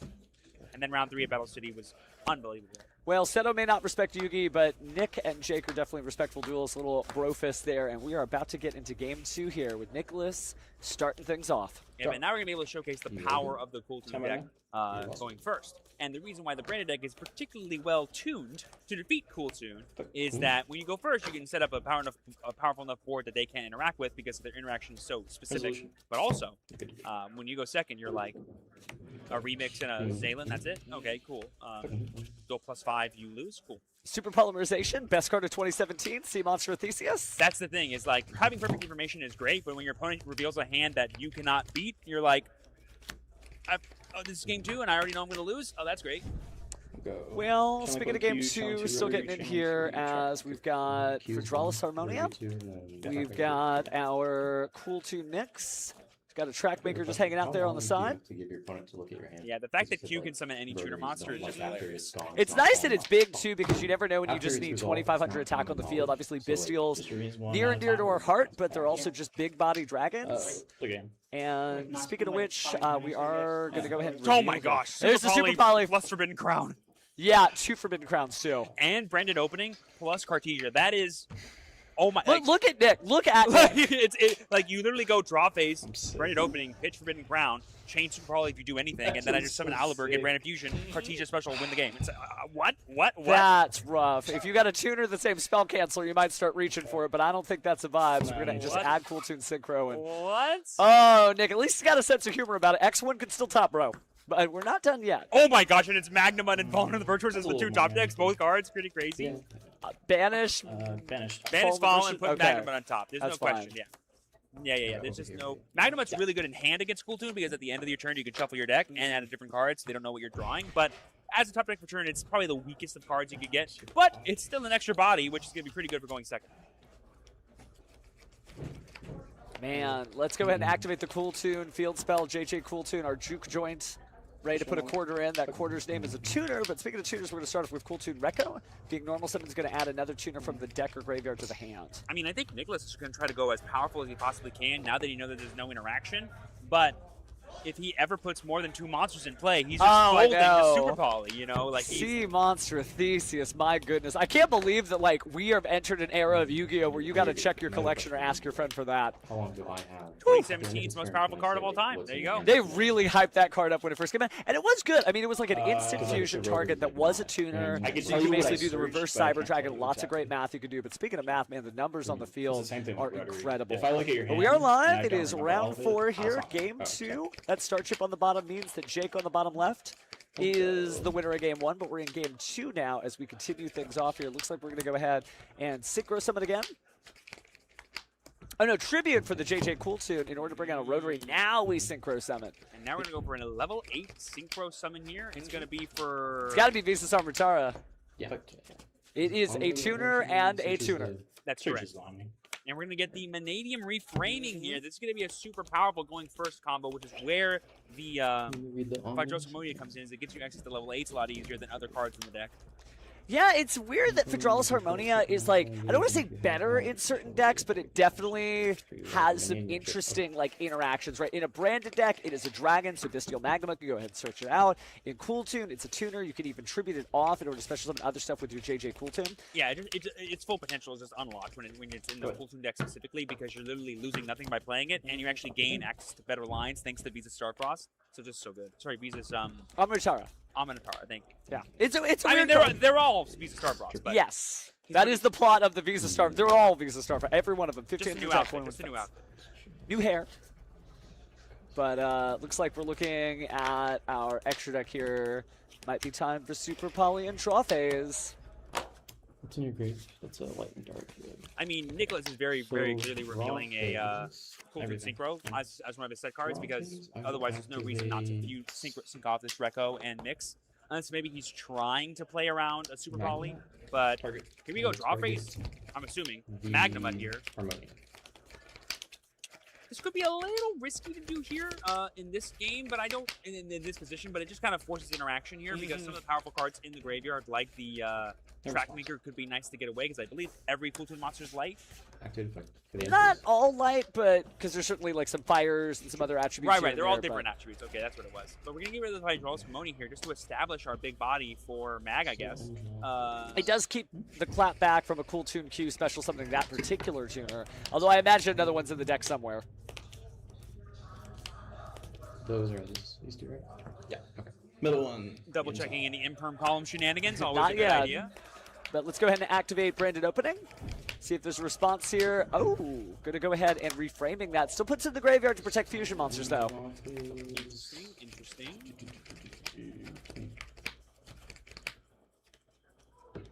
What a day, just breezing by here. I can't believe we're already closing out round 4, or at least in the process of it. Still plenty of time on the clock, so don't get too fidgety. You know what? There is an argument here that technically, because this branded opening was stopped, Jake has no way to play. Like, Cartesia's great here, and it can give you access to Grand Ganil, but I will now.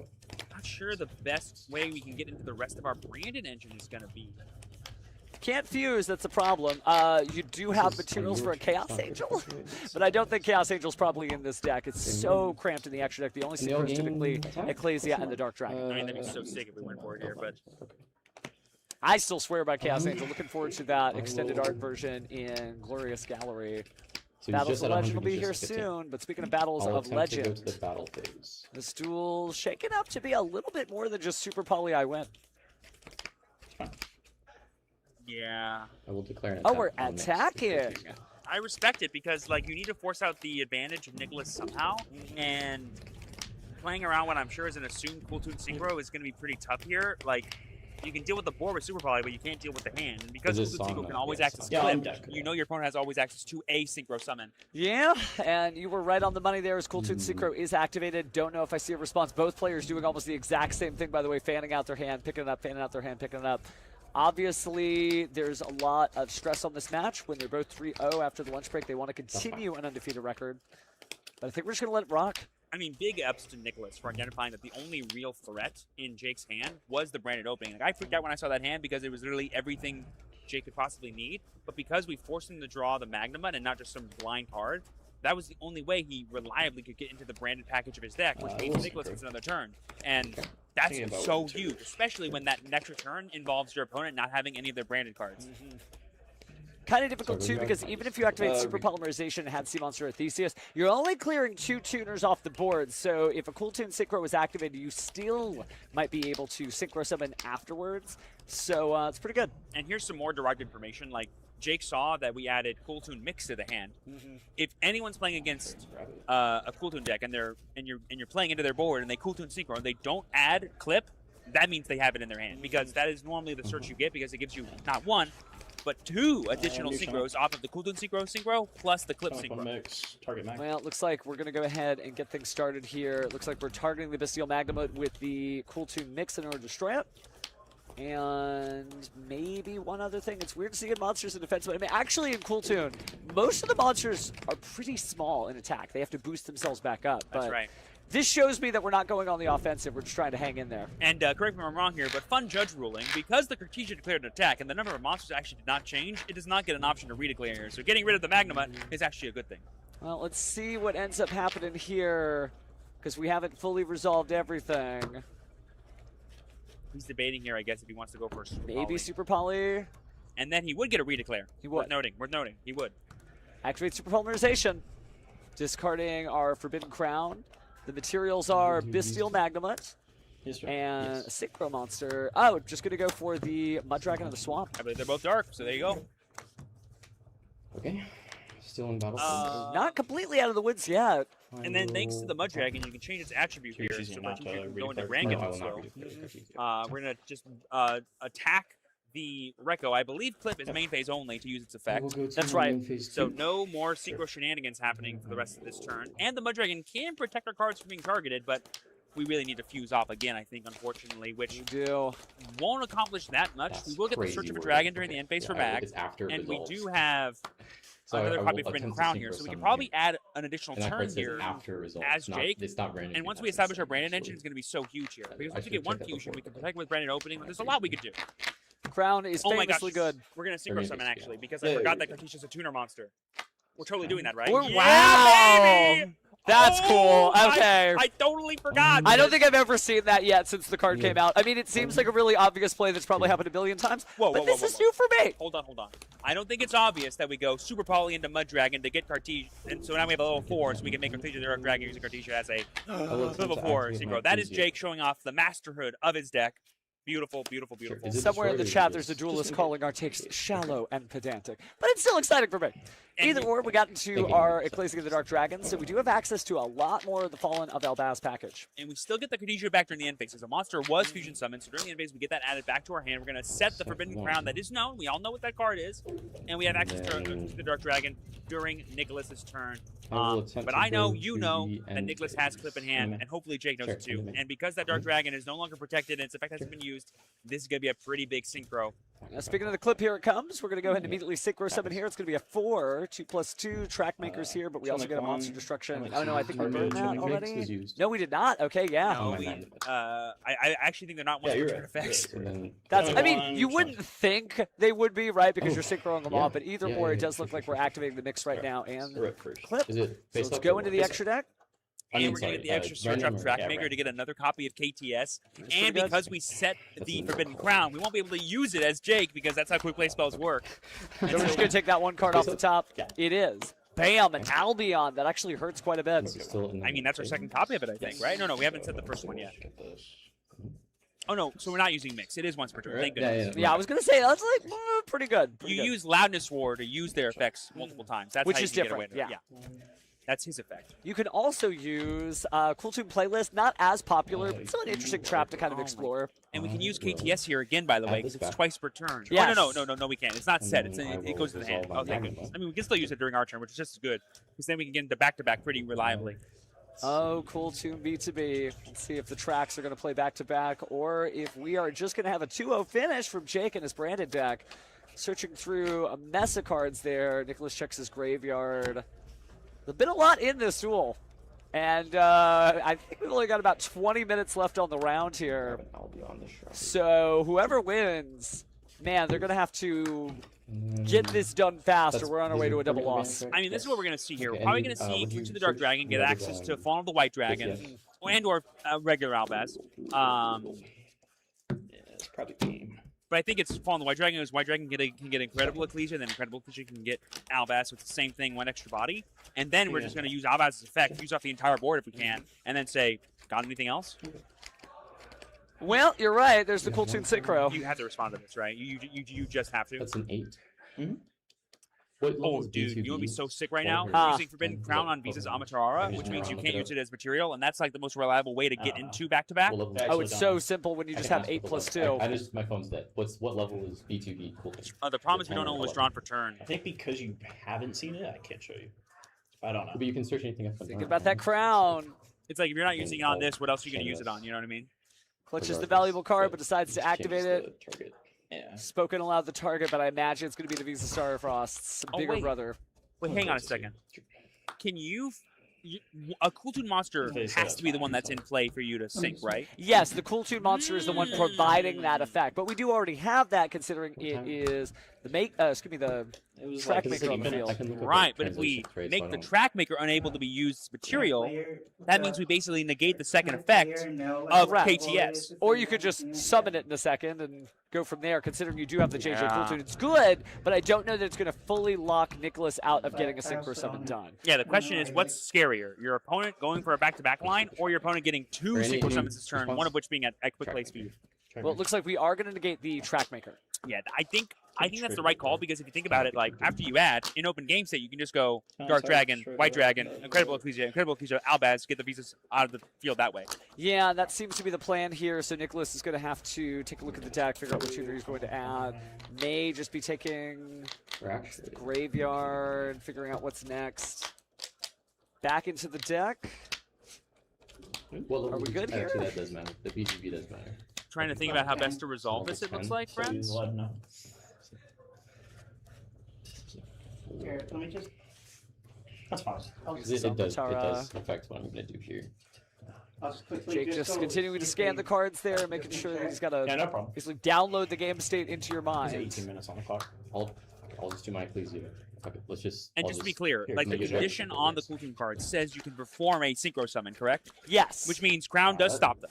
That could be what Yes. the question is. Like, does the condition go get around Crown? I'm going to go with it does not. It's not like a Albalanetus effect, as an example. No, because on that one you're actually performing a special summon, not a synchro. Exactly. You're still performing a Synchro Summon.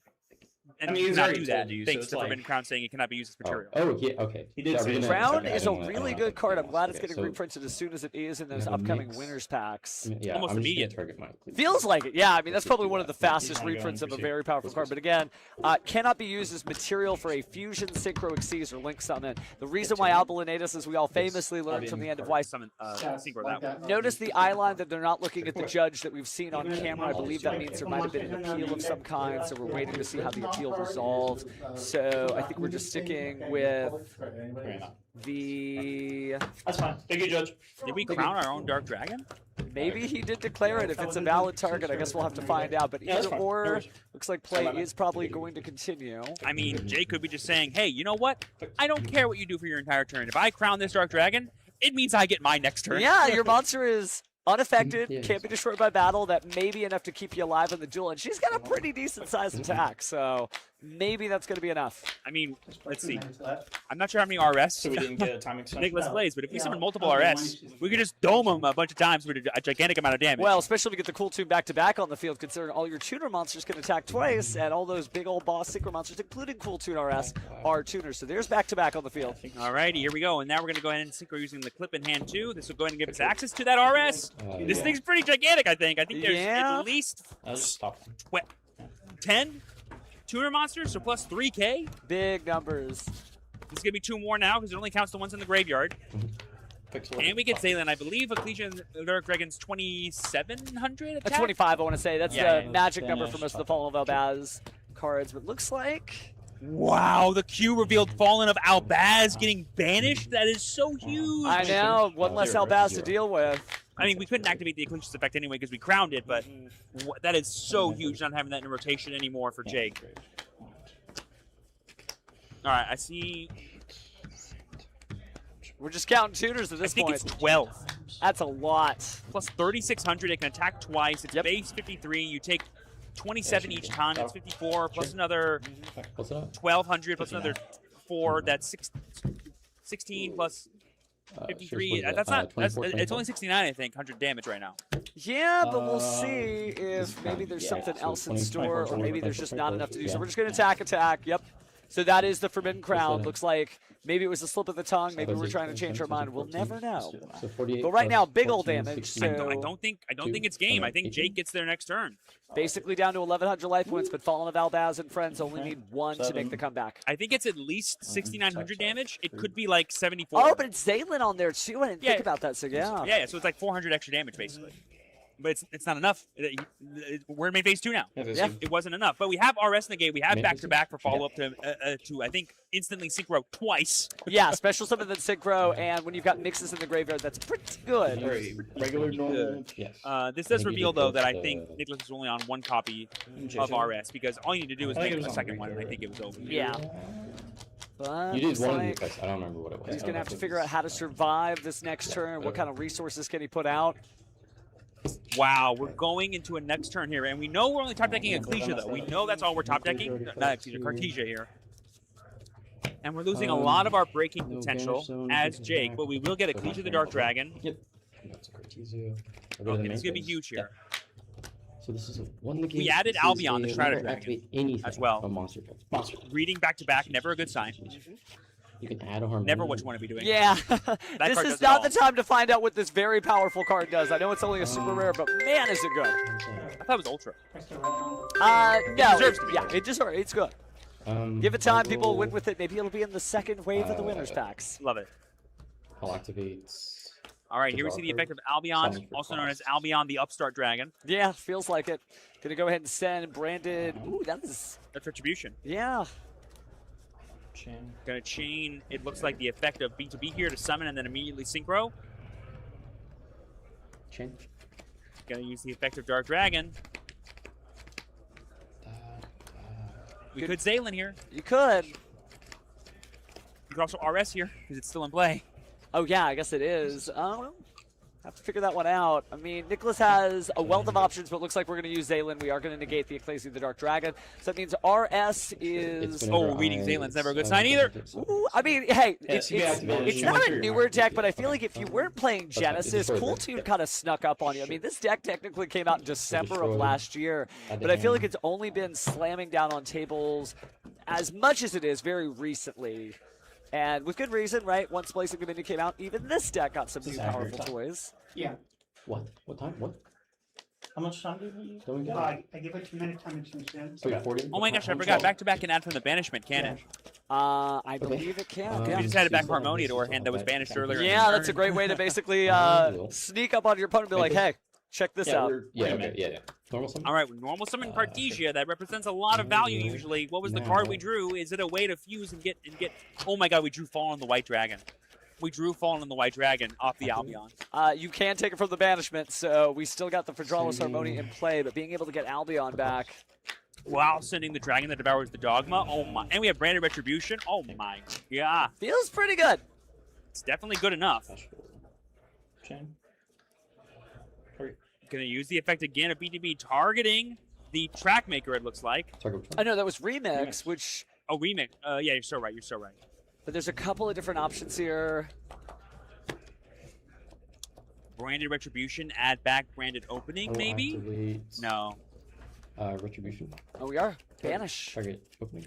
Add back the And opening. an opening, yeah, just going to No try to get opening. back to Illumina the Gesture of Despia, I imagine, and then from there be able to try to use Branded Fusion finally, because I think that's the one thing we haven't seen in this duel. Branded Fusion, a little rare now that's at I'll one. summon, activate The big problem Fallen is this Effect. remix represents so much value for Nicholas. Now, I think there's going to be a time extension on this duel. We haven't got to the full 50 minutes left, but man, I don't know that we have time for a game 3. Fradralus Harmonia coming down here, revealing a couple of different synchros, most notably including Malong here, so we might have a bounce from the Golden Dragon. And I believe Harmonia does not target to destroy because it's all one Correct, effect and it yeah. does it on resolution. So by you going with this Cartesia here, sure, we can go into another monster. But if we go into Albion, it's not going to be on the field to use its effect. It's not going to actually hit the board. Maybe you want to put one down. I do see that we've got something that So, looks like, nope. This resolves. Fusion? Yep. So we did chain it. And it's just going to be possibly a Granguinol. Yeah, but if you do Albion, Albion's not going to be able to use its effect, I believe, because it's not going to actually hit the board. Yeah, they're able to clear this off beforehand, then, so that is you correct have based on Harmony the and rules then update we had in Albaz results. 2020, 6 years ago. My goodness, when Albaz came out, you can go ahead and destroy this card before it activates its effect, and it won't like remember that it hit the field. And that is what we're going for. So goodbye, Albion.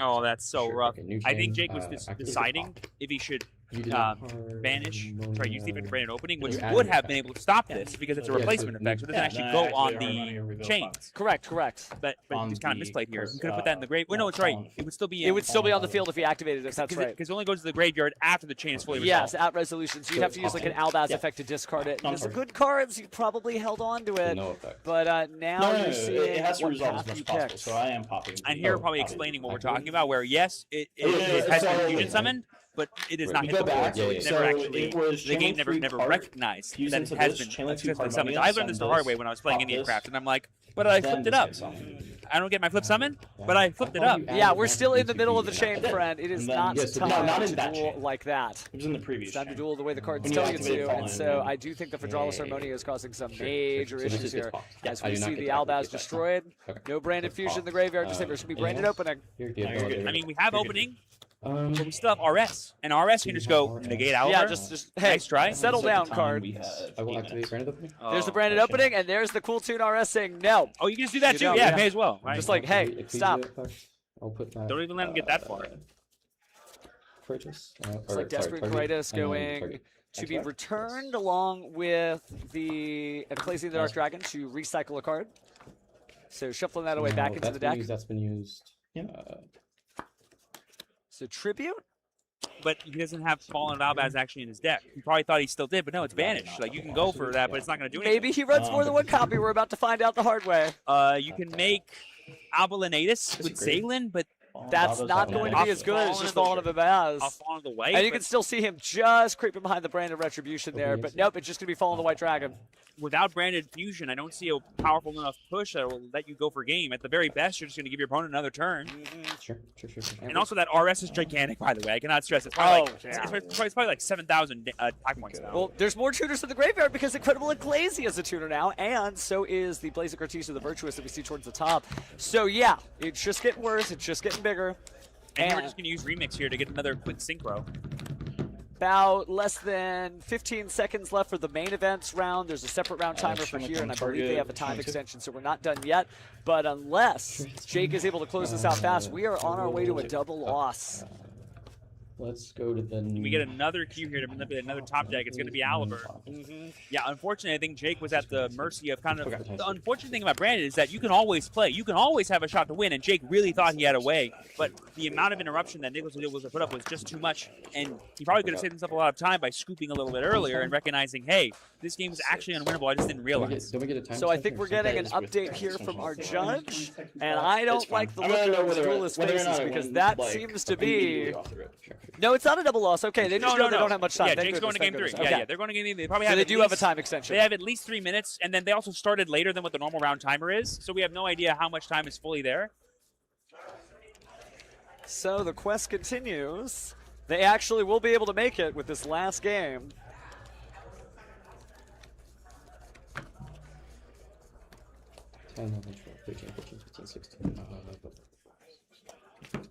All right, so they're not going to have much time.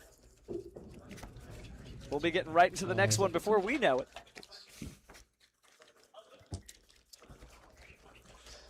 But wow, the last pile shuffle of the day as we speed on through this. We don't know exactly how much time is left, but usually if it's a judge call, you'll always get the time you had back. And they also started later than the red normal round. Like, they probably have like 5 extra minutes in general, but it's still a long... That's not as much time as you would hope. Not for Brandon. That's Brandon- hardly enough to watch one episode. Brandon can win pretty quick. I'll go first. I've seen It's until 52, right? We still got ourselves a little bit of a photo finish Yeah, here. 5 minutes. Sure. And then we're going to get right into round stop it 5. like The in day minutes. continues here. We're going to play 8 rounds of Swiss today. On the final 8th round, we are going to have our #1 top table, so you can see the best and brightest of game guys. But now we're just trying to feature as many different duelists from the areas we can. And looks like Jake is going first, starting with Incredible Ecclesia the Virtuous. I mean, this gets you into Brandon of the White Dragon, which gets you into another Ecclesia if you want it. But there's going to be the Effect There's Veiler. the Effect Veiler. Ain't Ain't nothing doing there. We're going to be chaining. Oh, is that Thrust? That's Thrust. Yeah, with the special alternate art there. Gorge. All of the Tri-Brigade showing up to back up Albaz. But he Classic. looks back into a corner. Playing the fastest Yu-Gi-Oh! He possibly can. Give me Nadir Servant. I mean, if you don't know if you're going to get another turn, that is a great card to draw or add out. And there's Branded Fusion, baby! Activating one of the best cards to ever do it here. What do we summon? It's going to be probably Albion here. Nicholas cants his head to the side. We're sending away Blazing Cartesia. Another Fallen. Makes sense to me. Oh, sorry. Yep, and just Albion the Strata Dragon. Sorry. No, not this time. Sorry. I think only counts as Fallen in the graveyard. That's correct. That's correct. So it has to be Fallen of Albaz. There we go in the Blazing Cartesia. So Yeah, so I'll make this guy. those two I'm monsters not gonna combine activate into his Albion the effect. Branded Dragon. Activate effects. No Open response from game state. Nicholas. They get banished. They don't get sent to Yeah, the they grave. do get banished. You're playing fast, but you can't play silly. Ooh, going to Albion here. Oh no, we didn't use Albion. We just Oh, we just went for Contact Fusion. Oh, so that you could get it into the graveyard. That makes I respect perfect it. sense. I Yeah, respect I do it. respect that too. Because look at that graveyard. That's actually a really well set up graveyard here. Set the Super Poly. What Looks the? like we also have Grizel's Prison? Yeah, we do. So we're going to activate Grizel Prison, prevent those synchro summons from happening. Very cool. Neither of us can synchro or XYZ. Comes in and out of the format from time to time. Again, thank you for joining us. We are down to the wire here. As we try to wrap things up, we'll see if this ends up in a double loss after all, but we are starting with our summon of Kultun Rekko. You can tell both players are really feeling the time here, and Nicholas is out of synchro summoning, but we will go ahead and get the Rico. Rico will access Cliff, but we're probably just going to end up saying pass and go, I'll synchro summon on your turn. That's Yes. And that seems to be it. I just love, you can see so much communication just from the hands alone. Nicholas just sort of flexing out his hands, releasing the tension. He knows he can't do much right now, so I think we might just set some cards and that's it. I mean, he top decked a Hydrolis Harmonia for turn, which is pretty nice. And the man? Ooh, but there we see the Fallen, the Virtuous that we were able to add back off of our Albion, and I know we have Cartesia plus Super Poly as some interruptions here for Jake, so even if Nicholas does try to play on their turn, I think it's possible that Brandon can get the damage regardless. Oh, destroying his own monster there. That's smart, using the Fall of the Virtuous to go ahead and get rid of Abelonatus. Yeah, because you know you have so many ways. Like, go ahead and try to synchro summon. I'll have ways to stop you. Low-key, I'm going so fast at making a mistake. Jake I actually don't think I have trying to it. fight till the very last moment here. Photo finish. Is it my turn? Yeah, go ahead. Main phase. Draws for turn.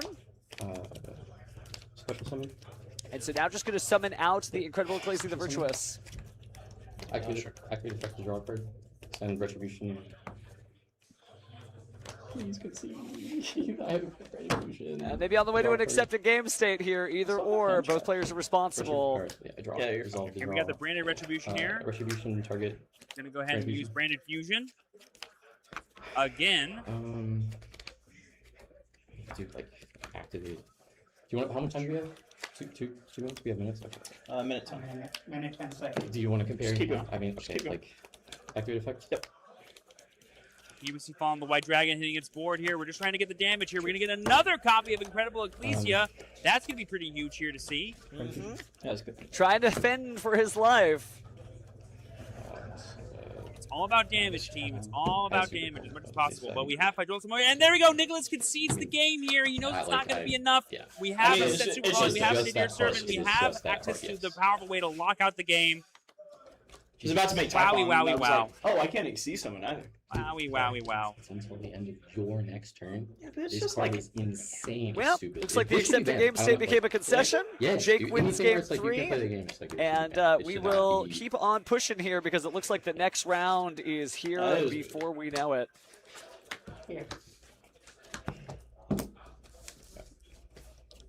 Don't say like that. When people make mistakes, It just has to be intentional I just wanted to and see where the rest of the malicious game in order to get to the unsporting conduct vibe.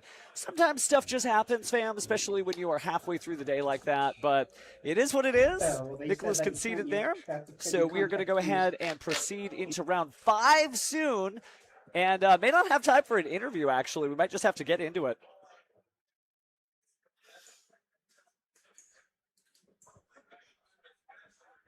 All right, so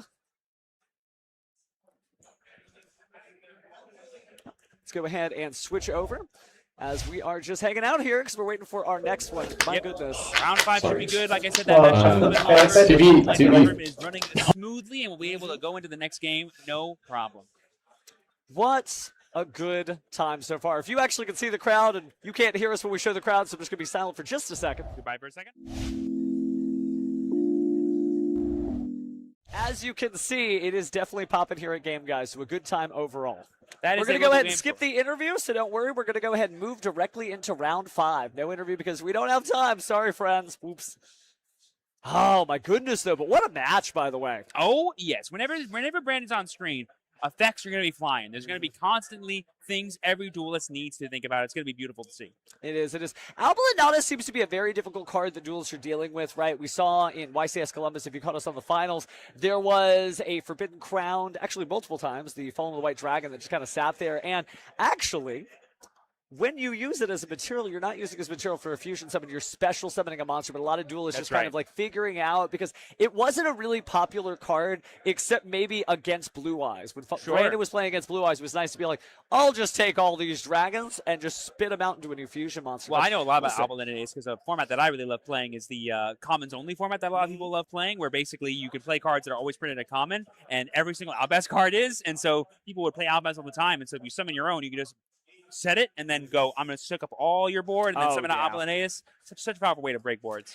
It is a good one for sure. I think as we continue to play through the format and Brandon is in full swing, it's hard to be a dragon duelist, and I don't mean somebody who is of a certain age. It is just literally hard to be like, my red dragon archfiends, and someone's like, cool, set a card. I'm like, let's just go to game 2 from there. I know what's coming. But here we see our duelists packing up here after that impressive round 4 as we get ready for our round 5. Nicholas, 3-1, very respectable Oh, record. yeah, yeah. It's gonna be We pretty see nice. them. Actually, I think the camera's still on us at the people at home. Hi, friends. But NA production, again, that's just going to be the preview screen. We have to deal with us. But that said, don't worry, we will be back. Actually, we're not going anywhere soon because they're about to feed us round 5 in a second. Yeah, I but think we'll be round back 5's to dueling in just a second. Yeah, all we need is the actual pairings for the players. And looks like those should be forthcoming soon enough. But so far, so good. We are officially at the halfway point, though. We completed round 4. We got 4 rounds left, so it'll Oh, be yeah. 5, 6, 7, 8. And I'm really here for it. There's been a lot of great stuff. We still have heroes in the mix, actually, which is really cool. Saw a bunch of different weird undefeated decks. We were like, what's okay, cool. There was Elf Node, Red Dragon Archfiend deck that was Oh, out there yeah. too, which is neat. There's also just like the usual myriad of stuff. Every deck is someone's favorite deck. So decks are yeah. always going to continue to have that. So yes, Roko Nana wa daijoubu desu. And not only do we have the actual decks that are shining in this format right now, we also have the players at the specific Oh, event yeah. that are going to be coming up. We had Cameron, Neal, and Aditya featured earlier. Those are worlds level competitive players, and it's going to be super exciting to see every single person here compete for worlds points that feed into the NAWCQ. Yeah, it's going to be a good time. It's going to be a good time. I think the weirdest thing about this format is how long we're continuing the play format, which is wild. The idea here, Magic Trick, I'll just let these deck lists go and then magically disappear. But like, so when Burst Protocol first came out, it felt like this really big playing format, and then we sort of naturally kind of fell back into the same lull of these powerful boards that have all these different negates. But this format, like, this is like the 3rd weekend in a row where like people are still playing the game. How long could this last? This paradise is amazing. Like, please, just let everybody play every deck. You hear me, God Cards? Maybe? Okay, We love agency, and this format is full of it for every single player, and that's why I think a lot of people are gravitating towards it, even when it feels like there's moments where it's not. Because even if a Cool Toon player has perfect information of your hand, how you play with it will ultimately decide how that game shapes up. Yeah, I think like what's wild is I would not be surprised when we come out of the weekend and you go online to see all these little boxes where it's every tiny picture. We're like, oh, look at that deck list that we all have all those card text memorized. Sure. I would not be surprised to see the Yusei Fudo combo pile getting top cut. We've seen Enneacraft, which was I understand you're in love with the deck and it's physically right here on the table, but historically wasn't seen as much and now is consistently topping in regional. Oh, I mean, you say historically, it got top. new cards in Blazing Dominion. You know what I mean? It's actually being updated as it goes, and just like any deck that gets access to new tools, it's always in the conversation. So this is a regional champion, by the way, regional championship. I should say there's a champion right here, but we're just in the championship. We're in Texas, by the way, so this is in North America. People are playing for their invite. Should be top 32 getting their invites to the North American World Championship qualifiers, which means they'll be in Minneapolis. Technically, we're just crowning people we're going to see in about 6 weeks? Barely. Oh, my goodness. Because remember, the NAWCQ, the Central America, no, I think Central America goes first, but NA, SA, and EU are all going to be July 10th through 12th. 24 hours of Yu-Gi-Oh! Stream across the planet. We're going to have a little rehashing of the 300th YCS, but with the actual NAWCQ. It's going to be so exciting. So many different duelists getting to live out their dreams of going to the World Championship. But first, they got to earn it, unfortunately. And what a place to earn it in. Again, a huge shout out to Game Guys who are bringing y'all this regional, as well as their partners in Cafe Konbini. And they're specifically very thankful to them because they're keeping us energized and full of caffeine as we talk about shiny cardboard. Thank goodness. I think I probably will have to get another cup before we get into the next round. My caffeine, I've only had, 2 Red Bulls and 2 coffees. We got to just inject that in my veins. What's that thing about chess players burning thousands of calories playing a game? I think you and I burn tens of thousands non-stop talking about Yu-Gi-Oh! And sweating some of these super tense matches. It ain't easy being cheesy about Yu-Gi-Oh! Cards, but it's been a good time. It's been a good time. Looks like everybody's getting settled up. They haven't started the clock on the next round just yet, so we're just kind of chilling until they deliver duelists to us. Oh, yeah. But I do see... Everyone's in seats. It's going to be very exciting to get the actual matches going here. Hopefully we have something to showcase y'all very soon. We know a little bit of the decks that might be coming our way if our players say yes, of course. Please. And they're all going to be exciting, I think.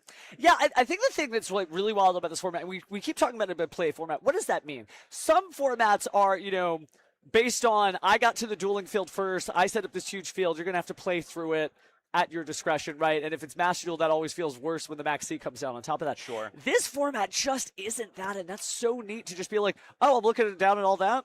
What do you got for me, deck?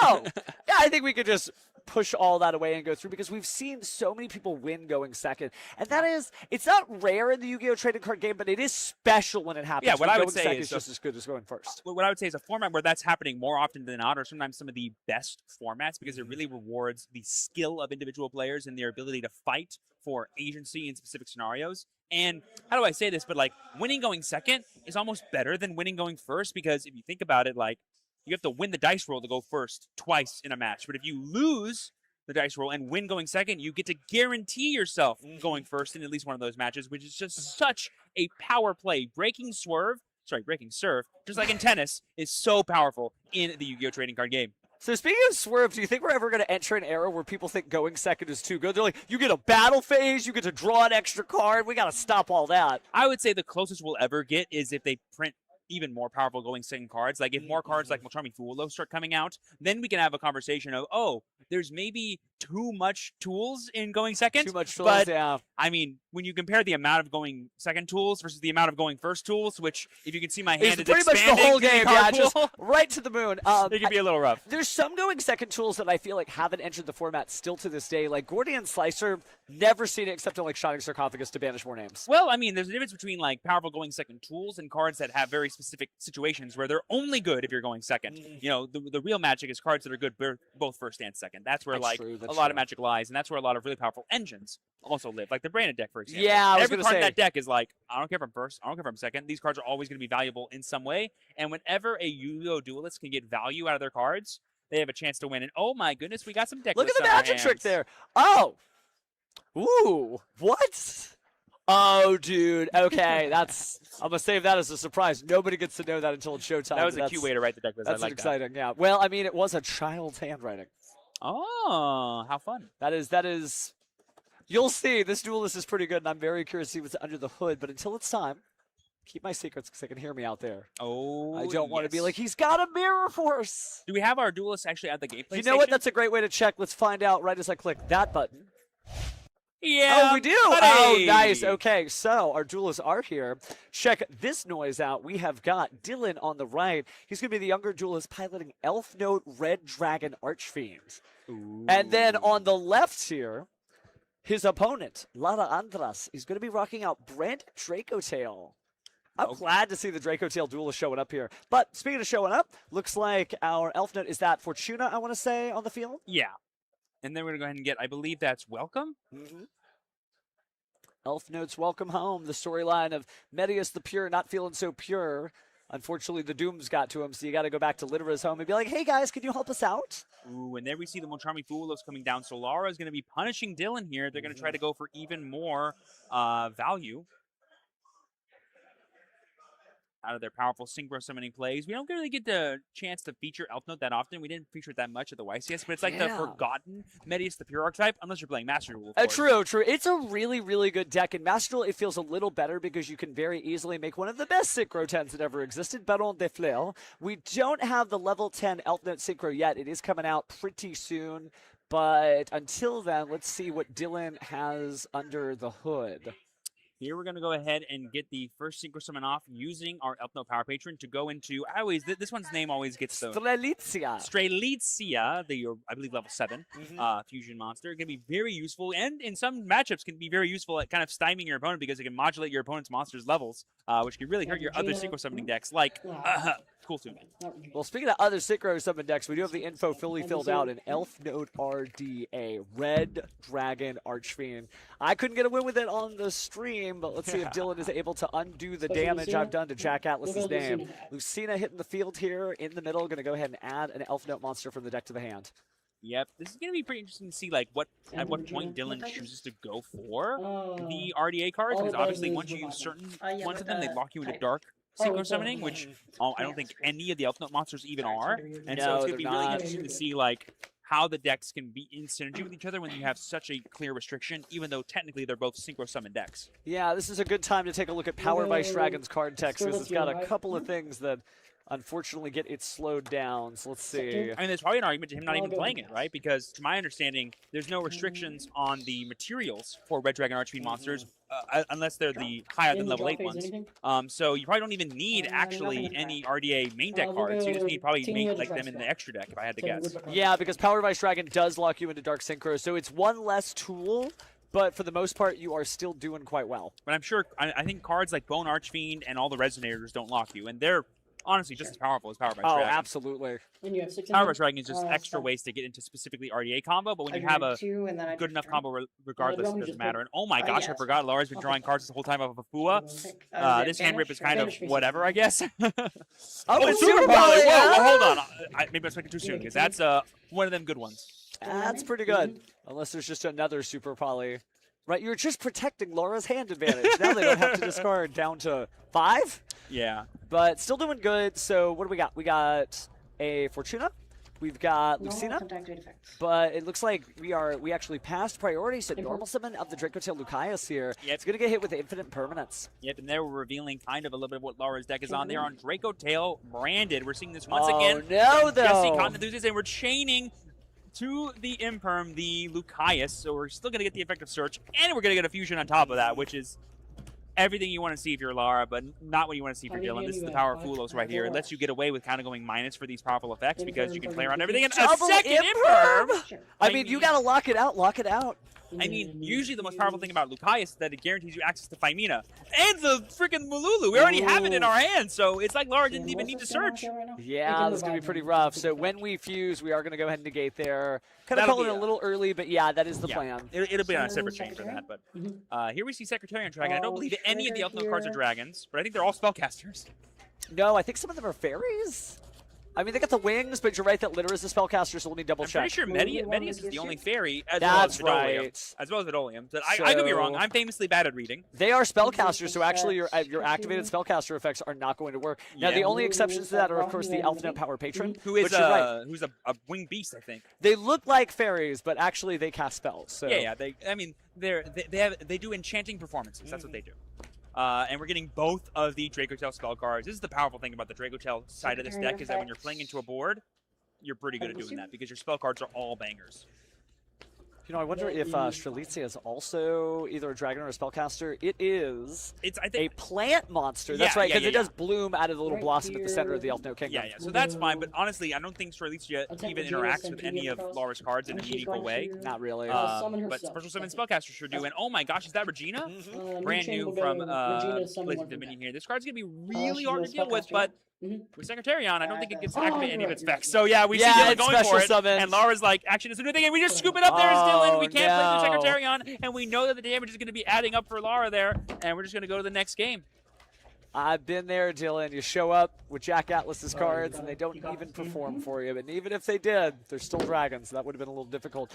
So shuffling up here, you know, Elf Note is a very good deck. I've seen so many good duelists just pick that as their main right now in the format. And it's not like it's bad. It just hasn't quite found, like, I don't know if there's like the perfect list, right? Well, I would argue using that game as any sort of judgment on the power of Elf Note is false, because any deck when you give your opponent 4 Fua draws is going to have a rough time. And so it's like separate. Like Dylan was not playing the turn one he wanted to, and even the restricted one he went for gave Laura way too much to fight through everything they were trying to do. So I'm going to go with it's a wash because of the power of Fuelos. We have it on Dylan's mat. It betrayed him, and you know, it's the way it goes sometimes. I wonder if he manifested the Fuelos there, right? You're just so used to staring that card down, you just want to get it over with. You want to start every match looking deep into its eyes. Fua, you weren't listening to me. I'm using this mat so you come to my hand, not My my hand. opponent's hand. We talked about this. We talked about this. All right, Fua and friends at the ready, but let's see if Laura ends up drawing it again. Dylan getting another chance to go first here, confidently passing the deck over after completing side decking. See if Laura needs anything. Definitely reviewing the side deck options, but put up 15 back, so... I mean, Draco Tail Brand is one of those cards where it's like one of the scariest decks post-board, because when they know they're going second, they can sign to so many scary cards, and they already play so many going second powerful scary cards, but you can decide of all the quote-unquote bad ones for going second, like the Draco Tail Trap cards. You just don't need them. You just don't. And you probably side out of some of the worst Draco Tail names, because again, you don't need to draw them as aggressively. You'd rather see the branded engine if you can on top of other cards. So I'm really excited to see how Laura adapts. Special Lucina. And here we start off with, I believe that is Lucina. Mm-hmm. As always, we love that center stage monster zone. That's what this deck is known for doing. Going to get access to the Elf Note Parapatron. Eyeing that one up. Maybe not. Maybe not. Going to go and get the Regina here. Maybe want to establish that as early as possible. Well, it's really easy to get to a level 10 synchro here, but it looks like we're also going to go ahead and continue our quest.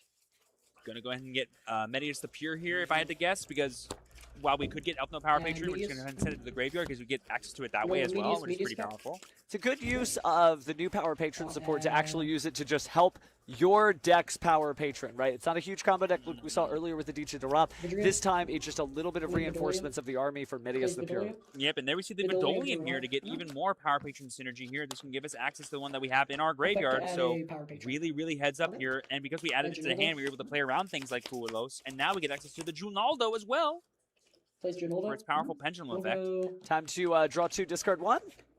Synchro. But first, some synchro summoning. This will give us access to Strelitzia again if we want it, I think. She's back. So 1 to add 2 to blow itself up and draw 2. Okay. It's worth noting, too, that Laura has just been saying go, go, go, but that's both good and bad. Is the reason she's saying go, go, go because they just happen to have all the powerful cards for breaking your board anyway. Go ahead and do whatever you want. Or because they just have a normal hand and it's going to be hopefully enough to stop them once you go for your full combo as Dylan. Brandon's definitely a great deck if you always want to have a chance to play. 100%. It's such a good deck to just be like, I want to play this game. It's never going to let you down. Yeah, there are a few Silver Bullet cards like Ash Blossom and Joy Spring, which really, like, it's trading 10 for 1 in sometimes. But you have powerful cards like Fallen the White Dragon, Branded High Spirits, and Branded Fusion. It's like, go ahead and pick which one you have, and you better hope I don't have another one of these cards in my hand. Well, and it gets around so many different things. Even if you showed up with non-fusion area, they could knock it out with Fallen and the Virtuous. So They sure can, bestie. That card is the ultimate, like, oh man, if you could Ash that card, they would do it every time. Be like, go ahead and Branded Fusion. That's the real threat. We'll go. But now we do see Ginaldo go into the extra deck there, so time for more Elf Note magic. Special summoning back the Elf Note Power Patron to the center monster zone. Seems like we're going to modulate the levels there. Let's see what comes out for the Synchro Summon for Dylan. Oh, and there we see the Crimson King, which is a generic monster. And this is how we bridge into all the rest of the RDA cards without being locked. That's so impressive. So adding any card that mentions Red Dragon Archfiend, typically you go for the Crimson Gaia in order to be able to search out more cards. Add Darkness Resonator. Actually, it looks like we're just going for the Resonator here, though. Skip the Crimson Gaia. Maybe don't want to special get vision? trolled. So Oh, we hard drew vision. Synchro. we didn't reveal the Red Dragon Instant Archfiend Spader? for the Synchro summon. I'm sure it's in that deck list, though. Of Crimson King, you mean? Darkness. You have to show Red Dragon Red Archfiend in Dragon order Archfiend? to special summon the darkness. But yeah, just showed it on the field, so we're good. There Effect we to go. give me an additional But bonus. yeah, we summoned Vision Resonator was what the card we had Effect make it to level sync one. off into the disbatter. No, but to get the Darkness Resonator special summon on the field. Summon Omega. Right, but he just did it right Omega now, right? hand Okay, rip. okay. And then we're gonna go for the Omega. since We we hand ripped last yeah. time, and we'll do it again. One, so that one.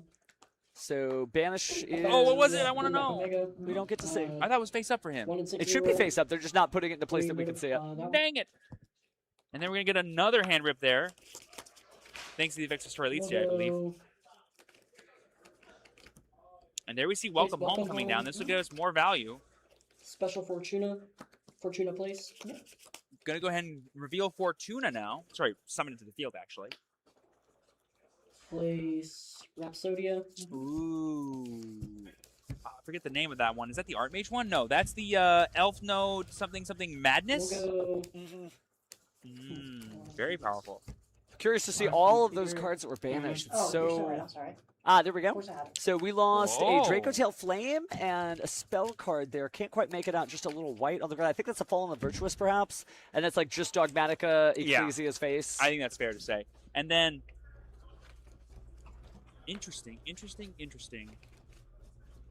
Man, the fact that we're able to get Disbatter established as well is so powerful because, What I need. I mean, you banish a lot of powerful cards as an RDA and Elf Note deck, so.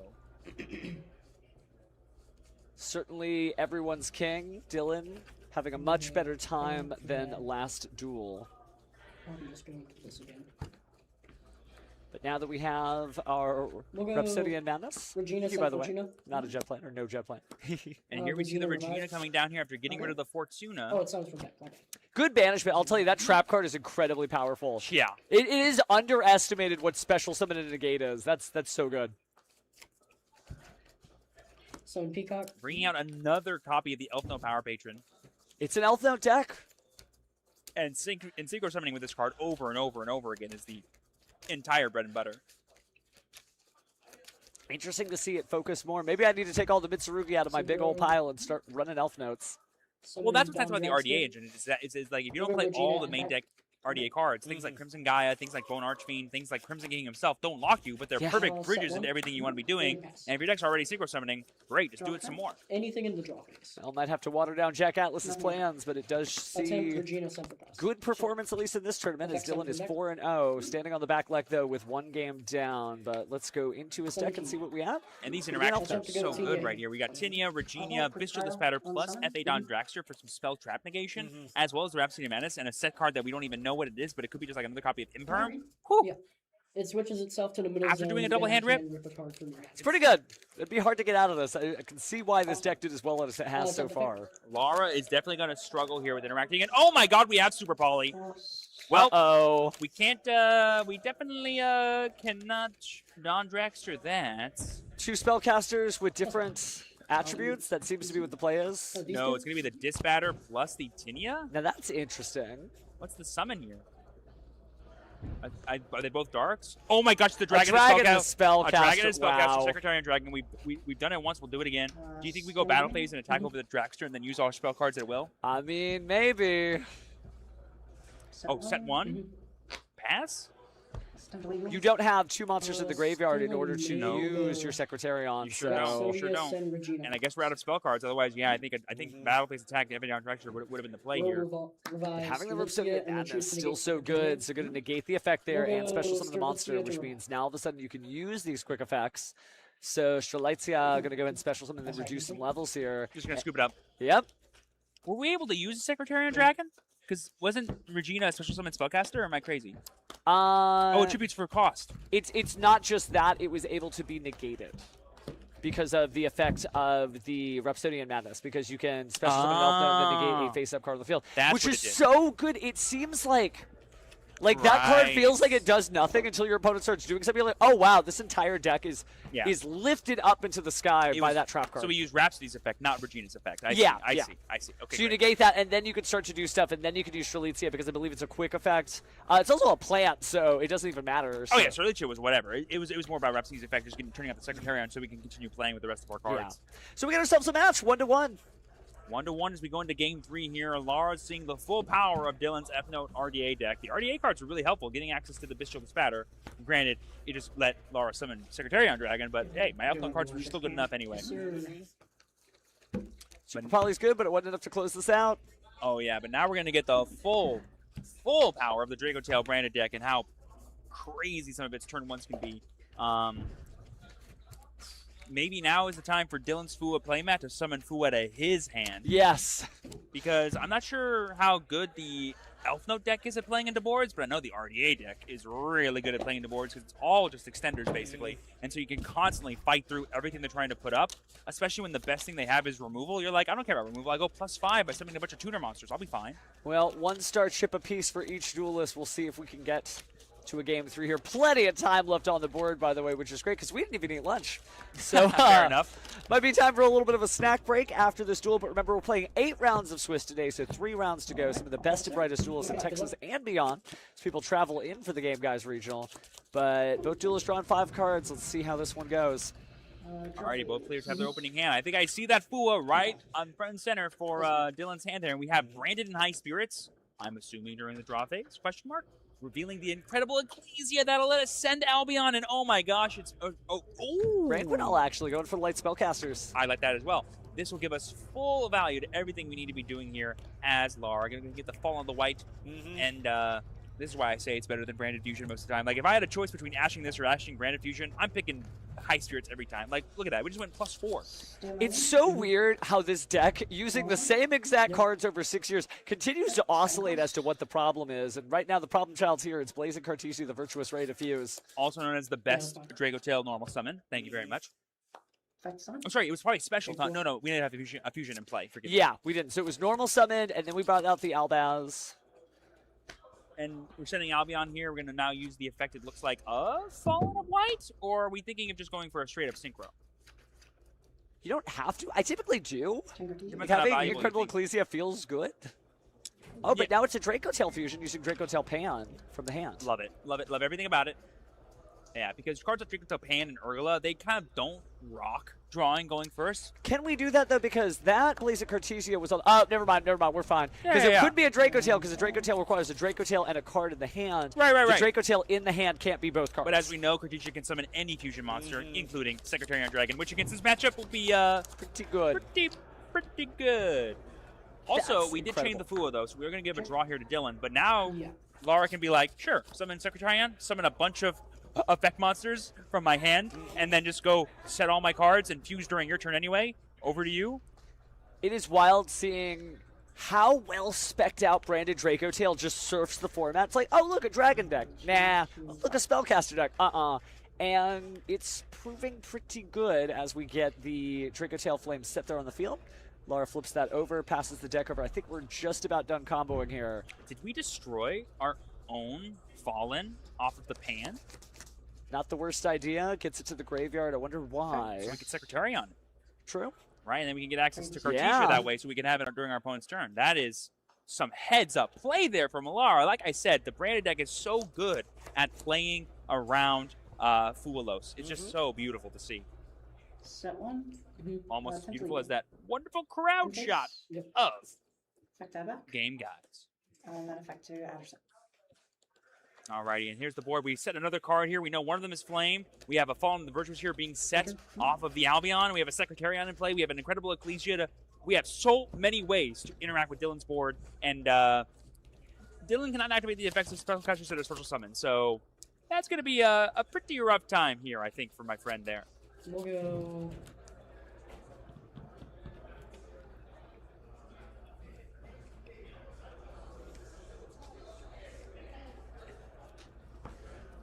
Activate Terminus. Oh boy. We're starting off here with the Terminus. This is going to be a pretty big deal. To activate Flame Target. Yeah, we gotta flame that. We gotta flame that immediately. Metis the Pure is too pure in terms of value. Oh, yeah. I mean, Metis the Pure alone can get such a huge combo started, and it shows you the Draco Tail Flame is still really good. A searchable spell in the game, yeah, no one's going to ever say no to that. That draws a card. But Dylan still has a lot of cards in hand, so now we're going to get Theo Realize at the top of the deck here. This card's super sweet. Gets that Metis to the graveyard, either or. And then I look at the top card of your deck. Honestly, Dylan might just choose to go for a Power Patron line of play here to play around the Secretarion because Dark Furies and whatnot sure are fine. We'll go Medius Effect to summon. And he summons them, puts one back. I mean, this and puts is one back, and his that's duel, fine. not necessarily to win, but to not lose in the sense that you've got to play through this field. But if you finally make that breaking point, if you're able to get through the Secretarion Dragon, you have so much that you can just play. Because that is how Red Dragon Archfiend works, and frankly, that's how Elf Note works too. But it looks like we're going to follow in the Virtuous to revive the Metis the Pure before it even... Wow, that's a play. Because we have Ecclesia on our board, so we're able to resolve that part of the effect, which is so powerful. A quick play Monster Reborn, never thought I'd see it. And we still have to resolve the effect of Metis the Pure, even though we're not able to resolve the summon of it. So we still have to put a card back into our deck. So we're going like -2. And let's not forget, friends, we still have Cartesia plus Incredible Ecclesia, meaning we have access to not one but two fusion summons during this turn, one of which involves Dylan's own monsters, thanks to the Fallen of Albaz. So that's going to be rough. And we're just going to see a nice set 2. Oh, no. Oh, yeah, you hate to see it here as Dylan, but Lara is putting on an absolute masterclass of how to lock people down with the branded Draco Tail strategy. Literally accessing Secretarian Dragon whenever you want is just proving to be a constant house. And Lara's like, 1, 2, 3. I think I got plenty of damage. Yeah. Go for it, I guess. Oh, those are huge numbers. Already 4,500 attack just from all the tuners, then another 18, and We're just that's scooping the it up. game. Wowie, wowie, wow. Congratulations there to Lara. Dylan, it's unfortunate to see you lost there, but your deck is so cool. You're playing absolutely out of your shoes. Best of luck to you in the rest of the rounds. But man, oh man. Not only has Jesse gotten a master with the Brandon Draco Tail deck, but so is Lara. We love to see it. It's really good to see the deck having a new breath of life. It shows don't listen to the Forbidden Limited list. If your cards are calling, hey, play me, fuse me, just listen to the voices in your head and keep on dueling. Worked for Jade Yuki, right? Oh, yeah. And hey, fusion summoning, as we all know, is the best form of summoning, so I'm all here for it. Definitely an investment, but you get a return on investment by playing these cards. But, yep, that'll be the end of this particular feature match. Again, we're playing 8 rounds of Swiss today. 2 more to go, and then for round 8, and yes, I know I said 2 and not 3, but 2 more to go, and then on round 8, we get to see that coveted Table 1. Good stuff, dude. Good stuff. Man, oh man, I just love watching some nice back and forth gameplay, and it's really fun to see like all the fun themes people are coming to bring to the event. And it's like we've been saying all day, like this is the players format, right? This is the format where agency above all else is what matters, and it's just everything I want to be happening in Yu-Gi-Oh! I think. No, it definitely feels good. It's one of those things where, like, you know, we always talk about it, but when duelists reveal it, that's even better. So I'm going to go ahead and hand off our deck list to our judge here in a moment. Laura should be coming out. And we'll get a chance to talk to them, and the show will continue. It's been good so far, man. None of these duels have disappointed.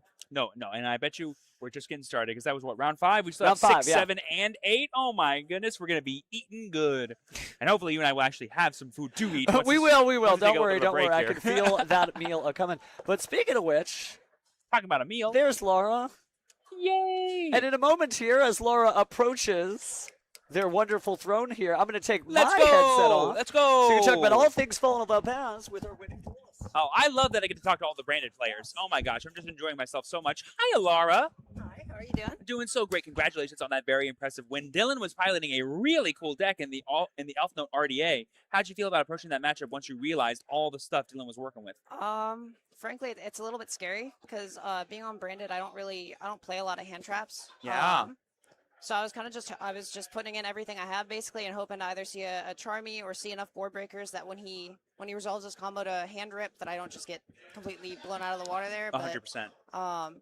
Really, I think Secretarian is just going to be so kind powerful. of the game ender a lot of the time. Like he either has to see an answer to it or it turns off all the good parts of his engine. Yeah.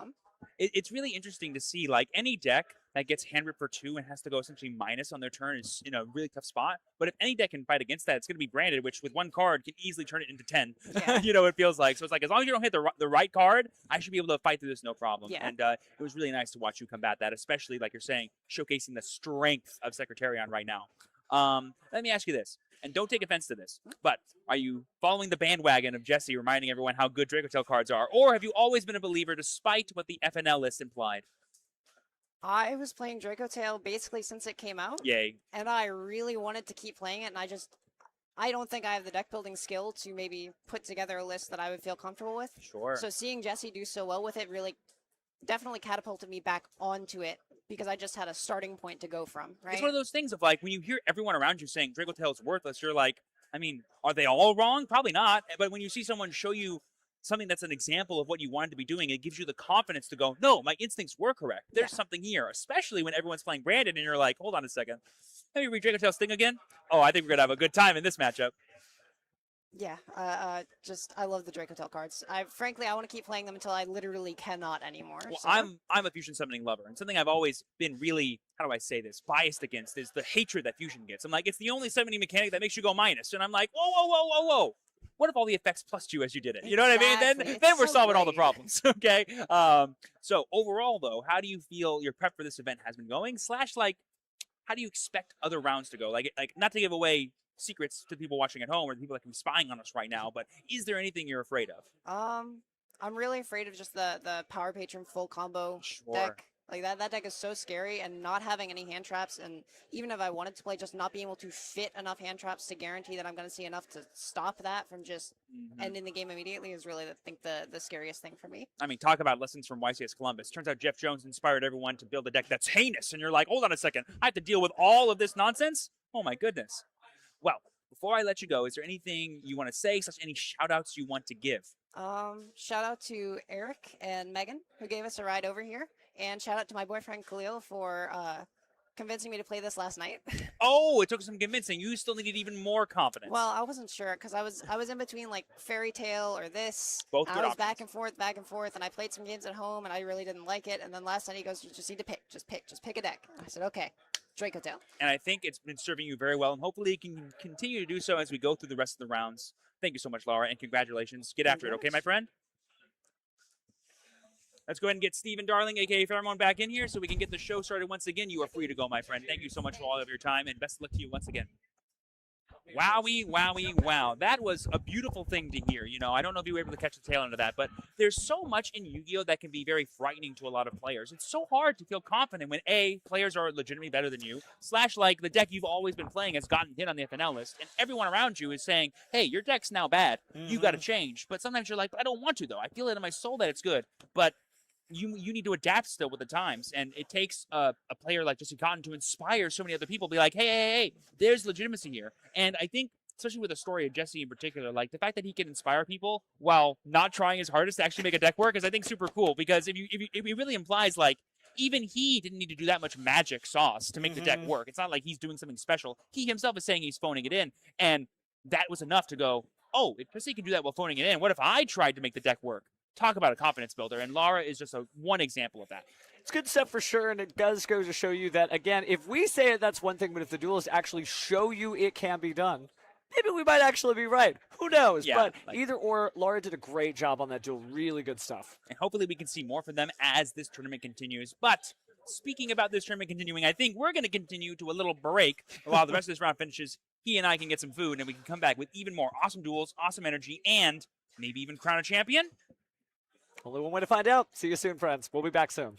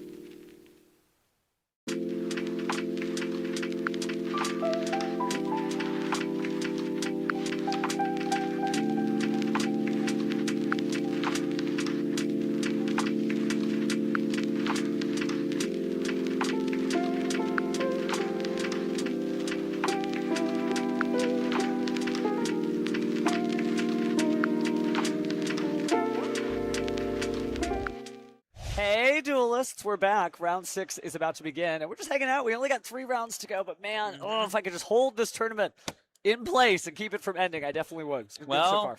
Just like what I always tell people after the end of any win or any loss, there's always another duel to be had, and hopefully that means there's another show to show all of you. Yeah, looking forward to it. There's a lot of branded out in the field. There's a lot of cool out in the field. But I think what's been exciting is that, just like I said earlier in the broadcast, it is cool that this continues to be a playing format. And yes, when 2 duelists enter the ring, one is going to lose. It doesn't mean the deck's bad. Sometimes it just doesn't happen. But I'm enjoying the fact that, like, anything. Dude, last regional in Texas was epic. And in the top 8 was not only Rescue Ace on the last Forbidden Limited list, where Synchro Overtake was still at 3, but Megalith made it to the top 8. Like, I don't know what happened since we got Blazing Dominion, but Yu-Gi-Oh! Is just whatever it wants to be right now.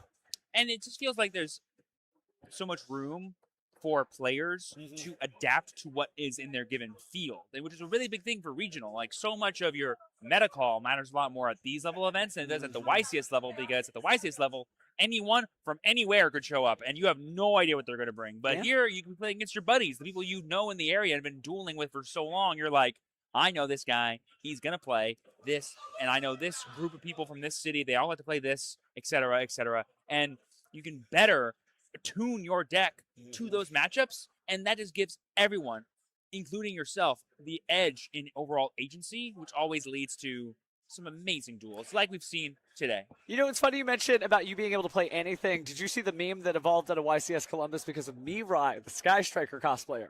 Okay. It was just circling around the internet. I wonder what this duelist is playing. I wonder what this duelist is playing. Well, speaking of duelists, it is about that time. Let's go and snap over. And our competitors are getting seated. We'll find out who they are and what they're playing soon enough. But there's a lot of weird stuff left in the tournament, so hopefully we get to showcase that. If it's the deck that we asked for, it'll be very, very exciting. Yeah. Maybe even a blast from the past. 252 players in our tournament. 8 rounds of Swiss being played today, which means this round 6 is one of the last 3 rounds you're going to get to see today. So enjoy it while you got it. Ooh, the 20th anniversary mat and the Rarity Collection 5 mat. That 8th barrel mat is so beautiful.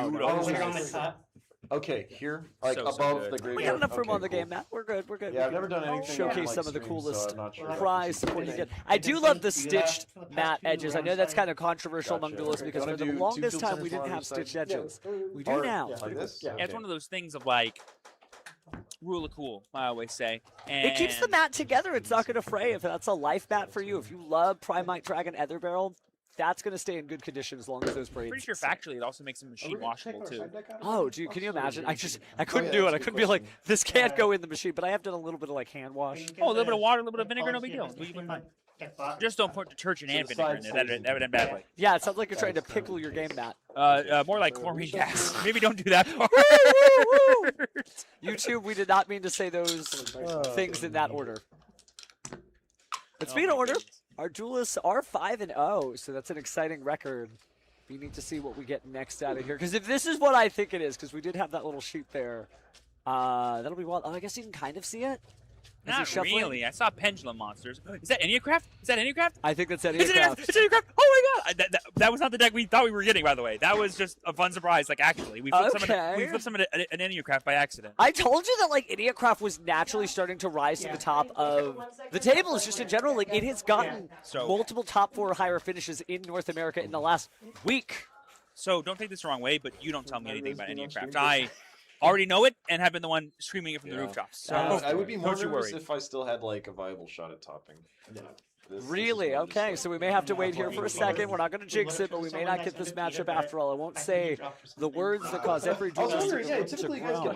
But my heart, Steven, you can't play with my heart. I know. What is this gentleman's name? We must bring him back no matter what. That's what It is possible. We can still get him back. Like the second I realized that Enneacraft is undefeated, I'm like, I've got to know. We'll see. We'll see. The duelists have not started in the main event yet. You ever been a duelist in an event that hasn't started? And the tournament organizers talking with the scorekeeper, and they're like, You know what it is? We jinxed ourselves. Earlier we were saying how smooth the event's been running, how fast we're getting out of here. It's going to be so legendary and amazing, and everyone's going to go have fun at big parties after this event, on top of playing more cards. And of course, the Egyptian gods of all are like, nice try. demands life points. But I'm seeing good things. Looks like the judges are communicating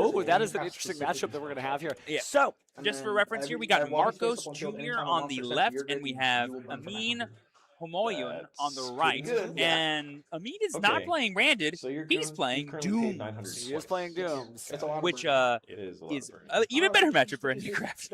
So I got some bad news for anybody who can hear my he, voice. yeah, he said It's to pause, Dooms, so we're just friends. gonna I know you put it love up here. other anime. I know why you're saying Doomsy. It even sounds How's your cool. doing? It's Sure not does. his name. But you say it how you want. That's fine. I'm going to say it how, well, I'm not going to say how I'm going to say why. But it is Dooms, unfortunately. It is Although it went for Dooms. like under 30 minutes. Yeah. And now here's the question that every Handicraft player presents to their opponent. Which of these 3 cards do I get? 2 spiders or 1 arachnid or 1 scorpion? Either way, it's going to be an arachnid. Just for heads up, by the way, guys, our spider will basically punish our opponent if they do any effect beyond Chain Link 3. And then the Architail can flip itself face up if an effect destroys a card on your field. Very notably, a card on your So you field. won last And then it'll flip itself up, and then once it's flipped face up for the rest of the game, no, for the rest of the turn, you cannot destroy your our defense position monsters or our set spell traps. Don't worry, Yeah, Adam. all you see I is see you. You flows. keep saying Doomsy. It's fine. It's just... It's It's just not the card's name. But jokes aside, there's a lot of different names that are I'm regional. playing Red Nova Regina, Dragon. I'm actually Vagina, playing this. Regina. That's why they're having their technical But Potato, potato, tomato. potato, You Yuya Sakaki's haircut. Excellent. So, yeah. But it does look like we get to keep that. Yeah, and Mirabata, I'm on the same thing. If it's Doom Z, then it's Doom Z. But it's Dooms. 5, 6. All right, so we're going to pick 6. I couldn't quite tell what that was, but It we don't looked get to like know. a We'll find out shade. later. I had Droll, believe me. Yeah. That is so interesting that when you one reveal it search like ability. that, that you don't get to know what your opponent actually got when you reveal multiples. We were Sounds good. giving away too much information when we first started playing this deck. At least I was. Yep, and here we have the Indianapolis field spell. We can return our scales back to our hands. This allows us to reuse them later because every single Handicraft, like Pheromone said earlier, has the effect to reveal itself instead of different monster from set any monster from our hand face down. And putting Orgia as well as Alazonia back in the hand is so huge because if you guys didn't know, those are the 2 best ones to have set in terms of your littles because they have the easiest trigger effects. Your opponent summoning a monster from the hand or your opponent adding a card from deck to hand. Yeah. And they have really powerful effects that can let you dig deeper into your deck to get other powerful cards. We have Orgia here being used here to get copies of Rebirth to our hand. This card is Magical Mallet, but better because it's an actual +1 thanks to how much you're actually gaining value off of all of your names. And there we see Tromaria, also known as Blue, for Handicraft here, going to be our 4th search for the turn. Again, I want to remind everyone at home that each time you resolve one of these search effects, you're paying 900 life points, meaning you're now taking 3,600 on the side of Marcos. Only 44 left as another shape is added from the deck to the hand. That should be the Altaspia? Yes. Oh, no, excuse me. Altaspia is the grown-up one. Yeah, Ex-Bastia. Ex-Bastia, I see, So I this see. is going to be the newest card again from Legion Dominion. It's kind of like not the most powerful one of the littles. It has a really weird trigger effect that can only really be used against Draco Tail. But with that Yeah, getting the more Draco popular, Tail's got it back, though. I'm not saying it's a bad thing. I'm just saying it's kind of the only way to trigger that card's effect. So you're It's just shuffling, another drawing name that you 4. can use, and then thanks to cards like your Rebirth, you can shuffle it back into the deck and get different cards to draw. The real important thing about it, though, is it's just another name, because as you guys can tell, this deck is playing a lot of 3-ofs, a lot of copies of the actual Handicraft engine, because you're kind of restricted in the things you can play. You kind of can't generically summon things from the extra deck, because the second you summon an Handicraft monster, you're locked into only special summoning face down, so that can be really difficult to do, unless you're a flip summon deck like this one. But honestly, most of the time, you don't really need to do much else. Here we're going to be using the effect of Alazonia here to go ahead and set. Oh, and he's got so many great names to set face down. I think the Spider, Altaspia just went face That was down. actually Architail, I think. Oh, it's Architail. Okay, so Scorpion. Wrong Arachnid. My Yeah, bad. so the Scorpion's going to be a pretty big deal here because it'll kind of make it really difficult for a meme to destroy your cards, because I'm pretty sure all the Dooms cards, if like they have a way to interact with the opponent's board, they have to do it. It's not like you can destroy. It says destroy Destroy one an of their cards. opponent's card, yeah. Has to be super huge against Gepredo specifically. But now we've got the reverse there in the graveyard, which also threatens to flip up, and a Torimar, the whale, thinking whale thoughts and flipping everything face down with the big splash effect that it has. Going to set another one. Looks like we're going to say the thing here. Got to reveal.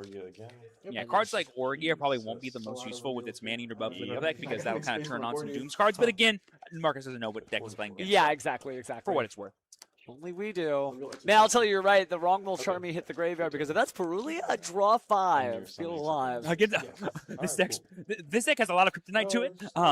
One of it is board wipe effects. The other one is Perulia. But Perulia is not really being played right now, so all good things here. So here we have a scale 2 of Orgia plus Ex-Bastia, and then 5 set cards. Just a heads up, guys. Remember, every time you flip summon, or a monster face up period, these pendulum monsters will gain an EC counter, and then at the end of the turn, Indianapolis will remove all EC counters, and for each one, your opponent takes 900. Meaning, if we flip all 5 of these cards, that's 10 total EC counters. That's minus 9,000 life points. Literally, Marcos could win the game right here if Amin even just goes battle phase and attacks every monster. So he has to be really careful. If you activate Swords of Revealing Light, you're dead. Unless you win that turn. Unless you win that turn. So I think I know what to do. You don't have any back, or you just have so the cards that we know are set are 2 Alazonia, 1 Architail, 1 Torimar, and I think another copy of Borgia. But again, Amin does not know any of this. Okay, he just knows they're set cards. That's it. Okay. So again, don't try to destroy, don't try to react, and sometimes don't even try to special summon because that rebirth could be banished and then flip up the Atorimar. Well, we've got Terminus, which will trigger the Alazonias here to flip themselves up, add any card from the deck to the hand, and can I read Alazonia? Randomly banish a card face up from the hand, which could be the card you actually search for off Terminus. So that'd be pretty huge here. So Alazonia getting flipped up. And now we are going to not only add, but when the effect resolves, banish a card randomly from the hand. That's pretty good when you think about it. You went up a card, they went down a card. Yeah, it's so huge. And the fact that we can also trigger our Indianapolis to add this Alazonia back to our hand just to have it as an additional form of follow-up is pretty huge. But sometimes I like saving the Indianapolis here to kind of force a chain link. So that way if my opponent has like a thing they want to chain to my own effects, I can get them with an Alta Spia by building up the chain count. That's a good way to throw shapes around, kind of a cruel angles thesis. I know I'm giving away some of my Endcraft secrets, which might help you beat me with that deck in the future, but I'm pretty confident you can't. And then we're going to add Medius the Pure. So we are going to get the Medius the Pure after sending the regular Doom's Power Patron. And now here we go. The random banish of Destiny. All right, go dice roll. Okay. So I imagine 1 to 5, 6 is reroll, left to right, makes sense. Boom, right down in the middle. What was it? It was the Medius the Pure. It was it was Therion. Oh my gosh. It was Therius, something King Regulus. No, Regulus Therion King. That's something like that. Which is a really good machine monster, and you can actually make it pretty easily considering that you can bring out the Spring-Ins, then bring out the Sargantus Xyz monster, and go search out Therion from there. For the Japanese speakers in the room, 私は日本語が少しわかります。まだ上手じゃありません。けどね、日本語ではこのデッキの名前は Dooms. But back to English here. So here's something that's a little unfortunate for Amin here, because you can chain Alazonia to the effect of Medius the Pure because it can add to the hand. It does. But if Amin chooses to summon instead, he now reduces his hand size, so it's more likely that he hits a more important card. You know what I'm saying? So he can guarantee whatever he wants to search out of the deck, but there's really no guarantee that a card that's equally as important will be hit. And oh my gosh, we're training Fallen the Virtuous here. Oh, interesting. So as we know, we cannot chain Architect to this. Yeah. Oh, no, sorry, no. You choose the effect, and then because you choose that effect, you're forced to destroy. Yes. It's not Snipe Hunter. Don't panic. Yeah. It's a modular effect, but once you pick which effect, and oh my gosh, chaining Forbidden Crown, but that won't stop Architect because it doesn't negate the effect. It just says you can't activate the effects. Correct?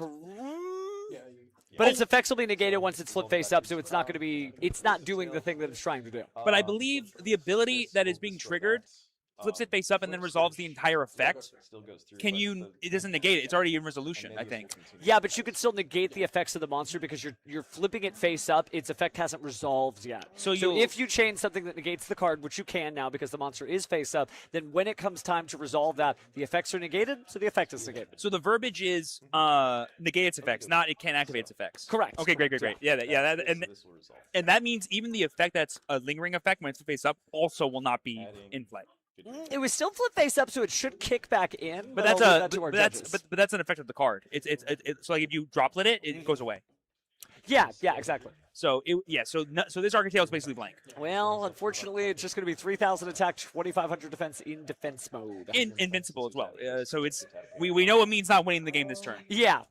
Which is actually a big deal because Indiecraft is actually really good at playing into boards, and unless Amin can deal with these counters... Yeah, I don't think he notices this is actually getting way worse for him. You only need 9. 9 is the magic number in Indiecraft. I also think it's worth noting that we have Rebirth here, which is also going to be a pretty big deal because now we can flip up the whale, and then the whale flip effect will change all monsters on Amin's field face down permanently. Which means you are not getting your Medius back for a while unless you fuse it off, which does not seem to be the game plan for a Dooms deck. You'd have to Tribute 2, and the same deal, you're not going to flip that Power Patron of Dooms back up so that you can actually get the Xyz summon off. So this is actually a pretty big blow when you think about it. Also, it's kind of a big deal too because without a way to reliably destroy Power Patron Dooms, Doom's Power Patron, like how can he continue playing? Like, I think he'll need to pass his turn because I don't think he can summon Drupredo yet.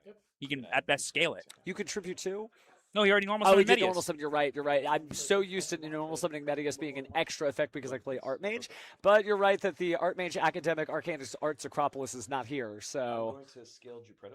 Yep. So we get this. Now, Drupredo on the field. You could destroy it. Itself and a Doomsday monster in hand, then It looks like we want to destroy something else. oh, we get, you can destroy cards in hand too. I think your own cards in hand, but we're just gonna go for one on the field. Oh, Drupredo. So yeah, we're sending our Drupredo to destroy our own Doom's Power Patron. Man, that means using a lot of their resources. It's really gonna matter what this last set card here is from Marcos. Yeah, but Amina's still able to find it because by destroying the Power Patron Dooms, you do get to add a Dooms card from the deck to the hand. So managing to just slowly but surely crawl out of the graveyard here, And we card have by card. And we have so many resources here as Marcos on the follow-up because, like we said, this Architale is now invincible. It's not going anywhere. Amin cannot win the game this turn. And unless they can answer specifically Indianapolis, these counters are just going to win Marcos the game by the end of the turn. And what's funny about this is a lot of people think, oh, just get rid of Indianapolis. That's great. I'll win the game. That means the monsters keep the EC counters. They still do, And yeah. you can just activate a new one thanks to Anycraft Reset that was released in Blazing Dominion. So that's not actually a way to stop this. You actually have to go after the scales specifically, is usually what the removal has to do. And besides Deactress, I don't really think there's ways to deal with spell traps in the Dooms deck. There's tons of ways to deal with monsters, but not scales. And even then, I don't know if Amin is aware that he is facing 7,100 points of effect damage just currently on the field. Like one more flip and an end phase, and you're done. Literally just one counter away. One more flip up away. I'm glad that I took the time to learn this deck because I'll tell you, it just looks like soup. Just looks like soup. You're right. You're right. Times 9. Math is hard, especially on a Saturday. 7,200, even worse. I think our hand is Raiders plus Doom's Change, right? And doesn't Doom Change need to target a face-up monster? No, Doom Change can even destroy within the deck. It does That's a lot true. You're of so work, right, yeah. Bestie. But that is Raiders, right? Okay, Doom's great. Raiders on the field now. You can only use one of the two effects, so you're either going to destroy or be destroyed. It's going to be a pretty tough call here, I think, for Amin, because we've used almost every effect we have that lets us get into XZ summoning. And, I mean, unless we can get access to specifically Drastrius, where do we go from here? And I don't know how we're going to get Drastea in rotation and actually put it into play. So good if you can. I mean, the card by itself can take out 4 threats alone. Destroying, equipping, there's a lot you can get done with it. But how do we even get there? Like, how do we even destroy this Raiders?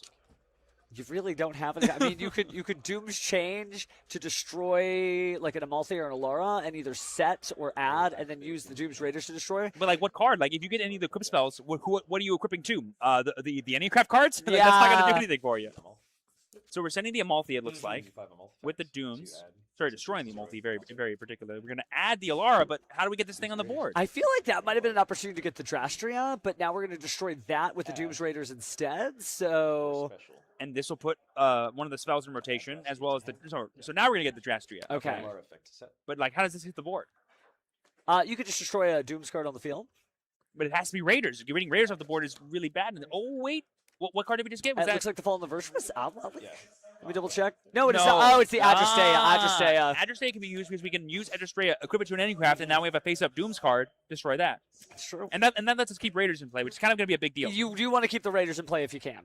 I can currently target. But you kind of do need the equip spell to equip the Drastea to get Drastrius, actually. So Dooms if you do, Dooms if you don't. But is one Drastrius going to be enough to stop Anycraft? Clearly you're not a Dooms fan. One Drastea could do anything. But it can't win him the game this turn, and it can't deal with the scales. Am I not correct? Well, yeah, but I mean, you could still equip. I mean, granted, the Architect in the field is unaffected by everything because it was previously the target of Forbidden Crown. So you're not really trying to win this turn so much as you're just trying to create advantage. You do need to get rid of the field spell. I see what we're doing here. So we used the effect to destroy the Archmar because we equipped to it to bring back the Drupredo from the yard. That's right. And we haven't used Drupredo's monster effect yet, very notably. No face down managed cards. Let's try it now. Gonna get an equip spell off the same effect here. For Drastea, yeah.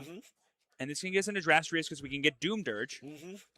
And that'll be a lot. Like, this will be a lot of damage, and we can start attacking things. But A, you can't get rid of Architale, and B, if you flip over that set monster, it's over. It's over. But remember, you can still attack directly when you have Doom Dirge, it gives monsters the effect to. How much damage are we taking? We're taking 36. I- That's a lot of damage, actually. Actually could be some decent stuff, yeah. Drastrius gets up to what, 47 or something? Yeah, and even though he would ordinarily be destroyed by the effect of the Doom Dirge, he is not destroyed by battle or card effect the first time he would be destroyed. 100%. So actually, yeah, you could just attack directly. But is it enough damage? I don't think it is. It's because we have 5,400 life. So we have 4,400 life points. Is it 47 right now? I don't have the. It's the one in 28 front of me. plus. How much for Doom Dirge? It's each. It's 400. It's for each level in the rank, or star in the rank, I should say. So it would be an additional 800. Yeah. So 28 and 8. I think that's There's 36. I Yeah. think we're 800 shy. Well, what if we got bigger with Graflario? An equipped pendulum monster goes to the extra deck. Yeah. Can he still attack direct? Yeah, because Doom Dirge gives it to every monster. It gives it to everything that's on. But- That's but- basically wind machines that are on, have it as material. But Graflario is rank 5. He is, but he can just be made. That's his deal. No. I meant he's a Oh, less you're starred only getting- monster, you're so only you're not getting getting more 500, attack points, you're yeah. getting less attack points. But this is a big deal. We outed the set monster, so that's one fewer counter, and we're getting rid of the Indianapolis thanks to the Graflario. But like I said, that's actually the wrong card to get rid of here because we have reset in our hand. We can just reset it, flip over anything, attack this Medius, and the game's over because Yeah. we'll have 10 counters total. What That- can Amin do? That's a Doom's destruction, right? I guess he's about to find out. So, draw for turn. Marco's back in the game. Is Graflario a quick effect to destroy spell traps? Thinking. Because we can just do it again. True, That's true. a big deal. That's definitely a big deal. Not as of yet. Okay. Oh, but it's also worth noting that the Architail is no longer negated. So now, from now on, every monster sent to the graveyard deals a mean 900 damage. Oof. All of his monsters. All of his All of monsters. his, yeah, but that still hurts a lot. Ooh, we're going to use the release here to get access to a Torimar again. Dude, if we set a Torimar here, that could be game. The That could whale be game. thoughts increasing. It was an Isa Leon. We had an Isa Leon set, which would have been super huge here. Varying on the Graflair, it looks like it is not a quick effect.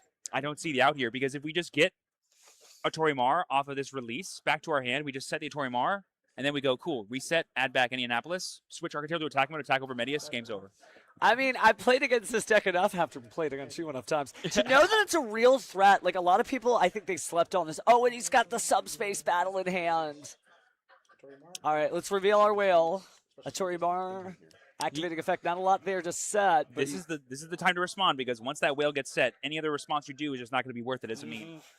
So then Because Amin has saw the power of a Torimar during his turn, but he doesn't know the power of a Torimar during your turn as the owner of a Torimar. Basically, it's a it's an Omni negate. yeah, it is. It is the biggest blanket Omni Negate and Quaking Mirror Force of the same effect, so it'll flip down that Graflair before it can do anything. Granted, no cards can be added to the hand because of the Doom's Destruction trap card on the field, but I don't think that's enough. It's not going to be, but we did destroy the Raiders here, and that'll go ahead and get rid of the Architail, which will make it impossible for us to attack over the Medius and get the automatic flip up, meaning we need a full other turn cycle to win the game, unless Marcos can find a way to get just a little bit more damage against so Amin. that's the byproduct of the Architail having its effect negated, that it loses that because, again, since it was flip face up, you would think that nothing could be destroyed from there on. But since it was negated, I guess it's not protecting. No, so the lingering effect is to deal 900 damage. The effect of the one time for that it's one to the end of instance. the turn. That's right. At I the end guess of that just turn. So like ask that, the master. Yeah. So I always get that mixed up too. Don't you worry. So here we have reset and a Spia set. So we have a lot going on here. Oh, we have a second copy of Indianapolis in the deck. That's cool. That's pretty cool. I'm not quite sure how many life points Amin have, but I'm assuming he's at full life, meaning we need one more monster to be flipped dice up, and I just don't see that being an option here. Just need one. We could resolve subspace battle, and in theory, if we win each subspace battle, well, no, but cards can't be added to the hand. They can't. Wait, but you can still resolve the effect, because that's at the end of all of it, and you can still make him take 500 damage for each one he sends to the graveyard. Oh, interesting. I'm pretty sure that's how the card reads. Because you don't have to add, like, none. It's not, and if you do, it's just like, then do this, then do this, then do this. Or no, I think it's and do this. Like, do this and do this. Yeah, I and don't do think you'd this. be able to add to the hand because you can't add anything to the hand at this moment. Yeah, I think I'm gonna agree with you, but the fact that Amin could add cards to hand is pretty interesting. Well, I guess you have to lose every subspace battle. Wow, another turn cycle for Amin here is so huge because only got 800 life points left. But to be fair, though, he still cannot flip over Medius. He has an empty card in hand, and all he has is a Graflario, which actually doesn't do anything. Actually, now that I'm thinking about it, is Amin just out of gas? He might be. It's such a weird checkmate. It's so weird watching Enneacraft play no deck moves like it, no deck duels like it. But Amin draws for turn. Looks like we might just go ahead and attack. Wow. You flip the spider. It's stronger than the spider, but do you take piercing damage? It doesn't even matter because now you put a counter on it. Well, I mean, if he wins the game in this battle phase, it's fine, but I don't see how he does. I don't think that is what is on the menu. Oh, and there's the counters out. Oh, to be fair, Glofario can just destroy Indianapolis. That is Could, noting, yes, it 'cause could. It's an ignition effect. But then you just try to play another? I mean, with reset, you can play as many as you need to. Yeah. Oh, does reset even place out of the graveyard? It sure does. Oh my goodness, what is that card? It sure does, bestie. Holy moly. How did we get this Geppetto played in the Penn scale? Oh, we destroyed Doom's Destruction to do it, I think. Just to get into the field. I think we're going to go into detach material here. Just taking the monster so you don't lose all the cool effects from the Doom Dirge.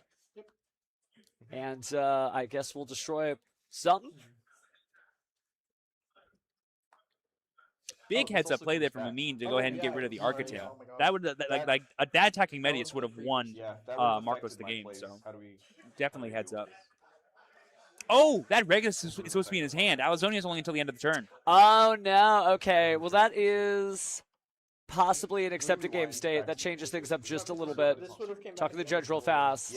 One of those easy things to forget. It is, but again, both players are responsible for everything going the way it's supposed to in a duel. I know a lot of people are like, hey, but the judge is there. And I'm like, yes, and the judge is there to help. But actually, it is both players' responsibility, which means there's probably a procedural error minor warning going to both players, which is not a big deal. Just means that I mean, it's also my fault. I should have remembered it was coming as back. long as they haven't committed the same infraction in the tournament previously, they're fine. Which I don't think anybody accidentally forgot to add off an Alia zone in this tournament previously. That would be a stretch of the imagination, but just rare for it to happen twice, right? Two nickels. Material here. So this was the detached cards in the middle. Oh, are they talking about trying to rewind the game state? That's probably going to be a not fun idea. Oh my god. Oh, we janked it. Yeah. Yeah, it's always interesting to see how things like this should be resolved. Like I said, I think it's just going to be like a nice little minor warning for both players for a failed making game state. And then at the end of this turn, the Regulus will come back. You never say never. The longest rewind I saw was at the 2016 Dragon Duel World Championship. And it was a rewind of 6 turns. Pendulum versus Monarch. Wow. And yeah, that's a lot of card effects to go back. They went back all 6 turns, though. Stuff happens. But let's see. What was Amin's game plan probably going to be here? Like we said, he can't win the game, realistically. Battle phase is now over. We have an Atori Mars set. Like, if this Indianapolis gets to survive, we're in a big, big deal here. But obviously, Amin's going to try to get rid of it. If we top deck into, like, another copy of Reset or another copy of Indianapolis, if we have it, the game is just over. We do have that subspace battle, which Amin does not know about, but if we resolve it, could also mean he loses 1,000 life points, and that could also be a win condition here. So in terms of win conditions, Marcos has aplenty. And I don't think Amin has nearly as much as he thinks he does. It is so wild how both of these decks basically, like, existed for months, right? Doom and Dimensions came out a while ago. And the same could be said of Phantom Revenge. Less, right? Not certainly as old as Doom and Dimensions. But I don't feel like anybody was playing Dooms at locals for the most part. I saw a little bit of a Master Duel with the current kit that we had. Same deal. So we got confirmation here that a rewind will be taking place. Honestly, I think it's pretty meaningful. I don't think any unknown information was drawn. It was all cards that were searched or automatically put into play. And basically, Marcos gets to redo his turn with the 8 counters in play with no field spell, while Amin has a Regulus in hand, which can't even do anything anyway during your opponent's turn while it's in your hand. So it's not going to be the biggest deal in the world. Yeah, so main phase 1. Yeah. Okay, so it happens every now and again. We didn't get a repair, but we will repair this game state in order to make sure that everything's going back. So This was this one. Yep, so it's the Spia, it's the Atori Mar, we set everything. This basically just gives Marcos another try here to maybe try to go for game. The Dooms of Destruction gets set again. The Raiders gets put back into play. Yeah. That's a big one. I mean, it is a big deal that you're getting the Therion King Regulus. You do have an additional opportunity to try to stop your opponent. Having that extra negate helps. And Putting out a machine monster doesn't feel awful as an equip spell. Oh, they're rewinding to the beginning of Amin's turn, not the beginning of Marcus's turn. That's fair, because the only difference is that he should have it at the beginning of his next turn, which means he can establish Doom's Power Patron from the graveyard here, and now he has an Omni negate. Yeah, that's pretty good sweet. on the judges for making sure that everybody gets their fair time due. Same thing, by the way. We will be getting a time extension, so I don't know exactly when the clock's going to end, but don't worry too much. We are still attacking the face down monster, though, so we are still putting the spider, and we are still getting 2 more counters now, 1 each. Does Regulus Negates effects, not activations. Does it target? Doesn't target. No. Okay. It's like a big old ash blossom with claws and a mane. And it only negates card activations, not effects. Correct. Okay, so we cannot no, stop. No, excuse me. It negates effects, not activations. Okay, great. So we could stop Indianapolis as an example. Correct. But it doesn't destroy. Also correct. Yes. Okay, great. So I just want to make sure because that means Amin gets like extra turns essentially for free. We're going to negate the effect. I think that's a damage step. You can't do that. Yeah, that you cannot do because I don't believe he negates activations like you just said. Maybe we're wrong about that. That would be a legal thing you're allowed to do. But I agree with you that I don't think that's necessarily how it works. Yeah.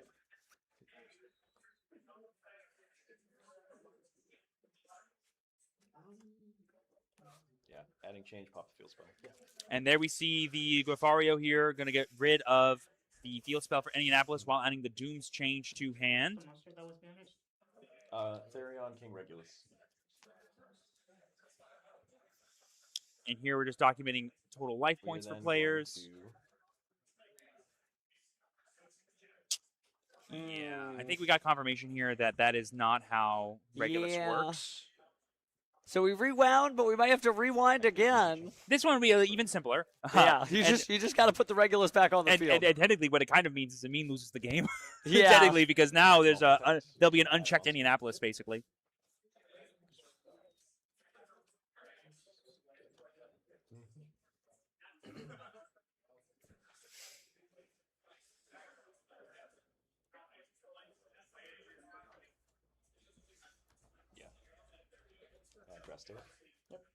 All right, well, we're still resolving this Doom's Change here. Again, this will all be very easy to fix once, if something is caught from both players. But like we said, there could be a lot of moments where it's hard to keep track, especially when one side of the players is learning about a whole brand new deck.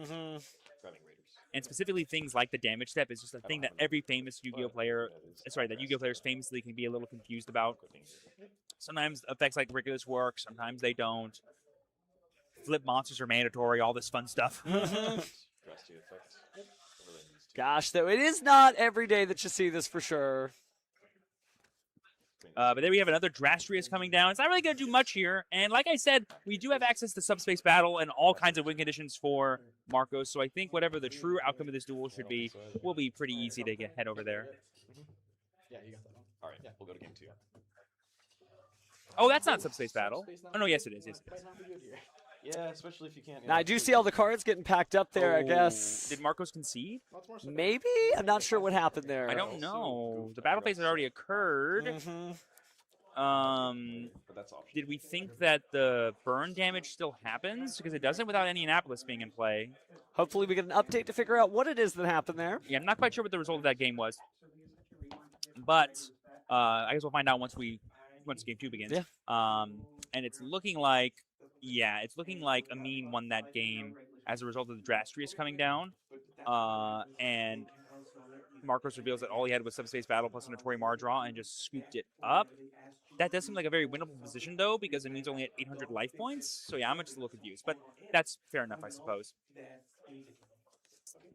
We're going to be going into game 2 here. Both players are side decking. I think when it comes to the side deck, the Anycraft deck is very well suited because there's so many things that just don't hurt your deck but can hurt pretty much everything else in the format. Things like Dimensional Fissure, things like Dimension Shifter, and then there's also a lot of really powerful tools that you can use utilizing your extra deck because, fun fact, your extra deck does not matter. You can play all kinds of crazy cards. I've seen things like Ghost Reaper and Winter Cherries. I've seen things like you were on support the Mega Monarch. I've also seen things like Vanity's Fiend, because fun fact, you don't use your normal summon in this deck. So if you have a really powerful normal summon that you can draw off of your, magical mount like Effective Rebirth, you can just win the game. There's also really powerful cards that have synergy with your flip effects, like, Daruma Karma Cannon. Basically, if you have really good flip effects, why not do them twice? My goodness. Well, I guess we will be seeing those flip effects happen once again. It is kind of nice to see everything go through there. But yeah, with all of that burn damage there, 7,200, it is true that it was pretty much darned if you do, darned if you don't. Hopefully we get things cleaned up, though. Amin confirmed 1-game-1, apparently. Okay. I think that was because Marcos just ended up conceding. Possibly, yeah. Yeah, not quite sure. This is why having some better player audio is always going to be very useful, but it's all right. Both players were, doing their best there to maintain the game state as best they could. It's a hard deck to play against, I know from experience having lost to it, but Dooms is no easy matter either. And in all fairness, Amin was doing the best job of playing around the win conditions that Marcos was establishing, which is what you got to do against the Anycraft deck, because Anycraft is one of the few decks in Yu-Gi-Oh! That I think truly has inevitability built into the way the deck plays. Because what ends up happening is the game changes from I have to win to you have to beat me. And if you can't, you're just going to eventually lose. But Amin did a great job of playing around and buying himself just enough time to where he could achieve just that and win the game. Go ahead and attempt to go first. Yeah, makes sense. Good luck. Well, how do you side deck against a flip effect deck other than have Royal Command? We're not in Shroud format anymore, and somehow we're here. Ooh, and look at that beautiful, beautiful Anycraft hand here. That's what's cool about this deck. It's always all engine. That's what you draw, nothing else. Reveal Arcane in hand. It's a fun time there, so... We're going to use the effect of Wargate here to go ahead and set monsters from our hand. Usually not the... Scale up here? Depending on what monsters you open, this could be a play to try to set Orgia, because Orgia can actually trigger its effect during your turn because your opponent activates a monster effect in the hand. If that's the thing he's trying to play around here, maybe try to play around Droll and Lockbird as an example. Because that is a very powerful card that can really stymie what this deck is trying to do. Just 3 release. And then we're going to go ahead and reveal Anycraft release and release and release. Again, another great card for playing around specifically Droll and Lockbird. So this is interesting. It's a little bit of a matchup knowledge giveaway. We've got the Dimensional Fissure in the deck right now. I don't know if it came out of the side deck or to the main deck. But Marcos may not be realizing that really Dooms doesn't care about being banished. And granted, obviously, that was probably for things like Droll and Lockbird. It wouldn't be able to prevent that. But at the same time, here we are. And I don't know if it's going to get much better for Marcos on the Anycraft side. Well, we do have the Droll and Lockbird here in response to adding that release here. We're going to go ahead and trigger the release to get access to anher Anycraft card. I'm not quite sure what monster we set, if it wasn't Orgia to play around specifically Droll and Lockbird. But I do see the Anycraft reset in our hand too, which is going to be a very powerful tool for establishing our field spell, which even though we weren't able to get a mass amount of searching this turn, because we can add back the scales we already have on our board, that gives us an avenue to getting more actual set monster traps besides our field spell anyway, because we're just going to use our field spell, pick up all of our scales, and set them all face down. So I don't think Marcos is going to be trying to go for a EC counter situation. This one does what? Shuffle stuff from group. Okay, cool. Yes. Man, those Anycraft counters, getting it done every time. It's such a weird ticking time bomb. You don't realize that you're about to lose. Before you know it's going to lose it, don't worry, we didn't lose cabin pressure that much. We just reset the stream so we could get that lag out of here. Love it, love it, love it. We're going to go ahead and use Orgia here to go ahead and get another set of a card. Normal set one. And then we're going to set another one. That's 4 set monsters right there. We know at least 2 of them as a meme, but we do not know the rest. Even we at home don't know what one of them is.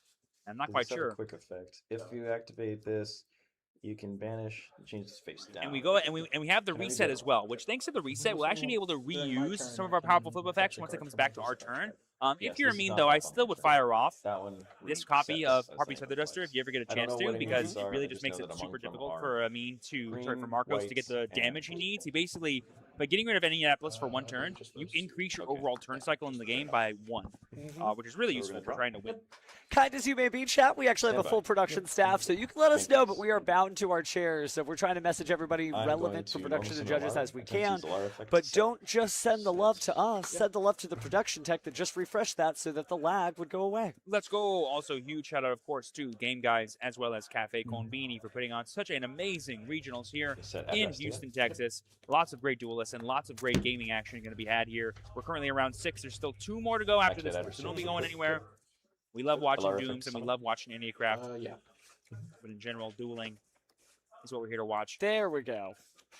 We got the Alara here. Going to go ahead and get access to the Advastria.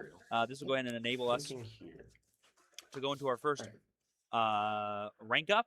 We currently have not flipped up anything as our Anycraft player here because, Really? fun fact, all these cards are like trap cards. They have very specific triggers, and if you, as a very skilled pilot, can play around them, they're just not going to come up.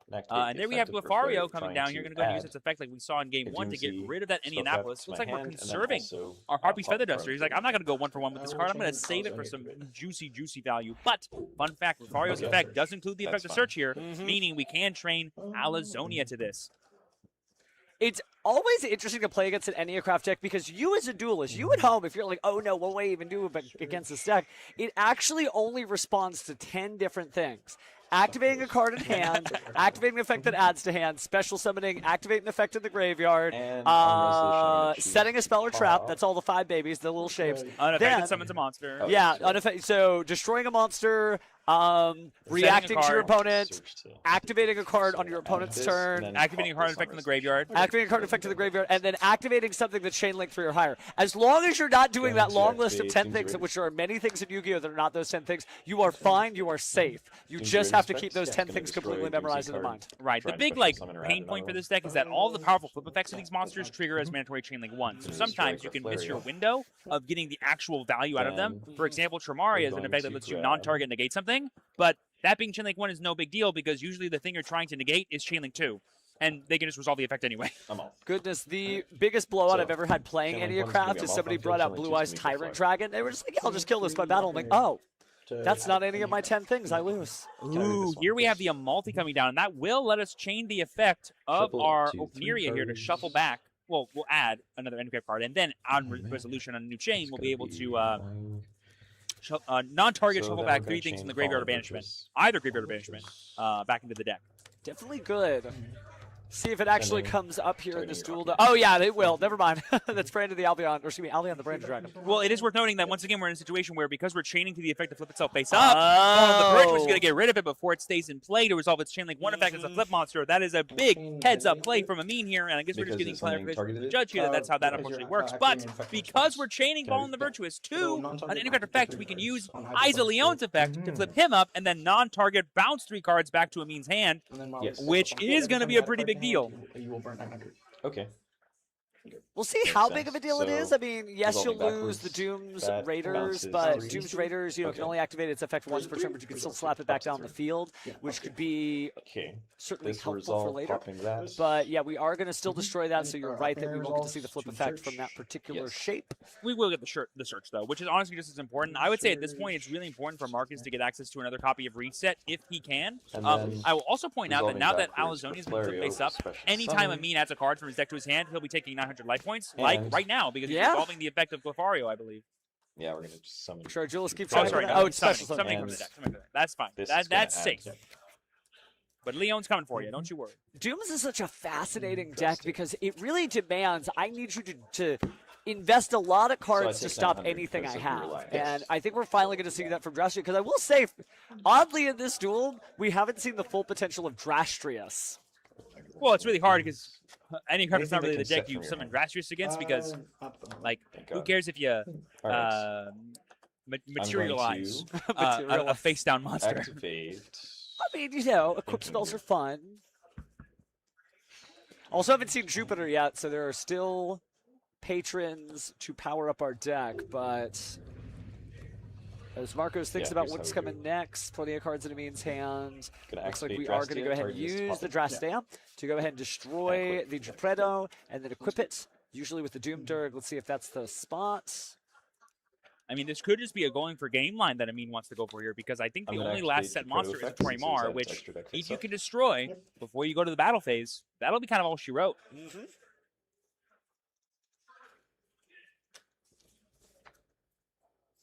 This is going to be pretty big for Amin. So no damage there. Again, you didn't add the equip and then equip it. You just use the equip. Activate Terminus. Take a look here then. We're going to go ahead and run me for another 900. Yep.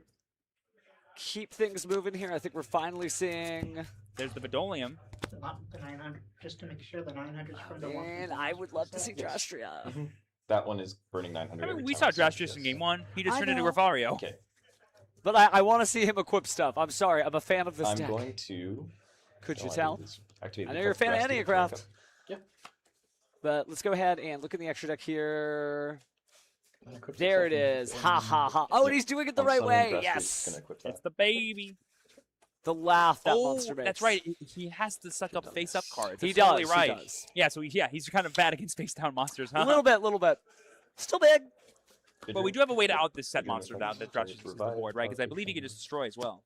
He can also attack directly, actually, right now, and he will not be destroyed because the first time he would be destroyed, he isn't, based on his own continuous effect. So that's enough to at least get a chunk of life points done. Yeah, and I believe because we had Droll and Lockbird established the turn before, we only took 900 points of damage as Marcos, so we have more than enough life to survive this turn. And if we can begin our turn by flipping up on Troy Mar, that'd be pretty scary for me to deal with. So we are going to destroy him. With There's the Geppetto's whale. effect. There we go. So now all we need is a few more damage points, and we can kind of get there. So right now, this Drastrius, I think, is what, 3,700, 4K, something like that? Big monster, but we're also going to go ahead and use Doom Change here. So this gets destroyed, and this destroys. So Doom Change destroying something from the deck is going to be Doom's Destruction. So we are destroying the One's going to Dooms. be changed. Chain Link 2 is going to be Destruction. And then that would allow for the adding of another card this here. So with taking a look, and what shall we do? Just look deep into the eyes of those cards.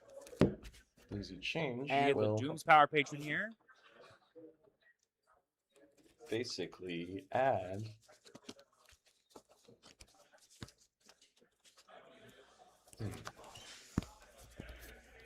yeah, destruction. I mean, if you're a mean, all you're trying to do is count to 8K at this point, or should I say Means the graveyard 71,000? effect 7,100, not 1,000. Oh my gosh. I mean, you can get some big, you get some big This is numbers. equipped with Like, 3 monsters, one of and my it's on favorite Jupiter. Dooms builds is using the Armored Exceeds equipped with cards. 3 cards. Not as So prevalent this these gets days equipped because here. Dooms could just kind of These hold its fall own, off. being a pure This version goes of the here. deck. But We're going to looks use like we'll go ahead and our destroy patron that Doomsy's card. effect, since it So was destroyed by our game little mechanic. lion I'm goes gonna to add the a extra deck Doomsy face card to up. hand. And now we're going back into the deck for another Dooms card. Let's see what it changes into. We have Big Jupiter down now. Currently, yes. Trooper being able to equip Just add multiple them all. equip spells, but looks like the only thing we're getting is the Amalthea out of the deck. On summon, this also to the hand. mandatory equips all things here. It's probably one of our Jupiter more effects. I'm grindy gonna matches detach that went the this distance, actually, out of to everything revive we've streamed today. 100%. monster. I mean, it just speaks to what this format's all about. It's about playing your cards. Going to Doomsbreak overlay Deactress for splashing down the field. Dark And Seraphim then Artistry. Gruflario is going to go on Oh. top. But no, it's not Effects. Gruflario. Yeah, this is, I During the believe it's battle phase, you called gain, Dark attacking equal to the rank times one. Irisfield. It's Irisfield. Dark Cerulean Yes, Irisfield. that's right. One of the new Cool. TCG And exclusives, I activate believe, Jupiter's in effect, common popping from this Blazing Adrastia, Dominion. Yeah. giving it There's a lot of another good comments in that 1,000. set. It's This is kind of like currently at ridiculous 8,500 how attack. insane Battle Blazing phase. Dominion Tiger is. game. And I'm And not there it just- is. Oh, there's the handshake. Wow. Anyacraft not making it. Oh, so unfortunate there. But see Marco's you. I showing saw off you just in how my cool other this one, but I deck is never at being saw able it. to kind of make your opponent play their absolute hardest. You have to be very pitch perfect in every move Yeah, you make Droll- because you could be Droll do stepping that. on a landmine at any Yeah, I moment. decided in And if you do, it can just spiral out of control from there, as I'm sure you're used to experiencing A when I play this little deck. bit. We skipped an interview. Is it your turn or mine? I'll take it. I'll take Okay, it. okay, cool. Well, you can ask all about some very mindful Enneacraft questions, like, have you ever played against this deck before? Do you know what these cards do? I'm kidding. How was it when you learned what these cards do and you went, oh, well, that's going to be a problem? Sometimes you just got to be Yami Yugi. You have to be ready to Yeah, flex sorry for on the the trouble. fly. When you think about the three great duelists, right? Joey that's Wheeler, pretty good. grit and determination. Seto Kaiba staying up all night to figure out what the best side deck cards are. Yami Yugi actually misplays a lot, but you know what he does? He hangs in there and he keeps improvising until he figures out a way to win. And I think that's exactly what Amin did. Just hung in there and got it done. Oh, yes, that is the absolute way to go. Congratulations to both these players. These cards are As we get ready to bring them over here for an absolute interview, I want to remind everyone at home that was only round 6. There's still 2 more rounds to go as we crown the potential Houston regional champion here at Game Guys. I'm Oh my excited. goodness. Like, all the finals in Game Guys are always just, like, incredible. And they're always off format. So one of my favorite ones, it was like, I believe the beginning of Justice Hunters format. We're like, wow, all these great Justice Hunters cards. And the finals were Salamangreat versus Bestial Centurion, which Heck are yeah. great decks. Heck But they're just, yeah. like, not on my radar. I'm not, like, sitting there for, like, the top deck detector and being like, beep, beep, beep, beep, beep. There it is. It's Salamangreat, right? Yeah. I Salad's mean, good, though. If you've ever asked me, you know my opinion about great decks. I say there's such a thing as a great deck. There is such a thing as great players, though. I've never seen a deck win a tournament in my entire career. Mm-hmm. It's been 25 years, and just duelists keep doing it. There's no box on the table. Like, wow, this box. I will say this: the day that a deck box walks into this room by itself, That's the day I stopped dueling. I'm like, hold on. If we have ghosts playing this game, that's a problem for me. I can't be around that kind of juju. I love that your brain went straight to Ghost. It can't just be like an animate deck box, like a living deck box. Hey, a possessed deck box is still a ghost involved. It's not a possessed deck box. It's just a sentient deck box. I think ghosts have to be involved. Okay, Sorry. fine.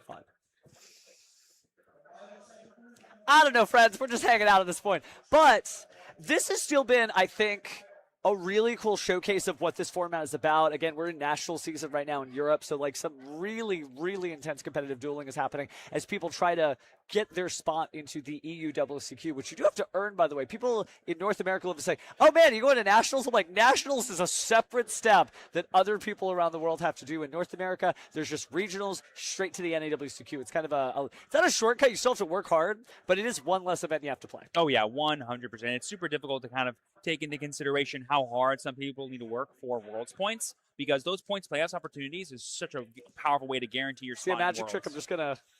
It's gonna be so nice.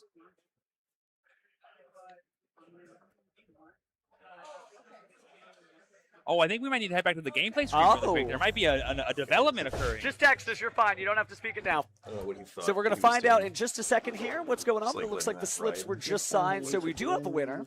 I already checked. Yeah, Oh, I yeah, did it makes not a lot of check sense my to me math. because, you Okay. know, both players accepted what the result was of game Okay, one. so and then the game result two. is not disputed. We are We're gonna fine. leave. Yeah. We're good. Okay. Yep. Sorry about that. Just a little confusion there, but the deck list disappeared just the same. So Amin is your winner. Very, Yeah, very cool. I'm sure we just had some questions about, like, That's hey, fine. what were some of the warnings that we received during the match? What does that mean for the rest of the match? The judge was having some questions. The slip was officially signed. All that fun, good stuff. Don't worry, Totally the reasonable. duelists are all free now. And speaking of all free, I think that's my cue. Take off my headset and go punch the wall. Wonderful, wonderful. We got Amin walking over right now. There he is, my friend.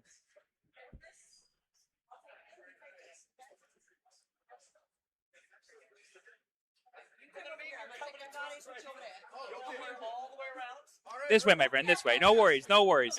I know it looks confusing. The lights are all shiny. You have no idea where to my bad sit. example. No worries. The second a microphone is involved, even human beings can forget how to sit in a chair. How you doing, my friend? That was a really impressive match y'all had to play.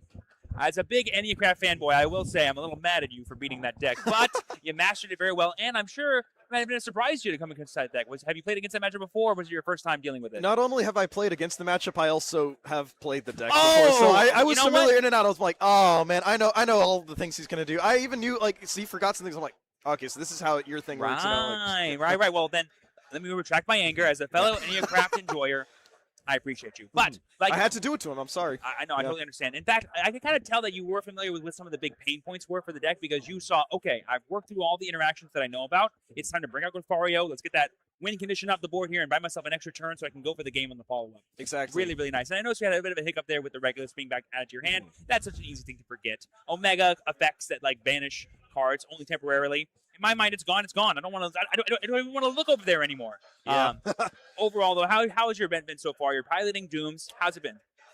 Dooms has been pretty good. I guess it's a very engine-heavy deck, so that Yeah. doesn't allow me a lot of room to run things besides like the actual Dooms cards themselves. Right. And if the opponent has one of the many cards that actually counter the deck, then it ends up being quite unfortunate.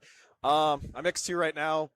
Not looking too great in terms of being able to top 8 the event, but I'm just Sure. sticking around playing for fun. I do enjoy playing the deck and going through the combos. It's very I mean, that's what much we love up to my see alley. here, and that's what's nice about a regional level event. You're here, you're testing out newer strategies, you're playing against some of the best to ever do it in the state of Texas. We have some of the best duelists around. That's right. I'm sure the competition's always really fierce. Overall, what would you say have been some of the biggest strengths and weaknesses you've identified in the Doom strategy that you've been able to kind of utilize to win / that have led to your downfall that maybe you can correct in the future? Of course, some of the, I guess, let's get the downsides out of the way. Sure. The deck is very engine heavy and has very obvious choke points. For example, when you want to try ranking up the level 4 monster or the level 8 monster, if the opponent responds with something like Harmonia or Forbidden Crown or even Ghost Ogre, that just kind of cuts your line right there and then, and you have to rely on any other engine you might have opened in order to continue playing. Yeah. Otherwise, it just ends You're the kind turn of right there. forced to draw like Drastia, like just hard, have it in your hand. Drastia and something to pop with Drastia, exactly. As for strengths, the deck being engine heavy also makes it very resilient into more like standard forms of removal. The other thing is if they try using destruction based removal on your effects, that ends up being fine in a You're lot like, of thanks, cases. I appreciate it, yeah. It's like, oh, that was going to the face of extra deck anyways, or things were going to be popped regardless. Yeah. So, yeah, for the most part, it also is able to crack boards and set up a very effective going first board in the sense that you get several negates and what is essentially the modern day Coming of Thunder Dragon Colossus with the Doomsday Trap card equipped. Oh, Doom's Destruction is non-targeting. so cool. And yeah. it's one of those things of like, you're so right. Like when you have like a very engine heavy deck, it kind of enables your opponent to have these silver bullet like cards that can really get you on a specific inflection point. But the trade-off is like, well, my engine is so strong that once my opponent has their established board, I can just keep fighting through all of it and go, oh, they're finally out. Let's do this one big thing, go for like a big Jupiter, and then get rid of everything else. It's like go time. Yeah, just like you saw in game 2, I was like, all right, so we're going to break his board. I ended up getting rid of all the monsters, but even if I didn't, I was like, we're going to just attack for 8,500 direct. Yeah, it turns out Doom's Yeah. Destruction's really good, but also just drawing Lockbird. Hey, turns out these things are the same thing.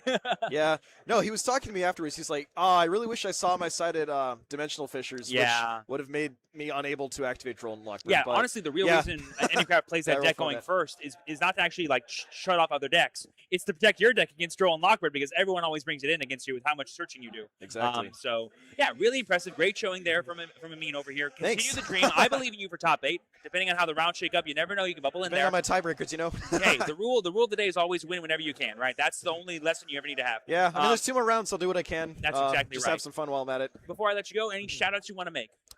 Let's shout out Omega Gaming. Love it. Hands down, best locals in all of Houston. Okay, shout out okay, my okay. team, the Space City Slayers. So, yeah, those are the main shout outs right now. Well, congratulations. If I don't get a deck profile. Once again, my friend, and good luck to you, okay? Awesome. Thank you. You're so welcome. All right, take care, man. Yep, you're officially free. You can put the headset right here and just go back about your business before round 7 begins. Perfect, thanks. Huge thank you to Amin for coming by for that interview and obviously showcasing the power of the Dooms strategy here at Houston Regionals. It is honestly an impressive sight to see. I don't know how much of that you were able to catch, but fun fact, he's also an Enneacraft enjoyer. Oh, okay, so he knew what was going on. He was just confirming for himself because even if you know the deck, the specific triggers of all the effects are still kind of dainty. It's a weird specific. deck. It's a weird deck. I think like I really love the things that come out of the deck building packs because all the mechanics are so different. But Enneacraft might be the weirdest thing since like Ursa Arctic or Valence. Whoa, don't call I Ursa ain't Arctic throwing any weird, shade. bro. It's a I good love deck. that deck as well. See, look, he always does this. He comes after my Enneacrafts and he comes after my Ursa Arctics. Keep track. I'm watching the aggression coming from this side of the table with Pheromone, okay? It's fine. It's fine. So we still have 2 more rounds. Let's talk about what the game plan is for those 2 rounds. We're going to kind of like give you a soft top 4 because for the next 2 rounds, 7 and 8, 8 being our final round, we are going to feature table 1 because technically that means you get to kind of see like these 2 players who are undefeated play, one person advances and somebody else plays them. And so that kind of gives you like the spirit of a YCS. Yes. It is going to be exciting. We love everybody who volunteers, by the way. Thank you so much for the people who are willing to like showcase their gameplay and actually be like, here's my side deck, everyone, right? Because that does take a lot of bravery. But now it's time to see who the best and brightest in game guys are. And I'm very excited to see who has risen to the cream of the crop. Will it be somebody we've already seen? Will it be somebody new? I don't know. Tune in soon and we'll find out together in round 7. Don't go away.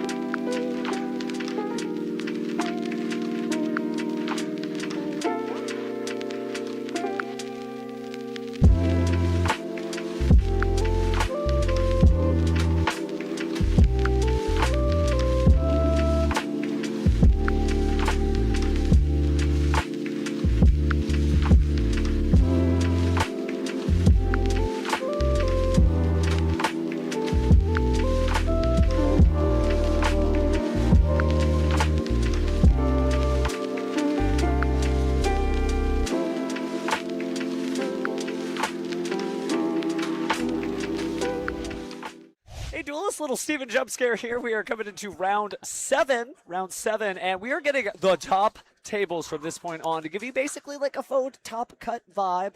We are going to pull from table one, this table, and then next round, same deal, table one, so you can just kind of see winner stays on. You excited? I am excited. There's a very good chance that we could be watching someone that's going to win the entire event. Bum, bum, bum, bum. The thing that's always really exciting when you're watching a live stream of regionals, you've always seen, you get on any social media feed, and it gets a little picture, and it's a bunch of little squares, and obviously us as duelists, we're like, oh, that's an interesting square to have on that deck list.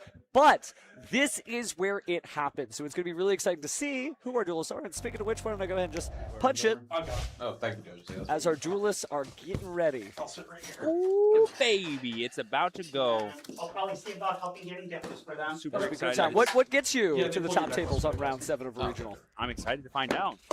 And in this format, it could literally be anything. It could be anything. So, So, Vertiself, right? It'll be You're Vertiself good for with it, sure. though. Vertiself. Thank you. Not unbelievable. Well, let's get our handy-dandy deck list and find out. Huge shout out to JD there for handing us our deck list. And oh my goodness gracious. That makes perfect sense to me. What? This is going to be fun. So we Hey, have- that was the deck we were looking for. Now, oh, that means he's undefeated mean, with this deck. My assumption is both these Nice. players are 6-0. We have Emmanuel Rodriguez. I believe I'm not sure which one he is. And then we have, is that Brent. Chat knows which one Brent is. We Love Brent. So, your matchups, my friends, are going to be Cool Tune versus, just say it. Mitsurugi Raizio. It feels so good to hear that out loud. We are back in 2024, baby. Yep.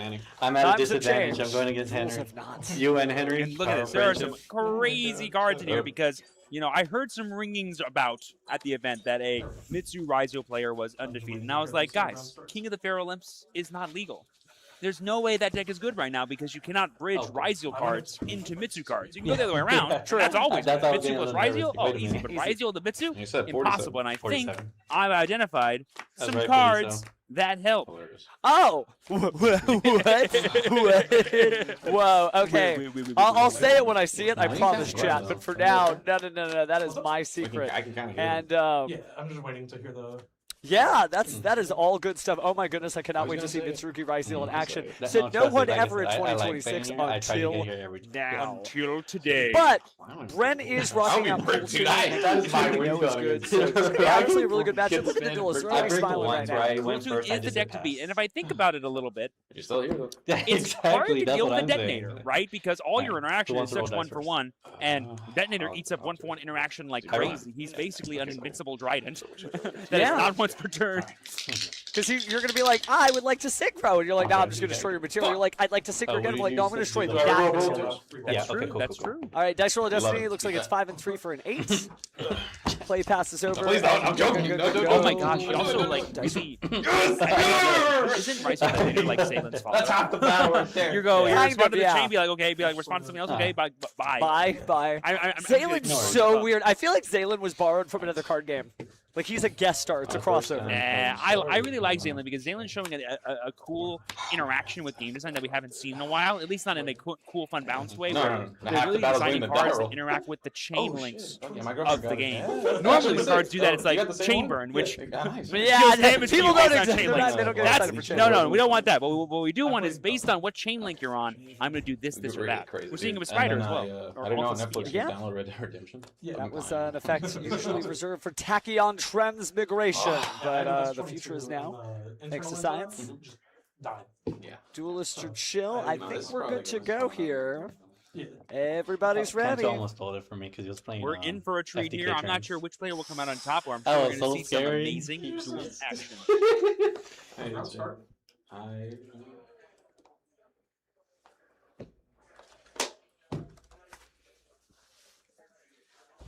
Okay, are we not good? Has the round started yet?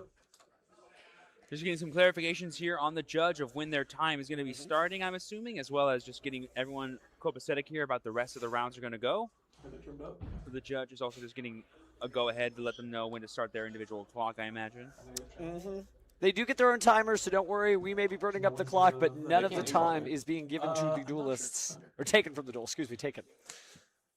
But they should be starting soon enough. This is going to be an interesting matchup to see. Again, like, maybe dust off your Mitsurugi Ryzeal deck, or maybe, you know, this is an upsell for Cooltoon. I did get a warning. Just another notch on their belt. Mitsu still seems like one of the most powerful decks he was playing right now because their effects are just far and away the best. It just has a little problem with consistency, but when you supplement it with another engine, like Ryzeal, you can make up for that.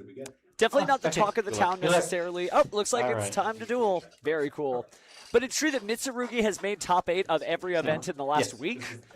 That was a major, so we'll see if here at the Tier 2 regionals, we do the same. We're going to start off with the Cooltoon activation, which means we actually know who our duelists are now. That puts Bren on the left and Emmanuel on the right. Oh, and this is super cool here. Using the additional normal summon on Ash Blossom and Joy's Spring to go ahead and tribute it off to get access to another Cooltoon monster straight from the deck. But it's going to be met with, I believe it's Emmanuel's Ash Blossom here to go ahead and stop the effect as it's special. And then we're going to set a card and pass. Ooh, that's not the strongest. That's not what you want to be seeing here, but if you're Emmanuel, you're super happy because you have access to Mitsurugi Ritual is hard drawn here, straight into the main phase. We have Murakuma hard drawn as well. We're just summoning it straight up from the deck here. We are blazing through this Mitsurugi engine right here. And you said King of the Feral Imps was required to make this deck work. No, I'm teasing. I was only required if you only open Ryzeal cards. Everyone knows what I was talking about. Don't put words in my mouth. I won't. But do put snakes on this plane because it's go time, baby. I am tired of these snakes on this dueling field. No, honestly, like, this is still a really fun deck to watch. I've seen a lot of automatic, like, Galaxy Burn combo decks and Master Duel. To search for a monster. But this is not that. So here we have our Masa Chainlink 1, Kusanagi Chainlink 2, and or the other way around here. Going to go ahead and get access to the Ritual. It's going to be nice. That's fine. So just add. Oh, but there we see the Ash Blossom and Joy Spring. They're on the Aramasa. Not the best use of chain blocking there from Emmanuel, leaving it open to not get access to any more Mitsurugi monsters. That might make it impossible for him to get Habakiri in play. And there we see the Fallen and the Virtuous on the Mitsurugi here to get off the board. But we have the prayers to chain tribute it, so we'll stay in play. But will we be able to actually summon off this Mitsurugi Ritual now? I think the answer is no. Because we won't have the material to actually tribute from the deck. Well, let's see what they go for after all as we fish out a Mitsurugi no Mikoto Saji. Yeah, either a hand or grave. Brief little pause here. I think he might be understanding that he might be a card shy. Yeah, because he needs 8 total stars here to tribute from the border hand to summon Habakiri out of the deck. I'm assuming he's trying to go for, but hold on a second.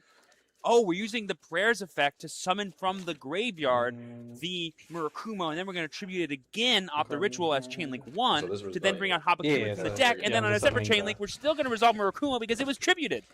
All right, so you don't need the King of the Feral Imps yet. We haven't seen any of the Ryzeal stuff, but it's going to be Futsuno Mitama no Mitsurugi showing up here. This is more popular now in the deck because you've lost a lot of your other powerful cards, and this one is still amazing at creating so good. Murakuma. Ooh, but there we see Ghost Spell on the effect of Murakuma to send itself back out of the graveyard here, just denying that from Emmanuel is going to be super huge. All right, so normal summoning the Saji, still able to get the effect off one way or the other. We've already utilized a lot of our powerful cards here. You could search out a mirror, though, being able to ritual it back out, tributing the Futsuno Mitama no Mitsurugi, special summoning back the Habakiri, and then Mitama will bring himself back out anyway. Okay.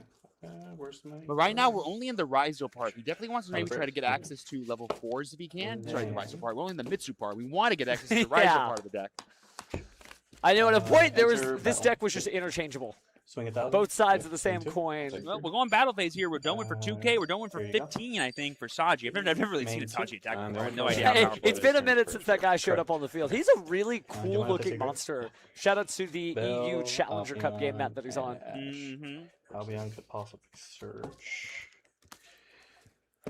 But that does mean that Bren's going to get a chance to run it back. Cooltoon. I mean, yes, it's just staring, back with a single JJ Cooltoon field spell. But that's not awful. Yeah, but it's not like... The only thing we really have to worry about is the added prayers to bring back the Murakumo from the graveyard. And one board wipe, I think we can realistically play around, but ooh, we're going to get an extra set here. Did he hard draw Purification? Is that what I saw? He might have. That feels like, I mean, you could just set another copy of the same. Man, we really just drew every Mitsu card in our deck, didn't we? Well, end phase, we're going to do a little bit of adding ourselves from the Fallen the Virtuous. So Fallen the Virtuous off of Albion the Branded Dragon. Now it's time to draw. I mean, this really is just going to be a pure Mitsu deck for the rest of this game, it looks like here from Emmanuel. But we have our JJ Cooltoon, but do we have a tuner monster to summon to enable its full power? We sure do, and that's a good one there, Chief. That's Rotary. Rotary is good, and yes, for those playing at home, it is just going to be round 8 Prayers today. should be No for 9 rounds. We were just a few duelists shy. Only 252 duelists in attendance. I don't blame them. Some of them may still be coming back home from YCS Columbus. Yep, and we're scooping it up there as Bren because prayers tribute Futsu, bring back Murakumo, board wipe, Futsu effect, bring itself back. It's just it's over from there. Able to do all of that, by the way, with just the Mitsurugi side. I mean, didn't show a single Ryzeal card. Hold on, no one's ever said Mitsurugi is not powerful. They've only ever said it's not consistent because you can't consistently do that every single turn. You have to hard open so many important cards. Strong duelists draw strong cards. If I'm not mistaken, isn't Ritual at literally 1? Or am I crazy? Mitsurugi Ritual, no, but it is commonly run at 1.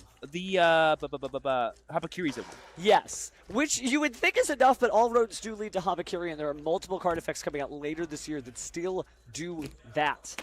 But it's kind of wild that this deck is still doing numbers all this time. You know, there was a while that people thought maybe it would get a little bit of a DLC package. Everyone thought maybe there's like a fusion monster with all 3 rituals on it.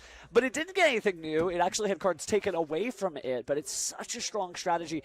But it does have some weaknesses, right? Troll and Lockbird being one of them. Consistency issues in general. But, man, oh man, Emmanuel is making it look easy so far. Hopefully, Bren can kind of come back and show why Cool Toon's one of the most powerful decks in this format. Now that he'll get to begin the game and hopefully get a much better Cool Toon-centric hand. Both of these duelists still likely to top 8, so choose your champion, but they're both still going to get their invites. So you may be looking at a future World Championship competitor here. And never say never. One of my favorite ones is from the 2024 NAWCQ, where somebody missed their flight because they didn't think they were good enough at Yu-Gi-Oh! To be in the top 4, to be at the event at that time. Hey, they still made it, though. They punched their ticket to Seattle. Oh, yeah, you got to believe in yourself, right? Well, looks like the duelists believe in themselves as they are piling up cards on the table, getting ready to present their deck for that last cut, and then we're getting going. We've seen a lot of powerful things out of Cool Toon decks in this format when they know they're going first. Things like Vanadium Reframing, plus the VSAS level 8, which will be very useful for just kind of putting a stop to some of these really combo cards like Mitsurugi Ritual. Like if you can just turn that off from Emmanuel, oh boy, you can buy yourself so many extra turns. Yeah, it does feel like the reframing is like the auto in. We've seen it in so many different game 2s. Let's take a look as we keep things going. I just cannot believe it's 2026. Streaming a regional feels pretty nice. And so does opening up Cool Toon Rotary. All right, that Rekko is going to be met with it's Rekko. It's Ash, but Coleman came on the Ash Blossom to get this through. It's going to be super huge, especially if we can access Q, access Rico. Sorry, Rotary, forgive me. Rico access Rotary is going to be super huge here. Do we get the additional turn off the Rotary? And we just scoop it up. Emmanuel's like, I'm just done. I can't do it. I'm done. Look at the smile on his face. I love when a duel's like, that ain't going to happen. So now, wowzy. They both have a game. Oh my goodness. Yeah, no, I know when I lose. I mean, to be fair, like post that, Bren was going to get access to full knowledge of Emmanuel's hand. And honestly, there's an argument here that because Emmanuel didn't showcase any Ryzeal cards in Game 1, he wants to protect that information. He wants to make sure that Bren limits his knowledge of what deck he needs to side into for Game 3. Because as I've always said, if you ever turn into a White I always say this, Game 3 is the most important game of Yu-Gi-Oh! Not just because a winner needs to be decided, but also because, like, if you think about it, it's the only game in the match where both players have a full understanding of what they have to do, what their opponent is trying to do, and they get to maximize the power ceiling of their deck at going into specifically the matchup. But that might not be an advantage for Bren here because he's assuming one thing. Oh, pure Mitsu plus non-engine. Cool. That's not that much going on. Yeah. I can maybe tune down some of my cards that stymie him from playing and go more for a board breaker approach, going second like Cool Toons ought to do. But if Emmanuel fades into that Ryzeal cards and some other cards, wink, wink, nudge, nudge, we haven't shown to you yet because I really hope that he reveals them soon, there's going to be a big blow-up potential here that I don't think Bren is going to be ready for. Well, we are one game apiece. Starships thrown on the board, but only one person walks away undefeated from this duel. Then we're going to feature table 1 in round 8. Hope you draw like get down the wire. We don't have a top cut, but the best we can do is give you the best in the room. Blue, And they it feels couldn't pretty even good. I still love this format. Like, we You're still have a hoping that 3.5 hour doesn't drive from Houston back to Dallas. Maybe about 4 hours depending on the speed, but Maybe hope you I could still lose think them. I may go to locals tomorrow That's because happened. this is such Actually, a that's fun what format to happened. watch. It's such a fun 2 format days to or play. for 2 days. So that's why I And had to. who Like, knows? change Yu-Gi-Oh's the deck. always changing. You look at the first episode, you look at the second episode, they literally play by different And rules. that's, side Yugi deck, right? lost to Dude, Tom. Well, No, I yeah, need you guys yeah, to understand just something, the- okay? Like, Like, this is going to sound very Yeah. silly. Well, All right, yeah, lay it yeah, on they're me. Side of the table. I know it looks so fun. Oh my gosh, all these guys have to do is talk about how much they love Yu-Gi-Oh and how cool some of these plays are. Yada yada yada. But honestly, a big pain point of being a commentator is watching all these great duelists play. What's the one thing I want to do? I want to play some freaking Yu-Gi-Oh, man. And I'm just stuck behind this desk and I can't. And it's sad. I know, And by the I time know. I can't play some Yu-Gi-Oh, I'm so dogged because it's been like 12 hours of me not stop talking. You think I want to do more talking, more reading, and play Yu-Gi-Oh? No, but I do because Yu-Gi-Oh's amazing and oh my god. So, walking advertisement for all Stevens. Come find us after the event. We never play less Yu-Gi-Oh than we do at an event. So we are jonesing to duel. I'll do it. I'll do it till the cows come home. I swear. Well, speaking of the cows coming home, I think it is time to duel. So, starting off game 3, Emmanuel going first, activating Cool Tune Synchro. No. That's chaotic elements. Oh, it's chaotic element. Oh, it is chaotic This will elements. unlock the secret cards in our deck that let us get okay. access to our Mitsurugi Yeah, cards. sorry, I had Cool Tunes on the brain, but you're right. We are going to either add a light or dark aqua or pyro. I wonder what it could be. A light pyro in Rhyseal? Joking? Oh god, you're crazy. Really? No, we're gonna add Oh, it's incantation chalice slime, I baby. could reveal That's this like Here we dark go. aqua. This, by the way, I told you I would tell you, this was the stuff I was looking at their deck list. Like, I'm like, there's no way I just see Chalice Slime I on don't there. pay any But attention. incantations are Anything on honestly a resolution? perfect way because it does require you to And add a then level that's a 5 light- or higher. a dark pyro. Light or I mean, a dark aqua. aqua Yeah, or yeah, pyro. yeah. So you couldn't get out one of the Rhyseal monsters. This is not just a mere Reveal the special. quick way to add it. But now we're going to reveal It's this up. is so Oh, weird. the- It oh, reveals boy. like no, Reading let me Chalice see Slime, Chalice Slime back. It's I called have to rituals, reveal baby. first. Chalice Slime. The Yeah, it's incantations not are the the discard original profile, like it's reveal ritual first, unlock then archetype. discard. You know, where they're like, oh, Yeah, we can you're good. support every ritual deck now with just this one archetype, while also Yeah. kind of being its own ritual deck. Well, you know what is famously a ritual? Mitsurugi cards. Ameno Mirakumo. No, excuse me. Ameno Habakiri no Mitsurugi.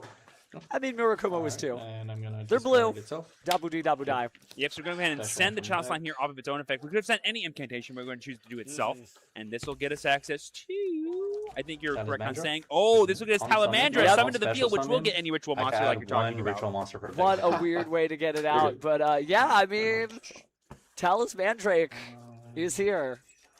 And there it is. Ameno Habakiri no Mitsurugi, baby! I know all That's roads exactly lead to what it is. Habakiri, but man, that's like taking a back alley. You know, you have to hop a fence to get there, but he got there. That's like all go-karts lead to Habakiri, you know what I'm saying? Where you're just Yes. like, guys, I'm having fun, and I'm going, and I'm getting where I need to go. Effective Plus, we user. can tribute the Talismandra and activate the second effective incantations that activate when they're tributed. That's messed up. And we get to keep Saji in field. And what's Saji? What's he? What is he? A level 4. Oh, sorry, no, we don't actually get any effects of Talismandra Add ritual. being destroyed, but because we got it off the field, we're no longer locked into ritual That summoning. is correct, So yeah. now we can go into our rank plays, which is why having this free level 4 off of Habakiri is so crazy. This deck is silly. I mean, it's undefeated, good, clean Yu-Gi-Oh. But I repeat, what? What the huh? 2, 1. So there we see Kusanagi as well as Aramasa. I'm scared they have a bell. So, one Kusanagi target, 2 Aramasa. It's nice to see like pure Mitsurugi. I know this isn't a Mitsurugi pure deck, but to see the cards like Aramas. I don't know if Wosu is in our future. Well, when we ritual, know summon we're from going deck. first, probably not. Right. Most is much better when you're going second, as like the built-in kaiju-like effect. But nothing feels better than activating ritual, getting tribute. Futsu straight from the Time to deck, and activate Habakiri. tributing Habakiri Oh. for infinite value. Just to You know the add Mura another Kun- card and yes. put another monster on the field. It can't be this easy.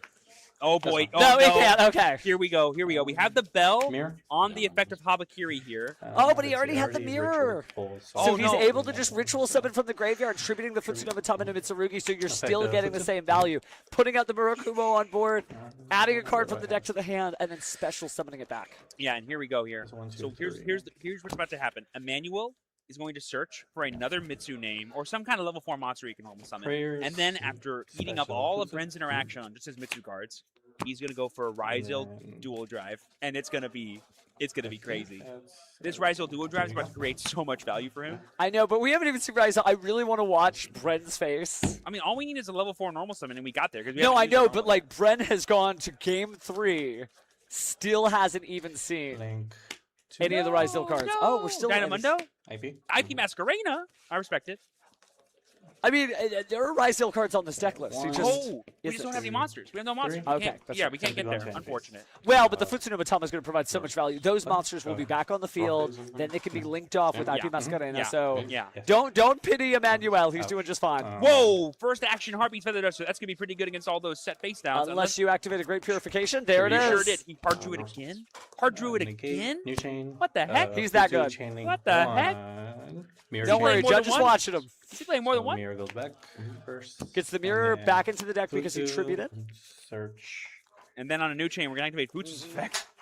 Futsuno Matama no Mitsurugi Prayers. went tributed, add a Mitsurugi card, and special summon it back. Oh. Just too good. Yeah, that's fine. And then you paid 800. Right? We Because gotta of have prayers? prayers. Oh no, Yeah, you reborn it. You reborn it with its own. Well, You're right. Yeah. hopefully Brent's got a haven't- prayer in this duel because, man, that Heartbeat Feather Duster didn't do a whole lot. Backer. Whoa! Lightning Lightning Storm! Do it again. I'm gonna do it again. Get that back row out of here. This is why these are the duelists at table 1 for round 7. Coming in. And here we're going to see the power of Prayers, cards pay like 100. Lightning Storm and such. Because Special people always say, summon oh, Murakumo. breakers are so good because it just gets everything off the board. No, that's not why these cards are good.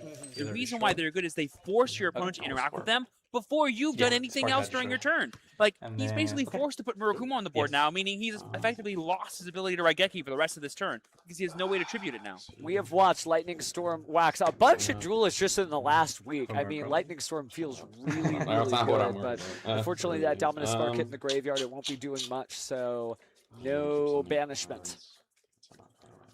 This is going to be pretty huge here. Now, what does the rest of Brent's hand Normal look like? summon Rico. It's a normal summon of Rico. That's pretty huge. Last time he did this, Emmanuel just said scoop. I wonder if he's going to do something similar. Just wild. So, Cool Toon Rekko, known for cool hair, known for cooler effects, switching out another one of those tuners from the deck and then being able to take a spell or trap down Ash. as she's used as a synchro material. Ooh, Ash Blossom gear is so big from It's Emmanuel. not going to do anything, and it looks like we're activating the effect of IP Masquerena, possibly Love to it. clear it off the field. Love it. Because famously, just one-for-one interacting with Cool Toon cards is not that great because they always have the ability to synchro from hand and it's going to be a pseudo +1. That's But fine. oh my gosh, we have the Hydraulic Harmonia in real life, response to the IP Masquerena here. This will make it much harder for Emmanuel to actually deal with the Rekko material because all you gotta do is get rid of IP Masquerena and then no link summoning will be occurring. Revealing all 6, but we're going to go and send the Golden Malong to the graveyard, destroy the IP Masquerena, so you new chain cannot link will summon, go- including this card. I'm surprised target this Emmanuel defensive. didn't go The Murakumo? for Okay. Chaining Murakumo effect there to get the last card out of Futsu, Brent's to special hand. one from grave. Interesting, yeah, maybe just saving it. Because if you don't summon the Harmonia, do you not get to destroy? You have to It's you resolve the effects in sequence, so if you negate the whole thing stops. Exactly. So no. And What this I'm saying effect. is New chain? basically, Effect, Kusanagi. Bren's basically forced to go to 0 cards in hand or discard the Harmonia. But the Harmonia, if it's discarded, won't be able to resolve its effect. So it's like the same thing. No, you resolve as much of it as you can because it was there to be there at the beginning. So you would still. But I think summoning's is it the last thing or the first thing? No, it's the first thing. Yeah, exactly. Okay. Ew, that's what I should have done. Okay. But either or, it's. I am surprised that we purification didn't see the attempt of that negate. Maybe he thinks he's going to bring it back out Okay, with the Futsuno Matama. Oh, that's right, because Fuji can distribute. Do it. Yeah, But but last card in hand's Genesis. Duelist Genesis would have been a huge card to get rid of and or stop. There's a tutor monster in the graveyard, so you can add a Synchro card. Typically, this is going to be Synchro Overtake, but it could be Cool Toon Synchro as well. Either great options for getting an additional Cool Toon monsters. I love Synchro Overtake before it was hit by the Forbidden Limited list at 1. I was running 3 Synchro Overtake, Cool Toon Rekko, and Cool Toon Mix, as well as Remix and RS in like a bunch of different decks I should have been doing it. Oh, yeah. Just because it's fun. It's like an extra like push, basically, before you even start your game plan, just like you were saying. But we are going to grab Synchro Overtake. Let's see which monster Bren grabs out of the deck if he activates it. I mean, this is basically E-Tally for like anything he needs. If he gets Q here, it's going to be so bad for Emmanuel. Because I don't see any other interactions Emmanuel has access to. I don't see a way to get the Chain 2. Murakumo back in play. Well, we are going to get the mix, which means we can search the deck for another Cool Toon monster. Looks like we're eyeballing the Rotary right now on Bren's side as he Saji. thinks about it. And Saji's your coming back, though. And then So we new chain Saji. will activate the effect of Saji and grab a spell card here. Oh, that's right. Q's not listed on any Synchro monsters. So you It's can't not, summon it off it's Overtake. not. Okay, great. Actually, isn't it on? I don't think it's on any of them. It's not on Crackle. No, No, that's Clip Clip. is on Crackle. Clip's on Yeah, Crackle. Clip is on Crackle. RS doesn't have anyone listed. It would be a little too good to be able to bring that out at a moment's notice, but give it time. I mean, yeah, Q's the best summon of the entire deck. Because it's 2 summons. Maybe 3. This is turn 2, right? Yeah, you went first. Okay, cool. This guy. Bro, I'm telling you. Asking me that right A now. lot of stuff happened. I just Alrighty, here, so we're using the condition I'm gonna. of the You're red gonna. node to I go want to hear ahead that. and sync Chainlink off with one, Rotary to go Chainlink into one, Track Rotary, Makers. This Chainlink is everything two. you want to be doing. We can now Chainlink destroy a spell 3, trap, which they're not going to do, Flip or we can interact with our opponent's hand and just get a full looky here at everything Emmanuel's doing. And Go ahead and bring then back Aramasa here, it looks see like. hand. Oh my gosh, he's a 4-card hand. Just full Mitsurugi. I mean, it's Mitsurugi stuff. It's a whole That's it. lot of snakes. Feels like somebody just freshly opened a box of the Legendary Modern decks, just like, yeah, here you go, this is what comes inside. But Bren not satisfied for a deck profile or just revealing his opponent's hand. He is ready to charge in hot. Has a decent field as it is. A JJ Cool Tune would make this field even better. Yep, and here we see the track maker here eyeing up Cool Tune Synchro, it looks like. This will let us get into some other cards. But it's going to be JJ Cool Tune, actually. You know what? I think what Brandon's identified is this Harmonia is no longer going to serve him any for the rest of this turn, and we can just go for. And we are on game 3, though. It could turn into a Visa Salvatara and then make a Vanadium reframing. There's a couple of different things you could do here, but this is a choice. You have to like decide which way you're going here. Yeah, we already used Rotary, though, so I don't know if we're going to be able to get Rotary back in rotation again to go for that. Yeah. And going second, Visas is way worse. True, true. You could JJ Cool Tune, get rid of the Cool Tune mix and then bring that out, but I don't think that's the path he's taking. In fact, I'm not sure what path he's taking, but he does search out the Q. I think it's going to be a Loudness 4 line, plus getting the JJ Cool Tune and the Q here lets you use your extra normal on the Q and get access to just even more material. Talked about how many summons it is. I mean, it's so much extension by itself. So Q. I mean, he has to go for a B2B line plus going for game, right? Which now that we have, and that's also why Harmonia seems like a lot less valuable to me, because Harmonia cannot help you make B2B because it's not a synchro monster. Correct, correct. So I think we're going to try to trade that out for a different Cool Tune monster. I think it's going to be Loudness War he's going to go for here, plus B2B at the end of all of it, is hopefully what he's trying to build towards. Not any shade on Brett, but I'm not sure that he knows which direction he's going, considering that he's still having a hard time figuring out what to summon off the Cool Tune Q here. I mean, you can know where you're trying to go and be like, but how the heck do I get there? That is true. I famously get lost, and this is what it looks like. I know where I'm going, or what it'll look like when I'm there. Because but the not cool how. thing about Loudness War is he'll be able to like break apart this board really effectively by syncing off the mix, going for Loudness War and getting 2 pops of monsters. B2B will allow that now 3,300 attack point Loudness War to attack multiple times, and then Dome Manual for a bunch of damage. But man, oh man, does Futsu just keep summoning monsters, man. Stop. I can only special summon so many reptiles, and we're actually out of space at this point. So with the last slot open, looks like it's time for a synchro summon.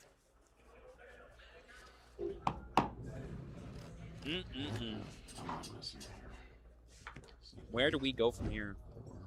The world may never know. But Brent's going to have to figure out one way or the other.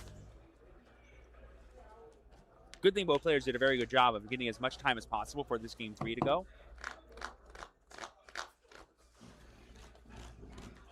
I mean, I always want to see every duel go the distance.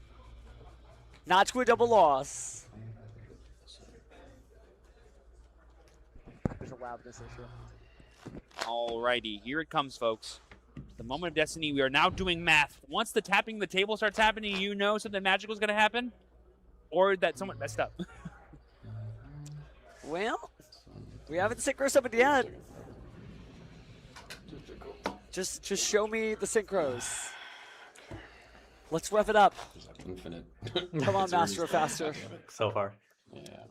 Jack Atlas would never play this deck. I mean, you know, a synchro is a synchro is a synchro. And then this is That like all kid the grew up on except for scraps and 800, had to steal yeah, his 800. best friend's Yes. motorcycle and ace monsters to like survive. Yeah, famously not cool. Uh, Some would say a very uncool thing of him to do.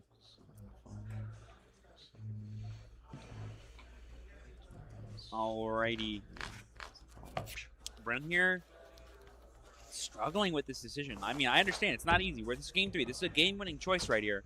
But I'm not seeing much form of interaction that Emmanuel realistically has from this point on. I could be wrong, but the biggest thing to worry about is going to be the Habakiri and the Futsu, getting them off the board as much as possible, and then going for as much damage as you can.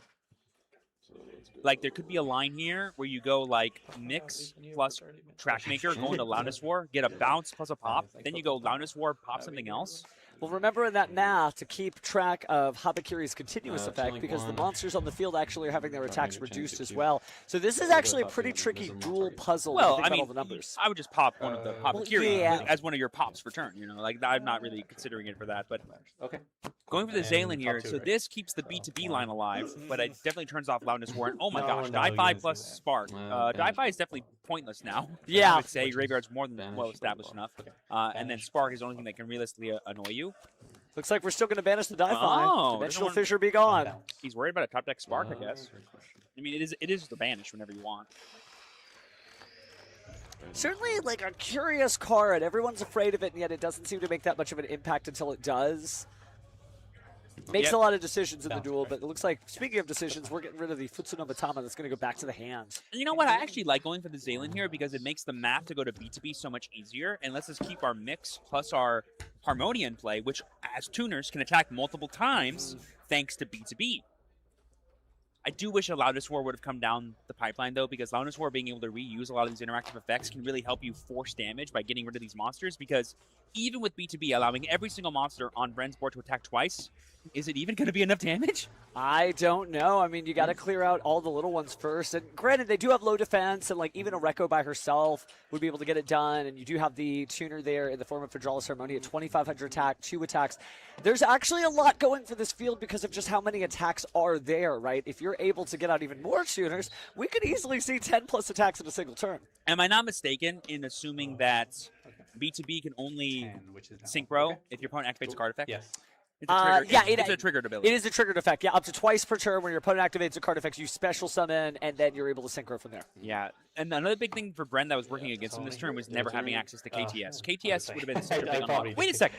We've still never used JJ Full Tune yet, have we? We haven't. We can just send Harmonia and get access to another thing and get RS in play, use the mix, blow something up, attack twice with B2B, and then attack twice with RS, win the game. Well, let's see if he knows how to do all that.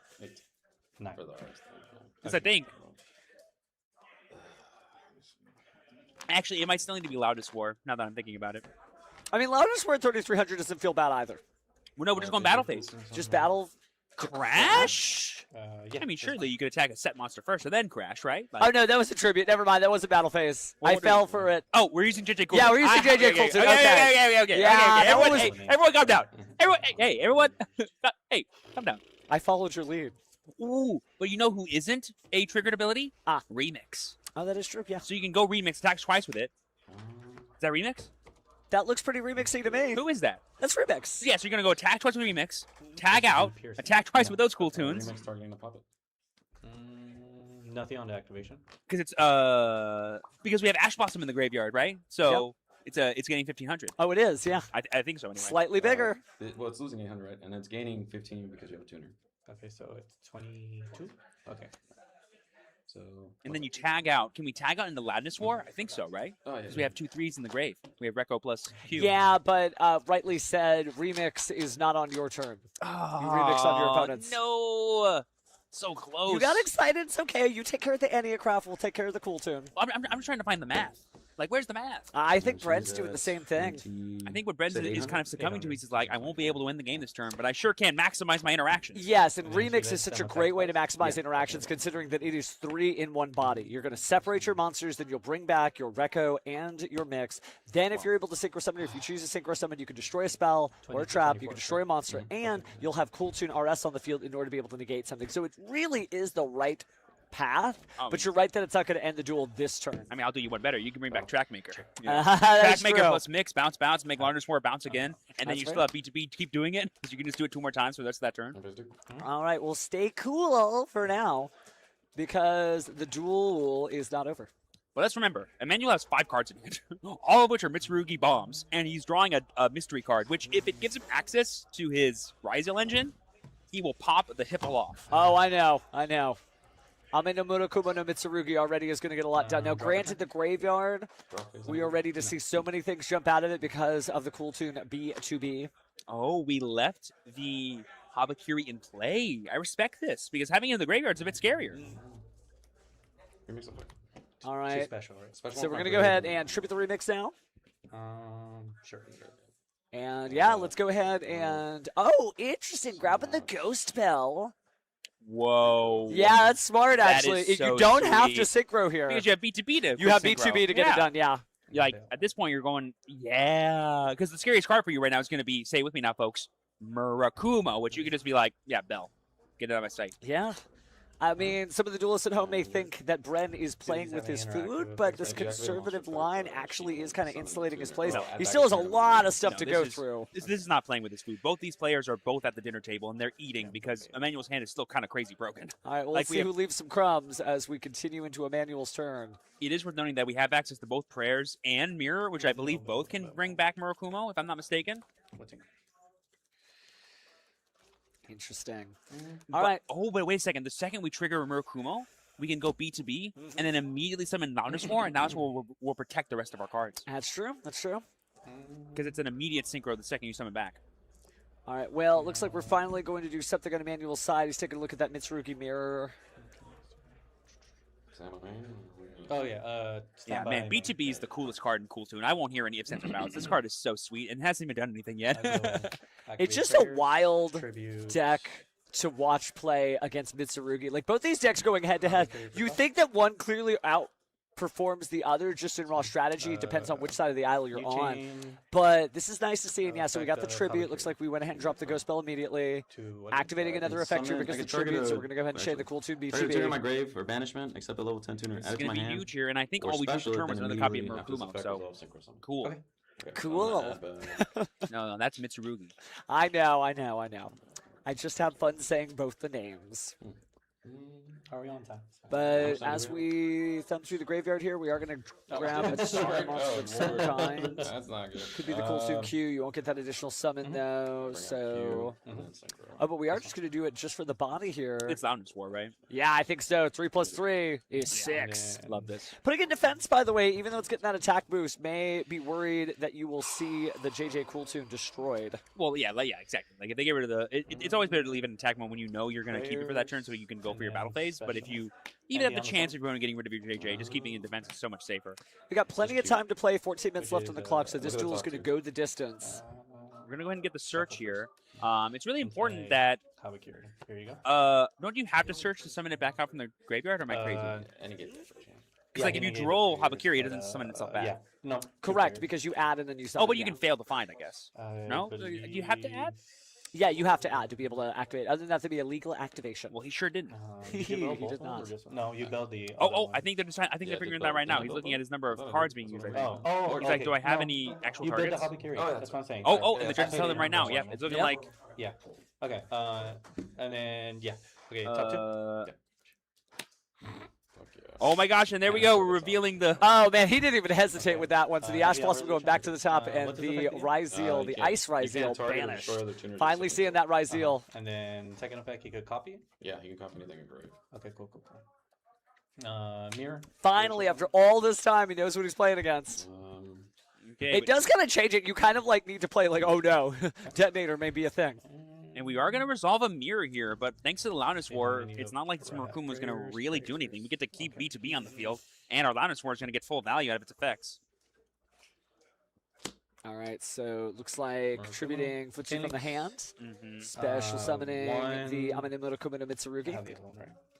Destruction imminent here with its Raigeki-like effect. Also does have that negate. That's pretty good. I don't see any card. No, there's one card in the hand there, so you can always pay for the Murakumo on Bren's side of the field. Yeah, I think it's a Cool Tune monster as well. And then we're just going to go ahead and banish the Track Maker here. It looks like with Loudness War to get the non-target bounce. That's right. This is the 2. And just put that Murakumo right back in your hand. Here, take it right back. Well, as he thumbs through the graveyard, Bren's going to have to figure out what to do. He's really thinking about that Murakumo negate. I mean, if it just gets back to Bren's turn, Bren just wins this game 100% because, like, the second Emmanuel does anything, he just goes, cool, B2B, cool, B2B. And B2B is not once per chain, is it? Like, you can just, like, if you respond to it, I'm like, okay, do it again. Yes, it's just twice per turn. Exactly, twice per turn. back to back. So, interestingly, we do see the effect there of the Cool Tune Loudness War copying the Track Maker from the graveyard, who, if I recall correctly, is a return to the hand effect. Non-target bounce, I'm pretty sure it doesn't target. And as he looks to place another card on the field, Oh, I think is he chaining B2B to it to summon back Zalen? Yeah, you could technically even get a You know, B2B yeah, activation you know off of the prayers and Murakumo. We trap haven't done it and yet. this, yeah. Haven't seen Murakumo's effect activate. I mean, yeah. Maybe saving it, Sorry, but oh, what did you do? Did I Well, let's remember that if you summon No, it we're back, if still in the Murakumo's chain. chain Okay, link same 1, chain. Okay, yeah. So. you're still going to lose your Summon Zalen because it's not a Cool this. Tune card. Mm-hmm. Or does it And say other then synchros? That's the chain I think it says link Cool for Tune cards. Mm-hmm. well, Zalen is here, so we are going to push that back to the hands. Okay, I guess it's synchros. I think your synchros are protected. Yeah, it seems to be, or else that Loudness War is doing double duty, and Zalen became an honorary it- Cool Tune. It might say Shouldn't keep tuners. It doing might say that, right? tuners. That might be what it says. Makes sense. I mean, they're all tuners. And now we have Zalen too, which is going to be really nice for dealing with this known purification in Emmanuel's hand. And we go to the last Zalen's card such an right here, interesting my- card. Like, that's the thing that I think stands out. Oh, there it is! Wow! Whoa, the top Wow. deck return was Bonfire into full power Ryziel. And as we know, famously, Ryziel does a lot of chain link ones. I'm pretty sure they're not going to be chaining their own effects anytime soon. And oh my Was clapping just when they saw the bonfire. So Ice Ryziel is going to be X Ryziel into Sword Ryziel. I know it is Ice. It is Ice, sorry. wow. There's the X. Wowie, zowie, wowie. That is insane. Getting the sword. Sword. Getting another search. I have any other Ryzen on Just here? just the slowest chain link 1 into chain link 1 into chain link 1, but we're getting it done. Speaking of which, Let me think. the materials are 2 level 4s. For what? So this is going to be interesting, though, because remember, some of the effects of your Ryziel monsters you don't get to activate unless you do not control anything other than Xyz monsters or level 4 or rank 4 monsters. So, Slash after you summon some of them based on the summoning conditions, you're locked. But not right now, that has not happened. yeah, but the Habakiri kind of interferes with some of the card effects, so it's going to be weird, to I say mean, the least. none Not, of the, not terrible, None of but the ones that really matter. The one that'll be the biggest thing is you don't get the full power of X Ryziel. But forgive me if I'm wrong. Which Cool Tune monster modulates levels again? Is it B2B or is it a different one? B2B does. I believe it increases everything by 2. But and that's your then opponent's monster. Your opponent, and then Rekko, I think, not Rekko, Well, no. RS does the same. So it's not B2B then because we're dual drive? XZ summoning right now. Oh, you're right. Let It's- me double check. I think it's RS. You're right, yeah, because it's monsters who have 1700 or less original attack. And star. Because yeah, not Yeah, having if a not, win. then it'd be like, no, wait, stop. What are we doing? Activate And clock. that's probably why Emmanuel chose to conceal this Special information because star by if detaching. you know, Brent You would have knew- left something else. But it does say I'm the gonna levels send of monsters to your opponent cross controls are by increased by getting 2. I was right. detonator and Unless that's negated. X. But from what? Well, What negated it? So, detonator. Let me tag some friends. Draw one. Yeah, I'm pretty sure that dual drive was not allowed to be summoned. I mean, if it was negated, fair game. That's cool. But I don't know if anything got rid of it.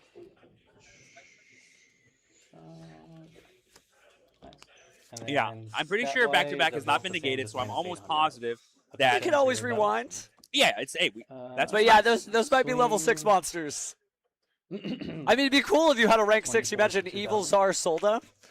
hey, just go ahead over there. 3,000. I'll be right It'll be back. easier that way. 24. Yeah, we're just going to go and get that game state corrected there, folks, because I'm almost positive that that shouldn't have been happening, and we need to make sure that we catch this as soon as possible because it's really important. Go ahead. Oh, your levels have been increased by Slash, if freaking there was back-to-back. information that we You didn't needed, know that'd be that. super cool. And oh, there we go. They're both realizing it. We all just were so freaked out by the bonfire that we're like, oh my god, it does something. But then it's like, oh wait, no, it does nothing. Yeah, I just might have run into the room when you saw everybody look up and then hear some voices. Our head judge is also heading over there. So we're going to get that fixed. And don't worry, our players will get an appropriate time extension. Yeah, But basically, that was worth getting out of the chair and running across the room. right. The only thing that should be happening here is we don't have any. We have all the Ryziel searches before duo drive, so no cross and no star Ryziel. Those cards should not have been in rotation, and we should have had just an ice Ryziel plus a sword Ryziel in play because all those effects are copacetic because we summoned the sword off the ice's effect, which again is totally chill. Yes. Your levels do not matter there, and if Emmanuel has any rank 6s in his deck, it's go time. Yeah, now remember that both players are responsible to this for monitoring the card effects. You might have heard on the player audio, Brett saying that's right, your levels are modulated by 2. technically that's a procedural error, minor warning. You as the duelist, even if that you forgot causes your opponent to have an advantage you are not trying to give them, you're both responsible for keeping track of it. Not the judge, not the commentator that's running across the room at top speed in order to inform everybody. You as the duelist. So accountability is a thing in the Yu-Gi-Oh! Trading card game. Read your policy guidelines. 100%. Sorry, no worries. But enough of that. I got off my soapbox. So our judges now, we're going to go ahead and rewind the game and say it's fine. But unless he's got a rank 6 exceeds. That's basically what Yeah, it the is. board state should be Ice plus Sword, all those set cards in Emmanuel's hand, the Cross and the Star Ryzeal back in the deck, and extra Ryzeal in hand. That's the only thing that needs to be corrected here. Yep. Everything else is super copacetic. Bonfire. We still have a Zalen effect. We still have everything. Oh, they're going to rewind it before the bonfire was played? Nah, I say that was No, fine. the bonfire All was that- legal activation. All that was good to go. What other pyro monster is he going to grab? These two. Because remember, I mean, just the good ones. I'll tell you Just the what. good ones, right? I'll tell you what. At this point, At Snake Eyes Poplar, if we really want to time travel back there. Open another timer. Does that? Okay. You took 800. We're rewinding. We're rewinding. I told you, the longest thing I've ever seen rewound. World Championship 6 turns. You can always rewind. No, you had to. You could rewind to anything in the current round unless you decide to slip. Down was. Normally, the effect of BTB only really matters in the mirror match, and sometimes it actually unlocks secrets that you won't normally get to. Yeah. And obviously, for all the tribute summons, it was no big deal because the more levels you have, the better. Yeah, I'm going to say, I have been playing Cool Tune. I actually put a lot of Cool Tune on Master Duel this morning. You're right that I do need to, for the mirror match, run something that has funny numbers, just so for a situation like this, you take advantage of those extra levels and you do something weird. Last legal game state was normal summon this. And you didn't use The bonfire was still cool. Alrighty, yep, the hand is perfectly copacetic here. We've already activated the bonfire, and they're going to the normal summon of Ice to get Sword, Yeah. Gorge. Which, And then But we you get can't X. search off of that because there's something that is not the number 4. No, I think that's X. Oh, that is X. Right. Sword can summon, can search anything. He needs to have a level 4 in play for you to switch him from hand, but you're summoning him off X. I do like Levi's pitch on this duel, though. Just send me a real logic aggregator, negate the Cool Tune B2B, and then just keep playing. Well, I'm pretty sure X cannot use that effect because. Oh, wow. Okay, wait. I need to pull this out because it has been a minute since we've seen Ryzeal. This used to be one of my main decks. So X is the one that has like the biggest restriction based on what your board is. So, X Ryzeal.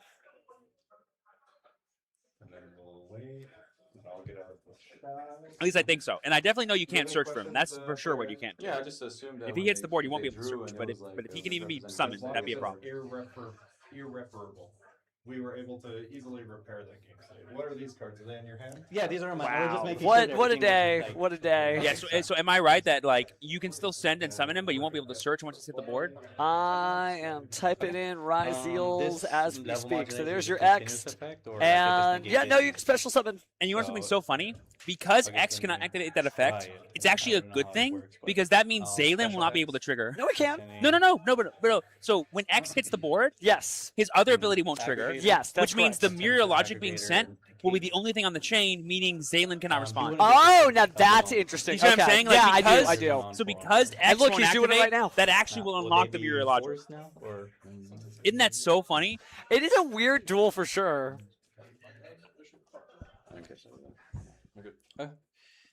Yeah, this is so funny. You're normally X is forced to be at least one of the chain links, and then just Zalen negates one of these two cards, and BTB is good to go. But Okay. So now we're back in business. 3 materials. and now we're just gonna hard make detonator here. Big old detonator. Kashmir Logic Aggregator. We're back. Time travel, baby. Oh yeah. 2024. Attack Zalen. It's a tiny Zalen based on Habakiri reducing the attack points. 3,000 attack from the Ryzeal detonator. Because also the reduction from Harakiri. Normally, dual drive is needed to increase the power of a detonator, but not in this case. Famously, down is just as good as up. I do apologize. Is that it? Yep, he's just conceding his Brent. Oh, wow. He's staring down a triple material, I know. a quadruple material detonator. I'm sorry? It'll literally eat up every single piece of material on Cool Toon's board, and as we all know in this format, what's the best thing against Cool Toon? Removal. I know. Wow. Oh my goodness gracious. Yeah, What a match. that's a weird one. Can't wait to talk to Emmanuel. I'm going to ask him all the questions of how can I be as good as you with Ryzeal Madrid. It is true. It is neat to see that deck.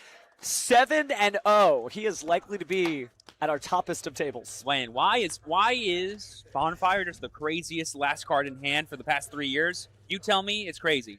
That card barely even came out just but a few years ago. Oh, but a few years ago. But once it more cards in just the hero archetype alone than all pyro monsters. That's fair. I wonder, illusions used to just be like 10 cards. I'm like, wow, 10 illusions, and now you look and they're actually more. So give it time, give it time. Maybe we'll finally get some of the card types from Rush Duel. Galaxy, Cyborg, Magical Knight. There's some weird stuff in Duel Links. Oh, yes. But speaking of duelists, we're just waiting for our duelist to come out that door, and then we'll actually get to ask some questions. And then we get to go to round 8. Can you believe? That's pretty early. It's not even 6 p.m. CST right now. We got That's so much insane. time. It's going to be crazy.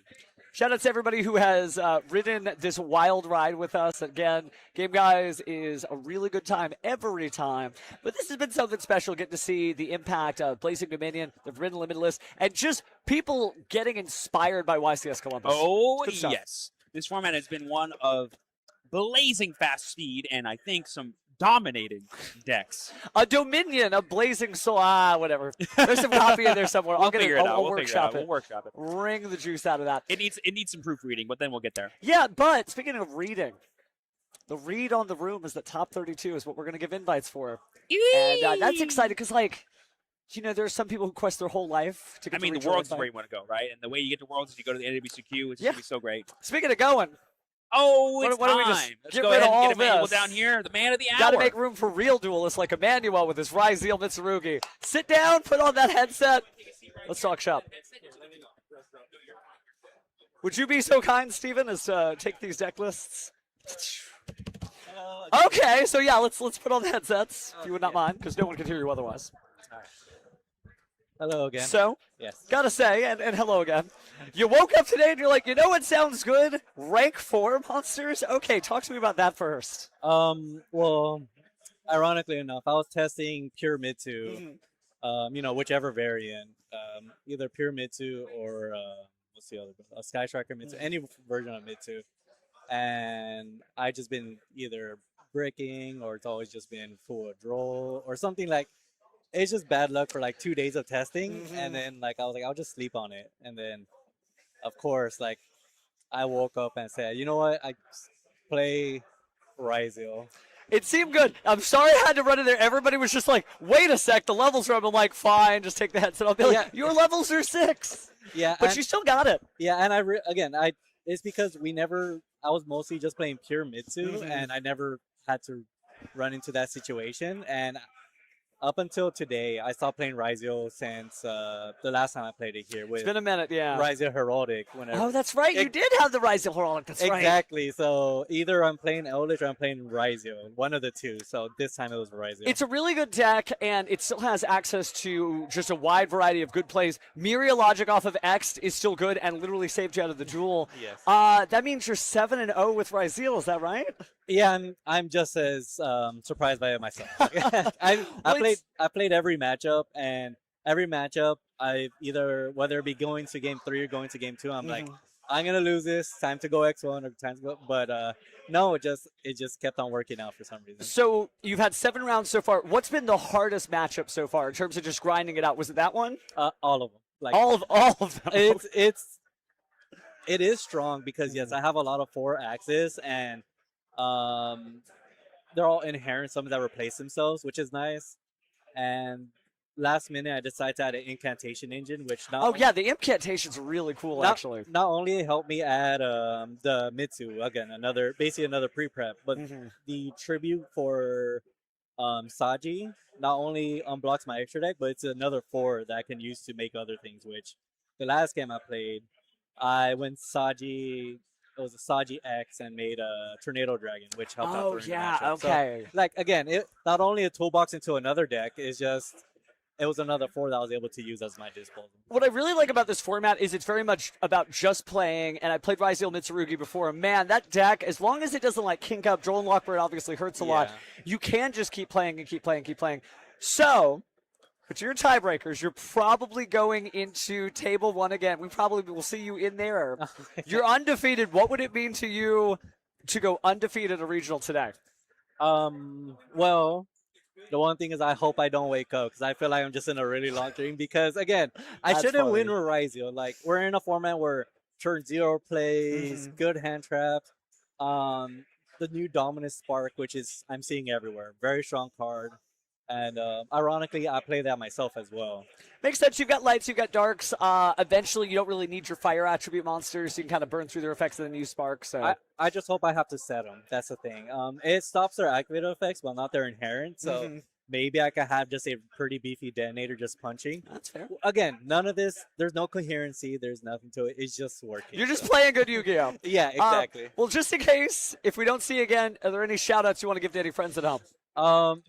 Everyone that's helped me test, my local card shop, my good friend Juan and Hector, who would always tell me, look, sometimes you just gotta do it and it's not working out. And if they didn't tell me that, I probably wouldn't have made something as drastic as I did. You did great, so you've got good friends. Yeah. Good luck. You only got one more left. If we see you back here again, well, you know what to do next time. One more. Sure. Shout out to the girlfriend. Hi, Caroline. All right. Hi, Caroline. Thank you for lending him to us for just a few hours. Thank He's you. having a good time. We will return him in at least near mint condition. I hope so. All right, thank you. All right, good deal, Manuel. Good deal. Knock Thank him you. down and then trade out. Wow, that's some good stuff. Find a supportive partner, right? He's here. He's not out in the streets. The only streets he's in are in Battle City. So, again, bless everybody who puts up with duelists. Let's go. Yeah, that was some good stuff. So, I don't know if you caught all that. He's just like, my friends just said, this is what the format, just play what it is that you feel works. He play tested a bunch of things. He felt like he was losing. He woke up and he's like, Ryzeal Mitsurugi, let's do it. I mean, all you gotta do is be able to play through boards and have powerful non-engine. If you can do both those things, your deck is good in my book. Maybe I do need to go back to Dark British. I keep talking about it, but maybe it's just time to just go back to just old school. I need to just play test Malaria, wake up, and then decide what to do. Oh, my goodness. Speaking of deciding what to do, we only have one more round. One more round. It's going to be a good one, though. Thank you so much for everybody who has stuck with us through this blitzingly fast regional. I cannot believe it's before 6 p.m. local time. Started here at 10 a.m. I mean, that was also with a lunch break, with us playing, too. You got to watch him beat me up. And don't worry, revenge is coming. But speaking of what's coming, we're going to take a break, and we'll be back right after this. See you soon.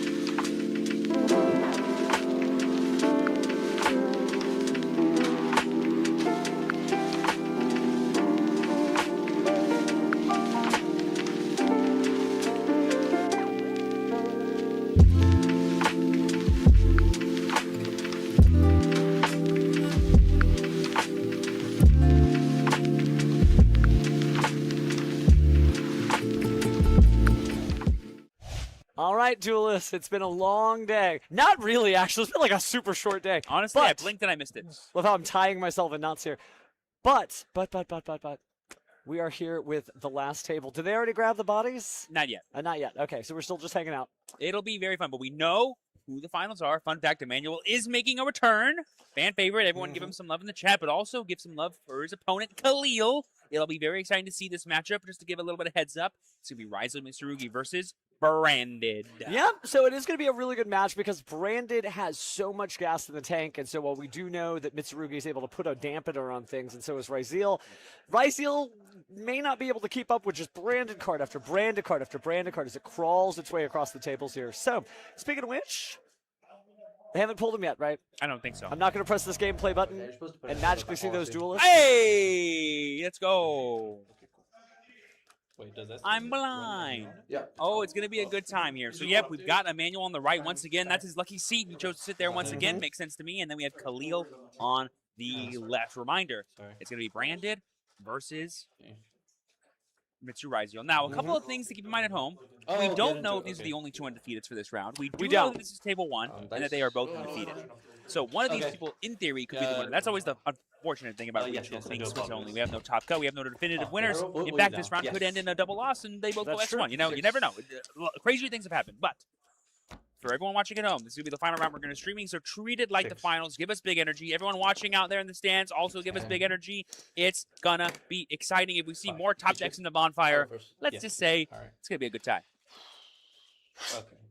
And that's the thing about Branded is like, say what you want about the deck. It's a fun deck to watch on live broadcast because, man, oh man, there's just some whammies that come out of every single hand no matter when you're playing, and it's just a good time. Well, especially because we know these duelists are tried, true, and tested, right? They have gone the distance today. And here we are in the last round. Let's hear some keyboards clattering across the nation. Type.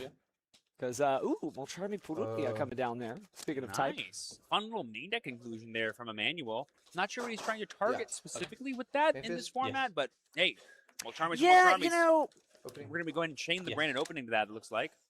Other than like Enneacraft, it's not like we're in the Vanquish Soul days where you're seeing so many different cards drop down from the hand.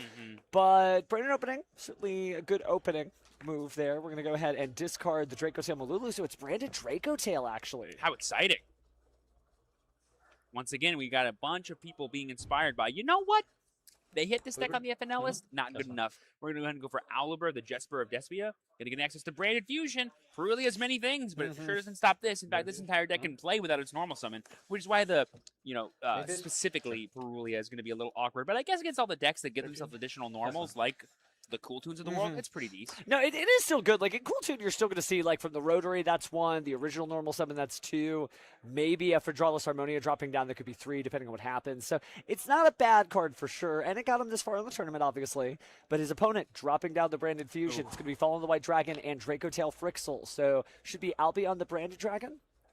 Oh, I mean, it could also be Secretariat Dragon, as we know. There's lots of options here. But, yep, we're going to go ahead and go for that Albion here. Going to get Fusion Summon number 2, Electric Boogaloo, for this turn. So good they made a sequel.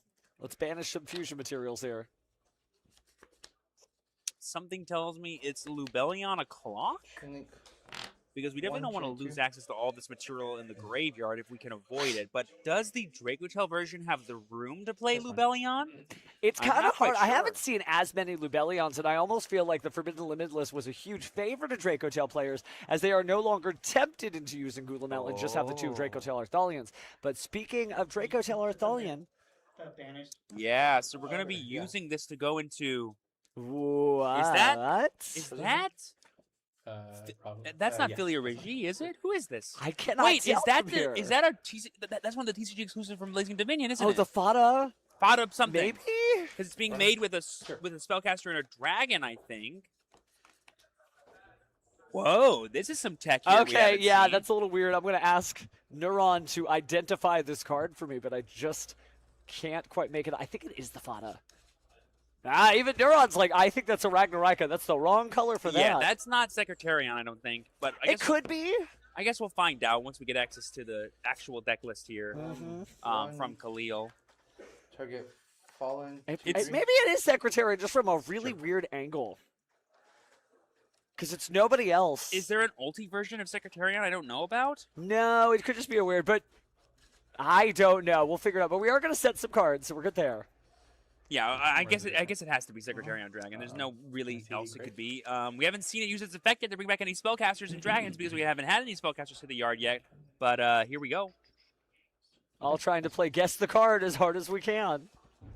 Maybe I'm just blind. I think it's just the angle and a little bit of the off coloring, so it's fine. We're not crazy. It looks like a different card. I mean, Secretariat looks so clean and sleek. This has some jagged edges to it. Well, this duelist has been using it all day. Let Khalil's cards do the talking. I think we are about to see a spellcaster and a dragon.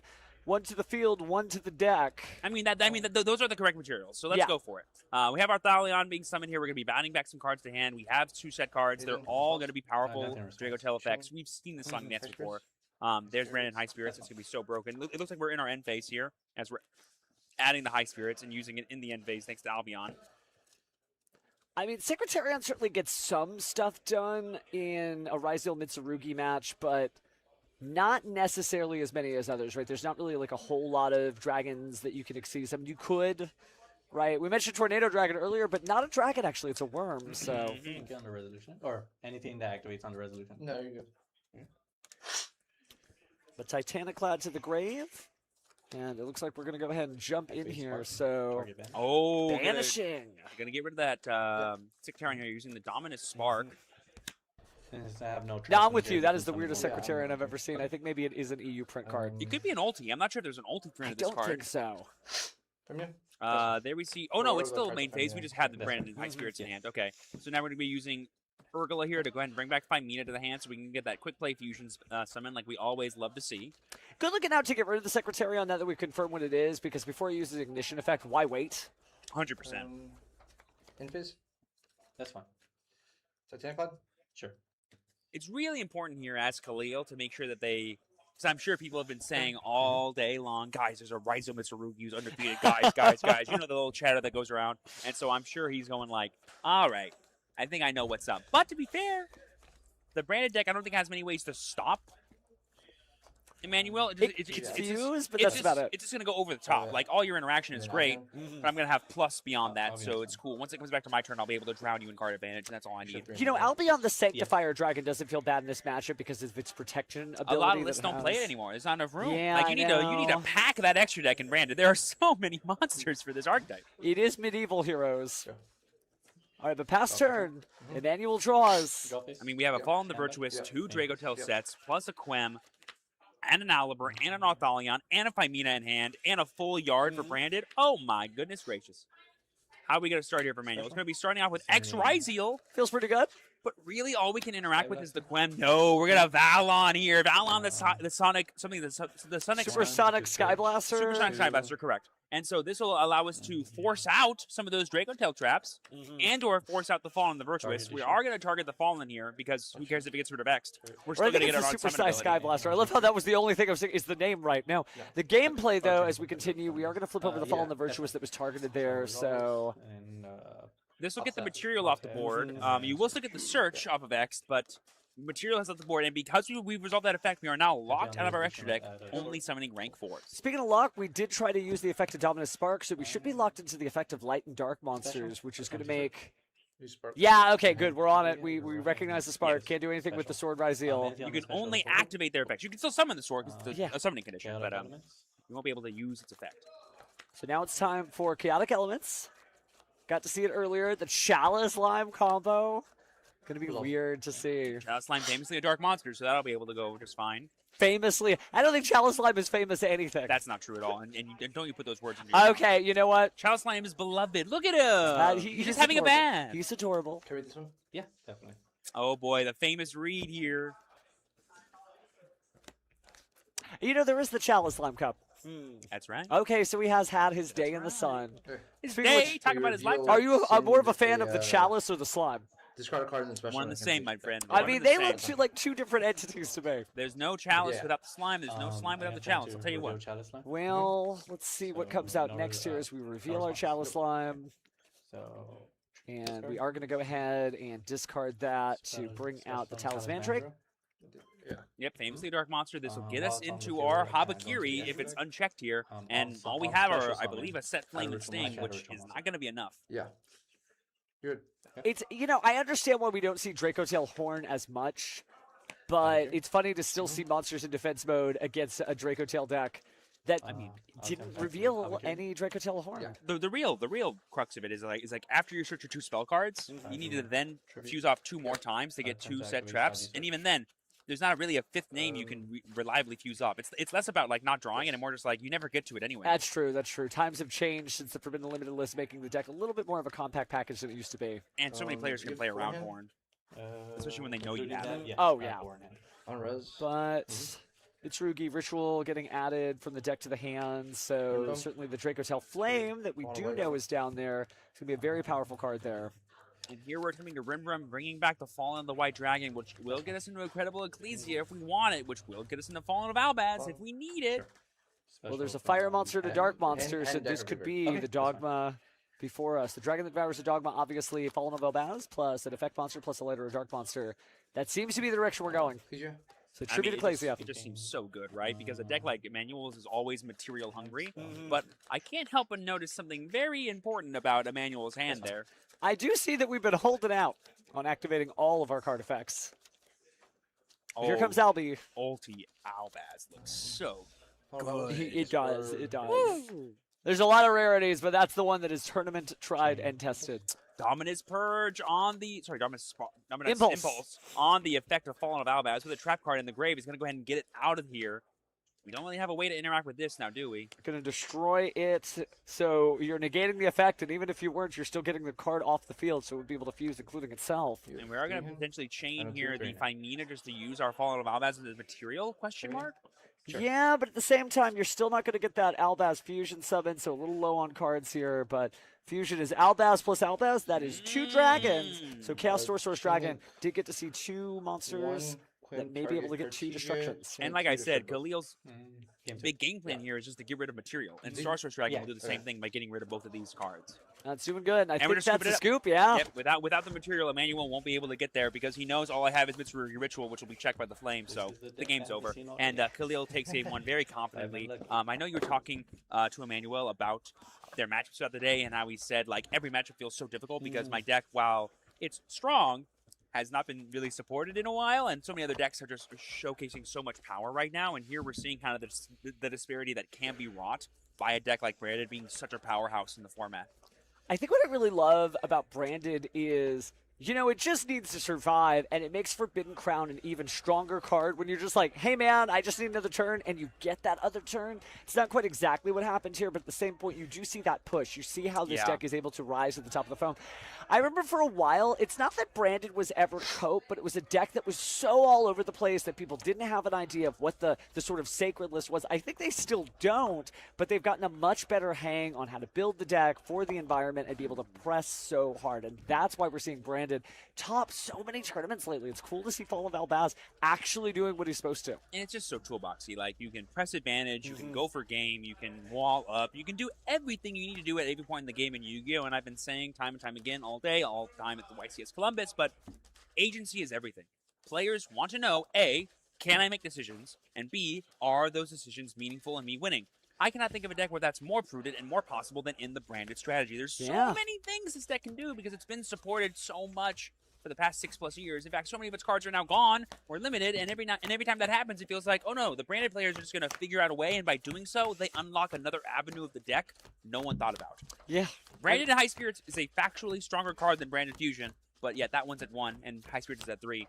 That just goes to show the adaptability of this deck and the strength it can enable players to utilize. As long as you can have the name Fallen of Albaz on a card, I think this deck is going to continue to do quite well. You could actually forbid Fallen of the White Dragon and just put it back to Albaz at 1. People would still find a way to make this deck work. I know you and I were having this conversation one time, but if they do forbid Fallen of Albaz, they also forbid Fallen of the White Dragon? If they do it that way, but if they forbid Fallen of the White Dragon, you only forbid Fallen of the White Dragon. It would be like if you forbid Cyber Harpy Lady, you're not forbidding Harpy Lady, you're forbidding Cyber Harpy Lady, but if you forbid Harpy Lady, you are forbidding Cyber Harpy Lady, Harpy Lady 1, 2, and 3. It's never happened in the Yu-Gi-Oh! Trading card game, but you never know. Things could change. But let's start off this duel by tributing Murakumo. And it's time for some Mitsurugi shenanigans. And nothing is more Mitsurugi shenanigans than Habakiri, also known as all of our shenanigans. We're going to be going straight into that Habakiri once per duel effect here. Going to go ahead and bring out the Mitsurugi ritual, huh? Standby. Yep. Oh, because because we tributed Murakumo. You tributed, yeah. For a second, I was like, we're skipping a step here with Habakiri. You got to bring Saji out first. What you got of this, sorry? I mean, I'm all sorry, you roads. got this off this, and what you got of this? The ritual. Ritual spell? Okay, yeah, you're good. Yeah. Murakumo searched The ritual. and then prayers got Habakiri. And then here comes the Saji off the once per duel effect here, tributing it, going to get access to probably another prayers, maybe the purification, so on and so forth. Good old Saji. Feels like it's been 10,000 years, but it's actually only been since last year. I know, but here comes the Mitsurugi ritual here, which will get us access to that Murakumo back onto the board if we need it. I think that's honestly what makes this deck even better than it was before. I think a lot of duelists were sleeping on Mitsurugi Mirror because they didn't need it, but it's become so part and parcel to the combo nowadays that it's just so good. It's like a premature burial that ignores summoning conditions. You can just discard or tribute that card, get its beneficial effect, and still have it show back up later. A big thing, too, is like it enables you to play pre-preparation of rights, which increases the consistency of this deck, which if I was to give it one knock, it's that it's not consistent enough compared to other strategies in the That game. is true. Eventually, the run is over, right? So we'll see if Mitsurugi can make it all the way as our undefeated duelist of the day. And we will give you an update once we get everything closed out for the tournament. But so far, looks like we are just showing up with the Futsu no Matama. Activate Habakiri. Yep. And then we're going to activate the effects of our Habakiri because we attribute it. So grab and special summon. Yep, and going to get that purification out of the deck. We're searching all of our cards and going to be summoning itself back out to the field from the grave. We love to see it. Activate mirror. And there's another ritual. Oh, but there we have the mag on the Murakumo. Once again, a well-timed Bestial is crippling the Mitsurugi archetype. We saw this exact thing happen at top 8 against Lukasako against the top seed Mitsurugi player in Andrew. Well, it would be So crippling because if you don't have access to the Murakumo in your deck, that's it. You're donezo beans. This guy is not coming back. Yep, gobble gobble. Yep. Does he run a second Murakumo? I guess we'll find out together. And that just gets rid of one of your most powerful interactions. Yep. Plus, at the end of this turn, Khalil's going to get access to any dragon in his deck, which is a lot of really good cards, Steven. A lot of really good cards there, Fairmont. But he is not giving up just yet as he normal summons that Volcharmi Fuwalo. Not a sign of defeat. It is perseverance as he has two level 4 monsters. And he can make duo drive, baby. Duo drive? It's duo drive o'clock, and famously, a lot of branded decks right now do not have 1-for-1 interaction, which famously is what stops duo drive from being this powerhouse of a card. And it's time for full Ryzeal combo. I haven't seen duo drive in the extra monster zone in a hot minute. Not since, and boy, oh boy, do I know you love using that card in the extra monster zone if last year's Team YCS is anything to go off I of. missed this deck, but you know what I'm seeing from Emmanuel? Maybe I just need to go back to this. Just play something that you know reliably works, and this deck is doing just that. And I know you love Mitsu. I do.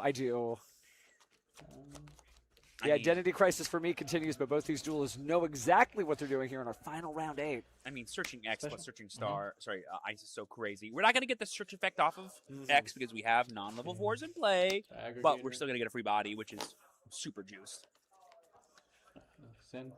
All right, so going to go and swap that out for an Ice Ryzeal and then Xyz summon again. I wonder if this is going to be the Ryzeal Detonator. I couldn't imagine you're doing Eclipse Twin shenanigans at this stage. No, it's a little too difficult at this point in the game because you're not going to have access to the full suite of Ryzeal effects. But you sure will get a 3-material Detonator, which, against the deck that kind of needs fusion material, is going to be pretty huge.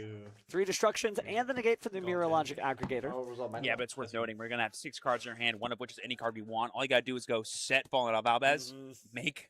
wait, no. You can't make anything right here because... No dragons. No dragons. They're big snakes. Big snakes, Not but dragons. not dragons. They're not fancy snakes. That's It's what weird dragons because they're big snakes with feet and wings, which famously is a dragon. are. Well, they're not fancy. Dragons are fancy. Okay.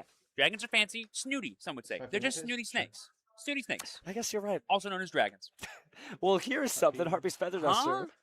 That's fine. On what spell trap? Oh, Purification was there, Doi. Yeah, no reason to tribute. You could technically tribute, but I think it just feels a little too extra. Yeah, it's definitely not worth it to go for Detonate here just to get rid of a Magnabot. That Magnabot's doing literally nothing right now. I mean, it's a dragon. Let's see if that continues. But we're going to activate the Fall of the White Dragon here. Sending a card from the extract to the graveyard. Let's see what the choice is. Man, if only we had Super Poly. I mean, that is Super Poly right now. Well, not quite the same, right? But Looks like we will detach the Mirrologic Aggregate. Oh, now that's heads up. Destroy the Bestial Magnamut, and then when Fall in the White shows up, you can go ahead and negate it. Channeling Yeah. 2/2 to Reborn. Channeling 3 Oh, Aggregator, interesting. target So negate. Mirrologic Aggregator as Chainlink 2 or 3 to negate the Fall in the White Dragon, and then you're still able to special summon with the Futsuna Batama. Gonna be chaining the Fallen and the Virtuous here, targeting our own copy? To destroy before it's negated. Love it. Gonna be setting up that Titanic out here. This will give us Ecclesia access, which is a light monster, worth noting, which means we, in theory, could make Mud Dragon. You could. In theory, because Detonator's famously light. But you could also just get into Fallen of Elbaz. The issue, of course, is that Detonator can destroy Fallen of Elbaz, so yeah, you won't be able to fuse so with like it. it needs to be Super Poly. We need Super Poly right here. Yeah, the walking Super Poly doesn't count, especially if he's no longer walking. Or technically, we Kusanagi. actually, you know what? We don't have Super Poly, because if we had Super Poly, we would have just gone Super Poly and make Prayers the Dragon that devours the Dogma, because Yeah, that's easy also in peasy, play. yeah. So forgive me, there is no Super Poly. Khalil would have definitely shotgunned that as soon as we started reacting. Plenty of effect monsters, plenty of lighter dark Speaking of monsters. plenty of monsters, man, Futsu just summons bodies, don't it? I think people forget how powerful this card is because you're not seeing a lot of pure Mitsurugi players, even though there's been one in every top 8 of the last couple of majors. So, like, this is like a re-education. Snakes, good. Good snakes. Now, unless you're across from them, in which case, Snake's bad. Bad Snakes. No. All right, passing the deck to You Cuts. have prayers and what did you just search? Again, our duelist on the left here, Khalil, up one game. One game away from crowning himself champion, but there's the triple tactics thrust. This What are could we be going to a add here? Big deal here. What is the ad here? Oh, But nothing. doesn't matter now. We got the Ash Blossom, and Khalil not happy to see that. He was really hoping for that extra push provided by the thrust. He could have added Branded Fusion. You actually could. It's a normal spell, but we are not going to see it. Yeah, It's not that way. It's like you're saying, Ecclesia's nice, but it's not a check to this Detonator. We can go end phase and we'll get a lot of value, but once again, it's not going to be the biggest deal in the world. Kind of weird seeing Zodiac Trident on the field, right? Zodiac's coming back in a big way to Master Duel soon. This kind of gives you a little bit of practice here. What next? We're scooping it up. Khalil saying, I can't fight through this. You did a great job there, Emmanuel. We're going to a game 3. But with how dominating of a showcase Khalil was able to go doing first, I imagine when he gets to put in his going first cards from the side deck, it's going to be an even better showcase. Well, very well played. 1 star chip on the board for each. Somebody about to be our Game Guys champion. You'll get to talk to either of these two duelists. Would be a good time. Hopefully it doesn't go to a double loss. Good news for you, 35-ish minutes on the clock. So there's definitely time to duel. Right. But both these decks, as you notice, can generate a lot of advantage and can definitely get into a crazy grind game if required. But if that does happen, I will give the edge to Branded. I truly think that no deck can really match this one's grind game other than maybe Enya Craft. And that's just my bias showing. Little bit. I mean, there's still some decks that are untested, unexplored. There's a lot of things. Some would say thousands. Thousands, definitely. But this is a good commercial, if you will, for the power of Fallen of Elbaz and Friends. Because, this deck, it's been out there in the format, but it used to be like, wow, can this guy with Branded win? And now it's just like, can I beat this guy with Branded? Oh, my goodness. Oh, yeah. The Albaz and the Monkey Bunch are definitely going to be putting on a show for us today. Certainly are. And the last show, because this is going to be the last game for the day, friends. You'll have to see all those great top 8 videos on social media, seeing the deck profiles. I mean, there's a deck profile right there. But I think this format is feeling really fresh. I am very excited to see all the regionals and the national championships leading up to the EUWCQ. And then for a little field trip of our own, July 10th through 12th, North American World Championship Qualifier. If you see us there, come track us down. It'll be 3 great days of Yu-Gi-Oh! In Minneapolis, Minnesota. Oh, yeah. It's going to be an absolute blast. And both these duelists are going to qualify, so we need to see if they just earned their invite. Alrighty, both of our duelists are now shuffling for this all-important Game 3. And honestly, with how well of a showcase Emmanuel was able to do with pretty much just doing full Mitsu combo plus a Detonator, it was really tough. But I will think the struggle will come from playing into the board because at the very least, Khalil's going to generate so much advantage. In the worst case scenario, the best Emmanuel can do is maybe threaten his life points, but then all the follow-up will just consume him, make him drown in the value of Branded. Yeah, the wild thing is there's not really a lot of bad hands that Khalil's deck could spit out. Like, as No. I look at the deck list, It's so engine dense. it's so engine dense. Like, he would have to draw. It would have to be these 2 cards, that card, and these 2, and that'd be the only way to get him to just go set 5 pass. And even then, that's not like a bad That's thing not to do bad. because That's not bad. Emmanuel can play into some of those cards. You know, like this format's not about how much can I do during my turn. It's how does my stuff interact with my opponent's stuff, and do I have the skill as a player to do it at the right time? And the only reason why Cool Tune's probably like the best deck right now is it kind of lets you cheat a little bit, and that it lets you know when to react and when not to. Exactly. Giving people the power of the Millennium Eye as a deck. Who could have guessed it? But here we go, starting out with a raw Branded Fusion. Just get it. And it just resolves. Emmanuel's like, yeah, that's good. I'm not happy about it. I'm crying on the inside, but it's good. It's going out. Hey, maybe not. But that is pretty good to see Frixel and Follow the White Dragon go to the graveyard for Albion the Branded Dragon there. So fusions on fusions. Doesn't look like we're using the effect to Albion, though. No banishment. Yeah, banishing both these cards would just be not valuable. Banishing the Albion's not going to be valuable. But getting Rahu Dragotail, that sure is a good time. Basically, we're using Branded to get into Dragotail, and now we'll have both. All right, ready to fuse again. Khalil considers the options in his hand before slamming down the Rahu Dracotail. The materials are Guiding Quem the Virtuous from the hand. And... What, like Fimina? Or Urgala, just to set it up. Yeah, good. one of the 2. Survey says... I like Fimina. Fimina, yeah, because we can always get back to Fimina using the Arthalion here that we summon. And that's all she wrote. That's all she needed. Target Fimina. And we're, of course, going to get access to the Ketu Fimina. off the Dracotail Fimina or any of our trap cards if we want to. Just go ahead and get those into play. Does give you a little bit of hand information. I just always feel whenever I don't see a duelist search for Dracotail Flame, I'm like, oh, I'm sorry that happened to you, sir, because you know that they probably just hard drew it. Yeah, but now we're going to be able to go Ketu, get Lucaeus, get Urgala, Fimina, fuse off the Lucaeus, plus the Urgala, bring that Fimina back to hand. It's just Dracotail shenanigans at this point, folks. What else are we doing here? Still a very solid deck, even though it's kind of riding on like a Fire King Snake Eyes list, where Snake Eyes, another deck that was just demolished by the Forbidden Limited list and kept on playing. All right, so I think that was Lucaeus and or Malulu. It might have been Malulu, which means we might already have Lucaeus in hand. He has a normal summon. It's going to be Lucius after all. Yeah, I think I saw the future on this one here. We're going to get Urgala. We're going to fuse off using the Fimina that's in our hand. We're going to use the Secretarion that we summon off the Fimina to bring back the Fruxel. Fruxel will bring back another thing. It's going to be just a whirlwind of advantage right now. And if Emmanuel just keeps going go each time, it's going to be pretty hard for him to succumb. Because that'll get Fallen of the White Dragon back in play, which will get Ecclesia, which will get out of hand very quickly. Out of sight, out of mind. I believe we are. cards. And does Rahu lock us? Rahu does not lock us. Mululu locks us. And so there's a world where we can still go into. No, but we had Branded Fusion, so we're lucky. Yeah, for that. we're in Fusion Town. That's Just what it was. fusions. That's what it was. Wanted to make sure that we still don't have access to Dark Dragon. Sure. Either or, still not bad. So let's go ahead and fuse. The materials are Dracotail Fimina and Albion the Branded Dragon. I like this because we can get the Lucaeus effect to continuously set. We can still use the Secretarion here to bring back the Fruxel, and Fruxel will still be able to get access to the... Could just add the Fimina back to the hand with the Secretarion. Well, actually, no, it only summons to the field, I think. Yeah, but if you summon the Dracotail Frixel, then you can special summon the Dracotail Fimina and then pull the Fimina back to the hand. Love it. Leaving the Frixel on the field. Love it. But don't you think we want Fallen of the White Dragon in play instead as the dragon we summon back off Secretarion, or am I crazy? Because that gets us Ecclesia, which... Yeah, that is pretty good. That is pretty good. Just depends. Khalil, obviously, also an undefeated duelist. It's really cool to see Emmanuel up here with Raziel Mitsurugi, but his opponent, just as worthy, worked just as hard. So let's see what we end up doing here. He does have a lot of pass. There's almost like too much. There's no wrong move to make. It's just which right move did you choose? It's all value, baby. It's all value. So here comes the Secretarion access. I think we want to put the Frexel back in deck. It's probably the best name to have access to later on in the game. And then I think getting Fallen of the White Dragon is just so strong here.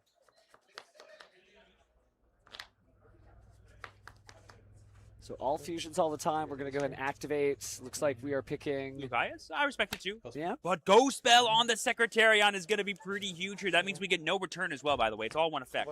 Yep. But Cold by the Grave! Oh, my goodness. There's nothing. You can't... Oh, my goodness. So, yeah, just right back to it.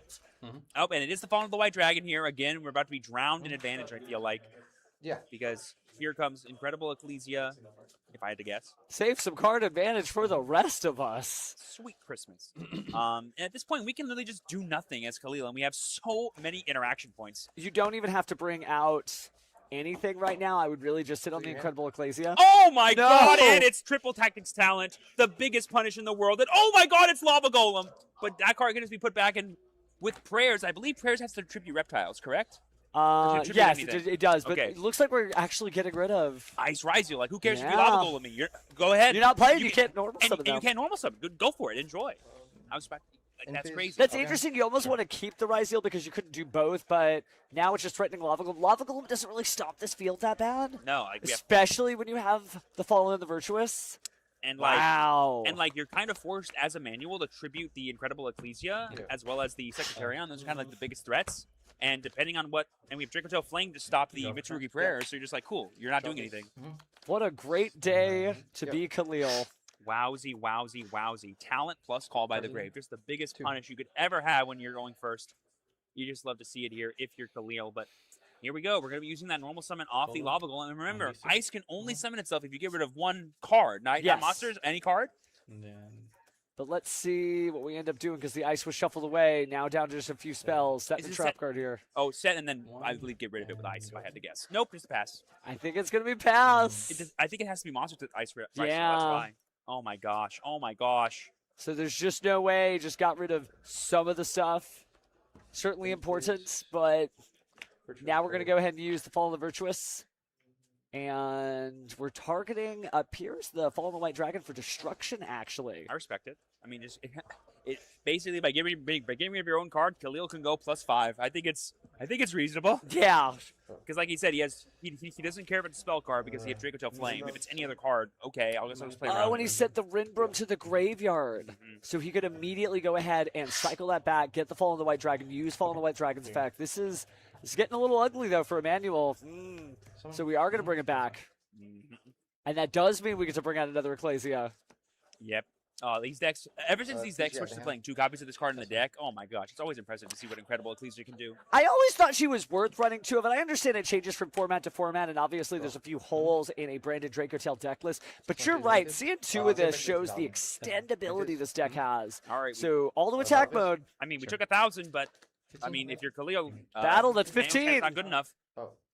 Are we going to use his own Lava Golem to win the game? 15. Could be. She can only tag out during the main phase, correct? Yep. Okay. Because that's already enough. 15 plus 18 is 3,300. Another 3,000, that's 6,300. 3K for him. This could be it. Spark. But it's Dominus Spark. Oh, we're banishing. But we hanging in there. I mean, just super polymerization. Oh my goodness gracious! That's gonna be wow. more value here, and we still have Incredible Ecclesia to tag out and get even more damage if we need it. Extended Art Mirror Jade to close out this tournament, and that's the game. Wowsy, wowsy, wowsy! Congratulations to Khalil there, being one of your undefeated players here at the Game Guys Regional in Houston, Texas. That was an absolute. I'm flabbergasted by how amazing that game was. Like, it was just so good for Khalil. He just showcased the dominance that Branded can have at certain points in the game. And we just had every answer to everything Emmanuel can do. We saw your hand on the talent and went, that's not going to be good enough, Chief. Put that card back, and it's your turn. Go ahead and Lava Golem me. I just love the style points at the end. That was the first Mirror Jade we saw that 2 out of 3 set, and he was like, yep, extended art card, close this out. Bling is the thing, and it got it done. Wow, I agree with what he did. Just good looking out. Because like, sometimes a lot of those cards that are in the branded archetype are just so you can get your one effect in that you can generate into multiple effects, but sometimes it just goes, yeah, I've officially won the game. Oh my goodness, we'll talk about multiple effects. That other duel ended by going, Fallen of the Virtuous, destroy my own card, then I'm going to special summon this card so I can special summon that card so I can close it. I mean, just good stuff. Good stuff. Yeah, Khalil had everything he needed. It was his duel to lose, and he didn't. But big shout out to Emmanuel, who is likely going to be one of our top 8 duelists. You'll see that great Probably picture top 4, of if him. I had to guess. Yeah, oh yeah. He's getting the game mat in the deck box. At least I hope so, because he did great things today with Ryzeal Mitsurugi. Yep, and we have guaranteed at least one undefeated player. It could be the very person that actually wins it for him. Congratulations there to Khalil. Let's go ahead and get him in here for a quick little I'm gonna interview and have a fun chat with him. Yield my seat here if you want to come over, Khalil. Because this isn't a seat for a scrub like me. It's for a Game Guys champion like you. Here. Congratulations, my friend. That was very, very impressive. Mind if I shake those golden hands right there? Yes, That was thank beautiful. you. That was beautiful. So a couple questions first. Yeah. Number one, how does it feel to be one of, if not potentially the only undefeated duelist here at the regional? Feels good though. I played so bad. I don't know if I can say I deserve it. But, What? I think I played good the rest of the day. But I that game 3 on stream, I don't know what I was doing. I was supposed to set Ketu and I set Rahu, and I was like, then I was when I added Urgla, it was supposed to be Pan. But let's hang on. I'm going to cut you a little bit of slack Yeah. here. You open Talent, Called By, Yeah, and yeah. Branded Fusion. Yeah, you yeah. saw red and you're like, Yeah, guys, I'm about to Yeah, style game right now. 3 I think we'll be fine. Game 3, Brandon Fusion resolved, and I had Talon's call by, and I was like, there's like nothing, no card. But Yeah. like, but if he drew like a good engine hand with like a bunch of Rizal cards and like the Mitsu cards, I think I Sure. could have lost. Especially if he didn't bell me. But he didn't. Yeah. I mean, it's one of those things of like, you're always going to be the most critical of your own plays. But believe me when I say, from where I was sitting, that was beautiful to see, my friend. You definitely deserve to be undefeated. Don't ever think twice about that. So, overall, how has the day been for you?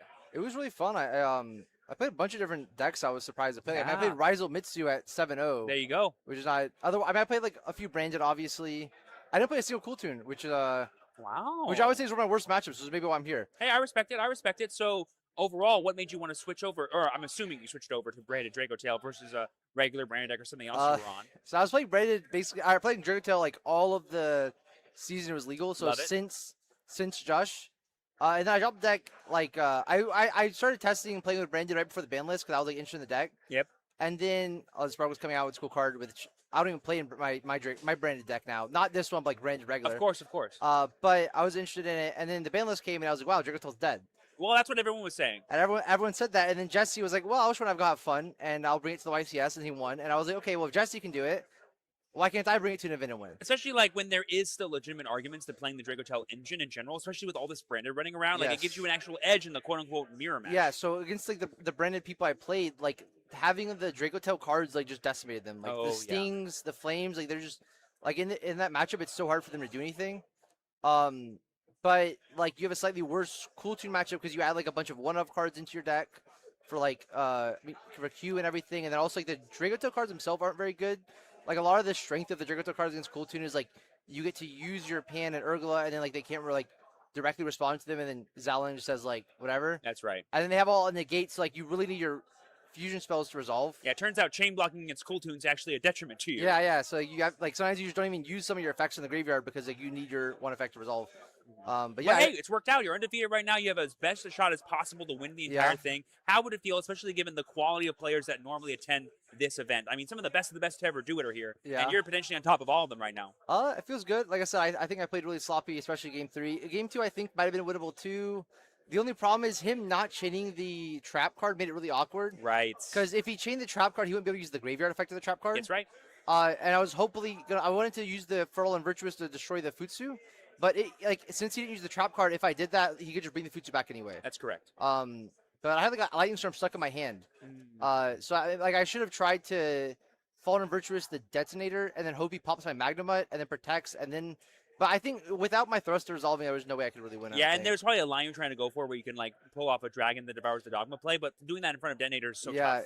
Well, I was just hoping Thrust resolved, and the Ash definitely sealed that game for sure. Mm-hmm. And then game 1, I think I played pretty good. I was just like, I went first. He only had like one hand trap, and it wasn't one that I think is that great versus my deck.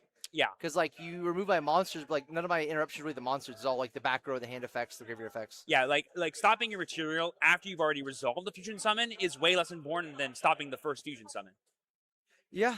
But overall, any lingering thoughts about this format and the openness of it? I know you're talking about how everything feels so wide that it's hard to prepare for, but you're relying on an old classic that just got to get Yeah. a big power boost from Burst Protocol and Blazing Dominion. Dragotail is cool because like the graveyard effects of the Dragotail is like gives it a lot of like a widespread matchup pool. Yeah. The problem is that like we're probably gonna see more decks. That I was thankful I didn't play this one. The pure power patron deck, I think that's really scary. Right, basically decks that go over the top of all this mid-range Decks- nonsense. And like some Doom ZP were playing Spell Canceller, so I was like, I literally last minute I was like, should I play hand traps? And I was like, well, if I lose Dire to one of those and I get Spell Canceller or something, is what it is. And I didn't play Dooms either, so Something I've noticed a lot is just having raw card advantage is more important than anything else right now in the format because, like, having more things you can do is more important than just trying to stop your opponent from doing something specific? Yeah, like Brandon matchup especially, like you just like a lot of times you just want to play for follow-ups, like versus the Brandon deck, like all of your monsters can play for follow-up, and then you have your spells and traps that kind of just shut them down enough to where you can't die. Were you on Crown this weekend or no? No, I wanted to play it, but the Dragontail deck is really tight. Like exactly, it's harder to do in this archetype than it is in the maybe more pure branded deck. Yeah, but let's agree that card's crazy because it's the only card in the format that I can think of that says I get another turn. Yeah, there's a few times I got crowned and I was like, okay, well, like I just don't die, so I was happy. It. Yeah, hey, one more turn cycle. That's like 5 turn cycles for me. And so then it's fine. like another one is I was really trying to kill people every time I went second. Of course. So I was which is like that crown. So do. Crown just doesn't help you with that, but just droplet like has more synergy because you get to like dodge the RS, which again, Cooltoon was a bad matchup, but I didn't play it. So like I didn't play Cooltoon or Dimsy, our Power Patron. I played like three or 4 branded or something. Sure. And like I guess the Raizo Mitsu and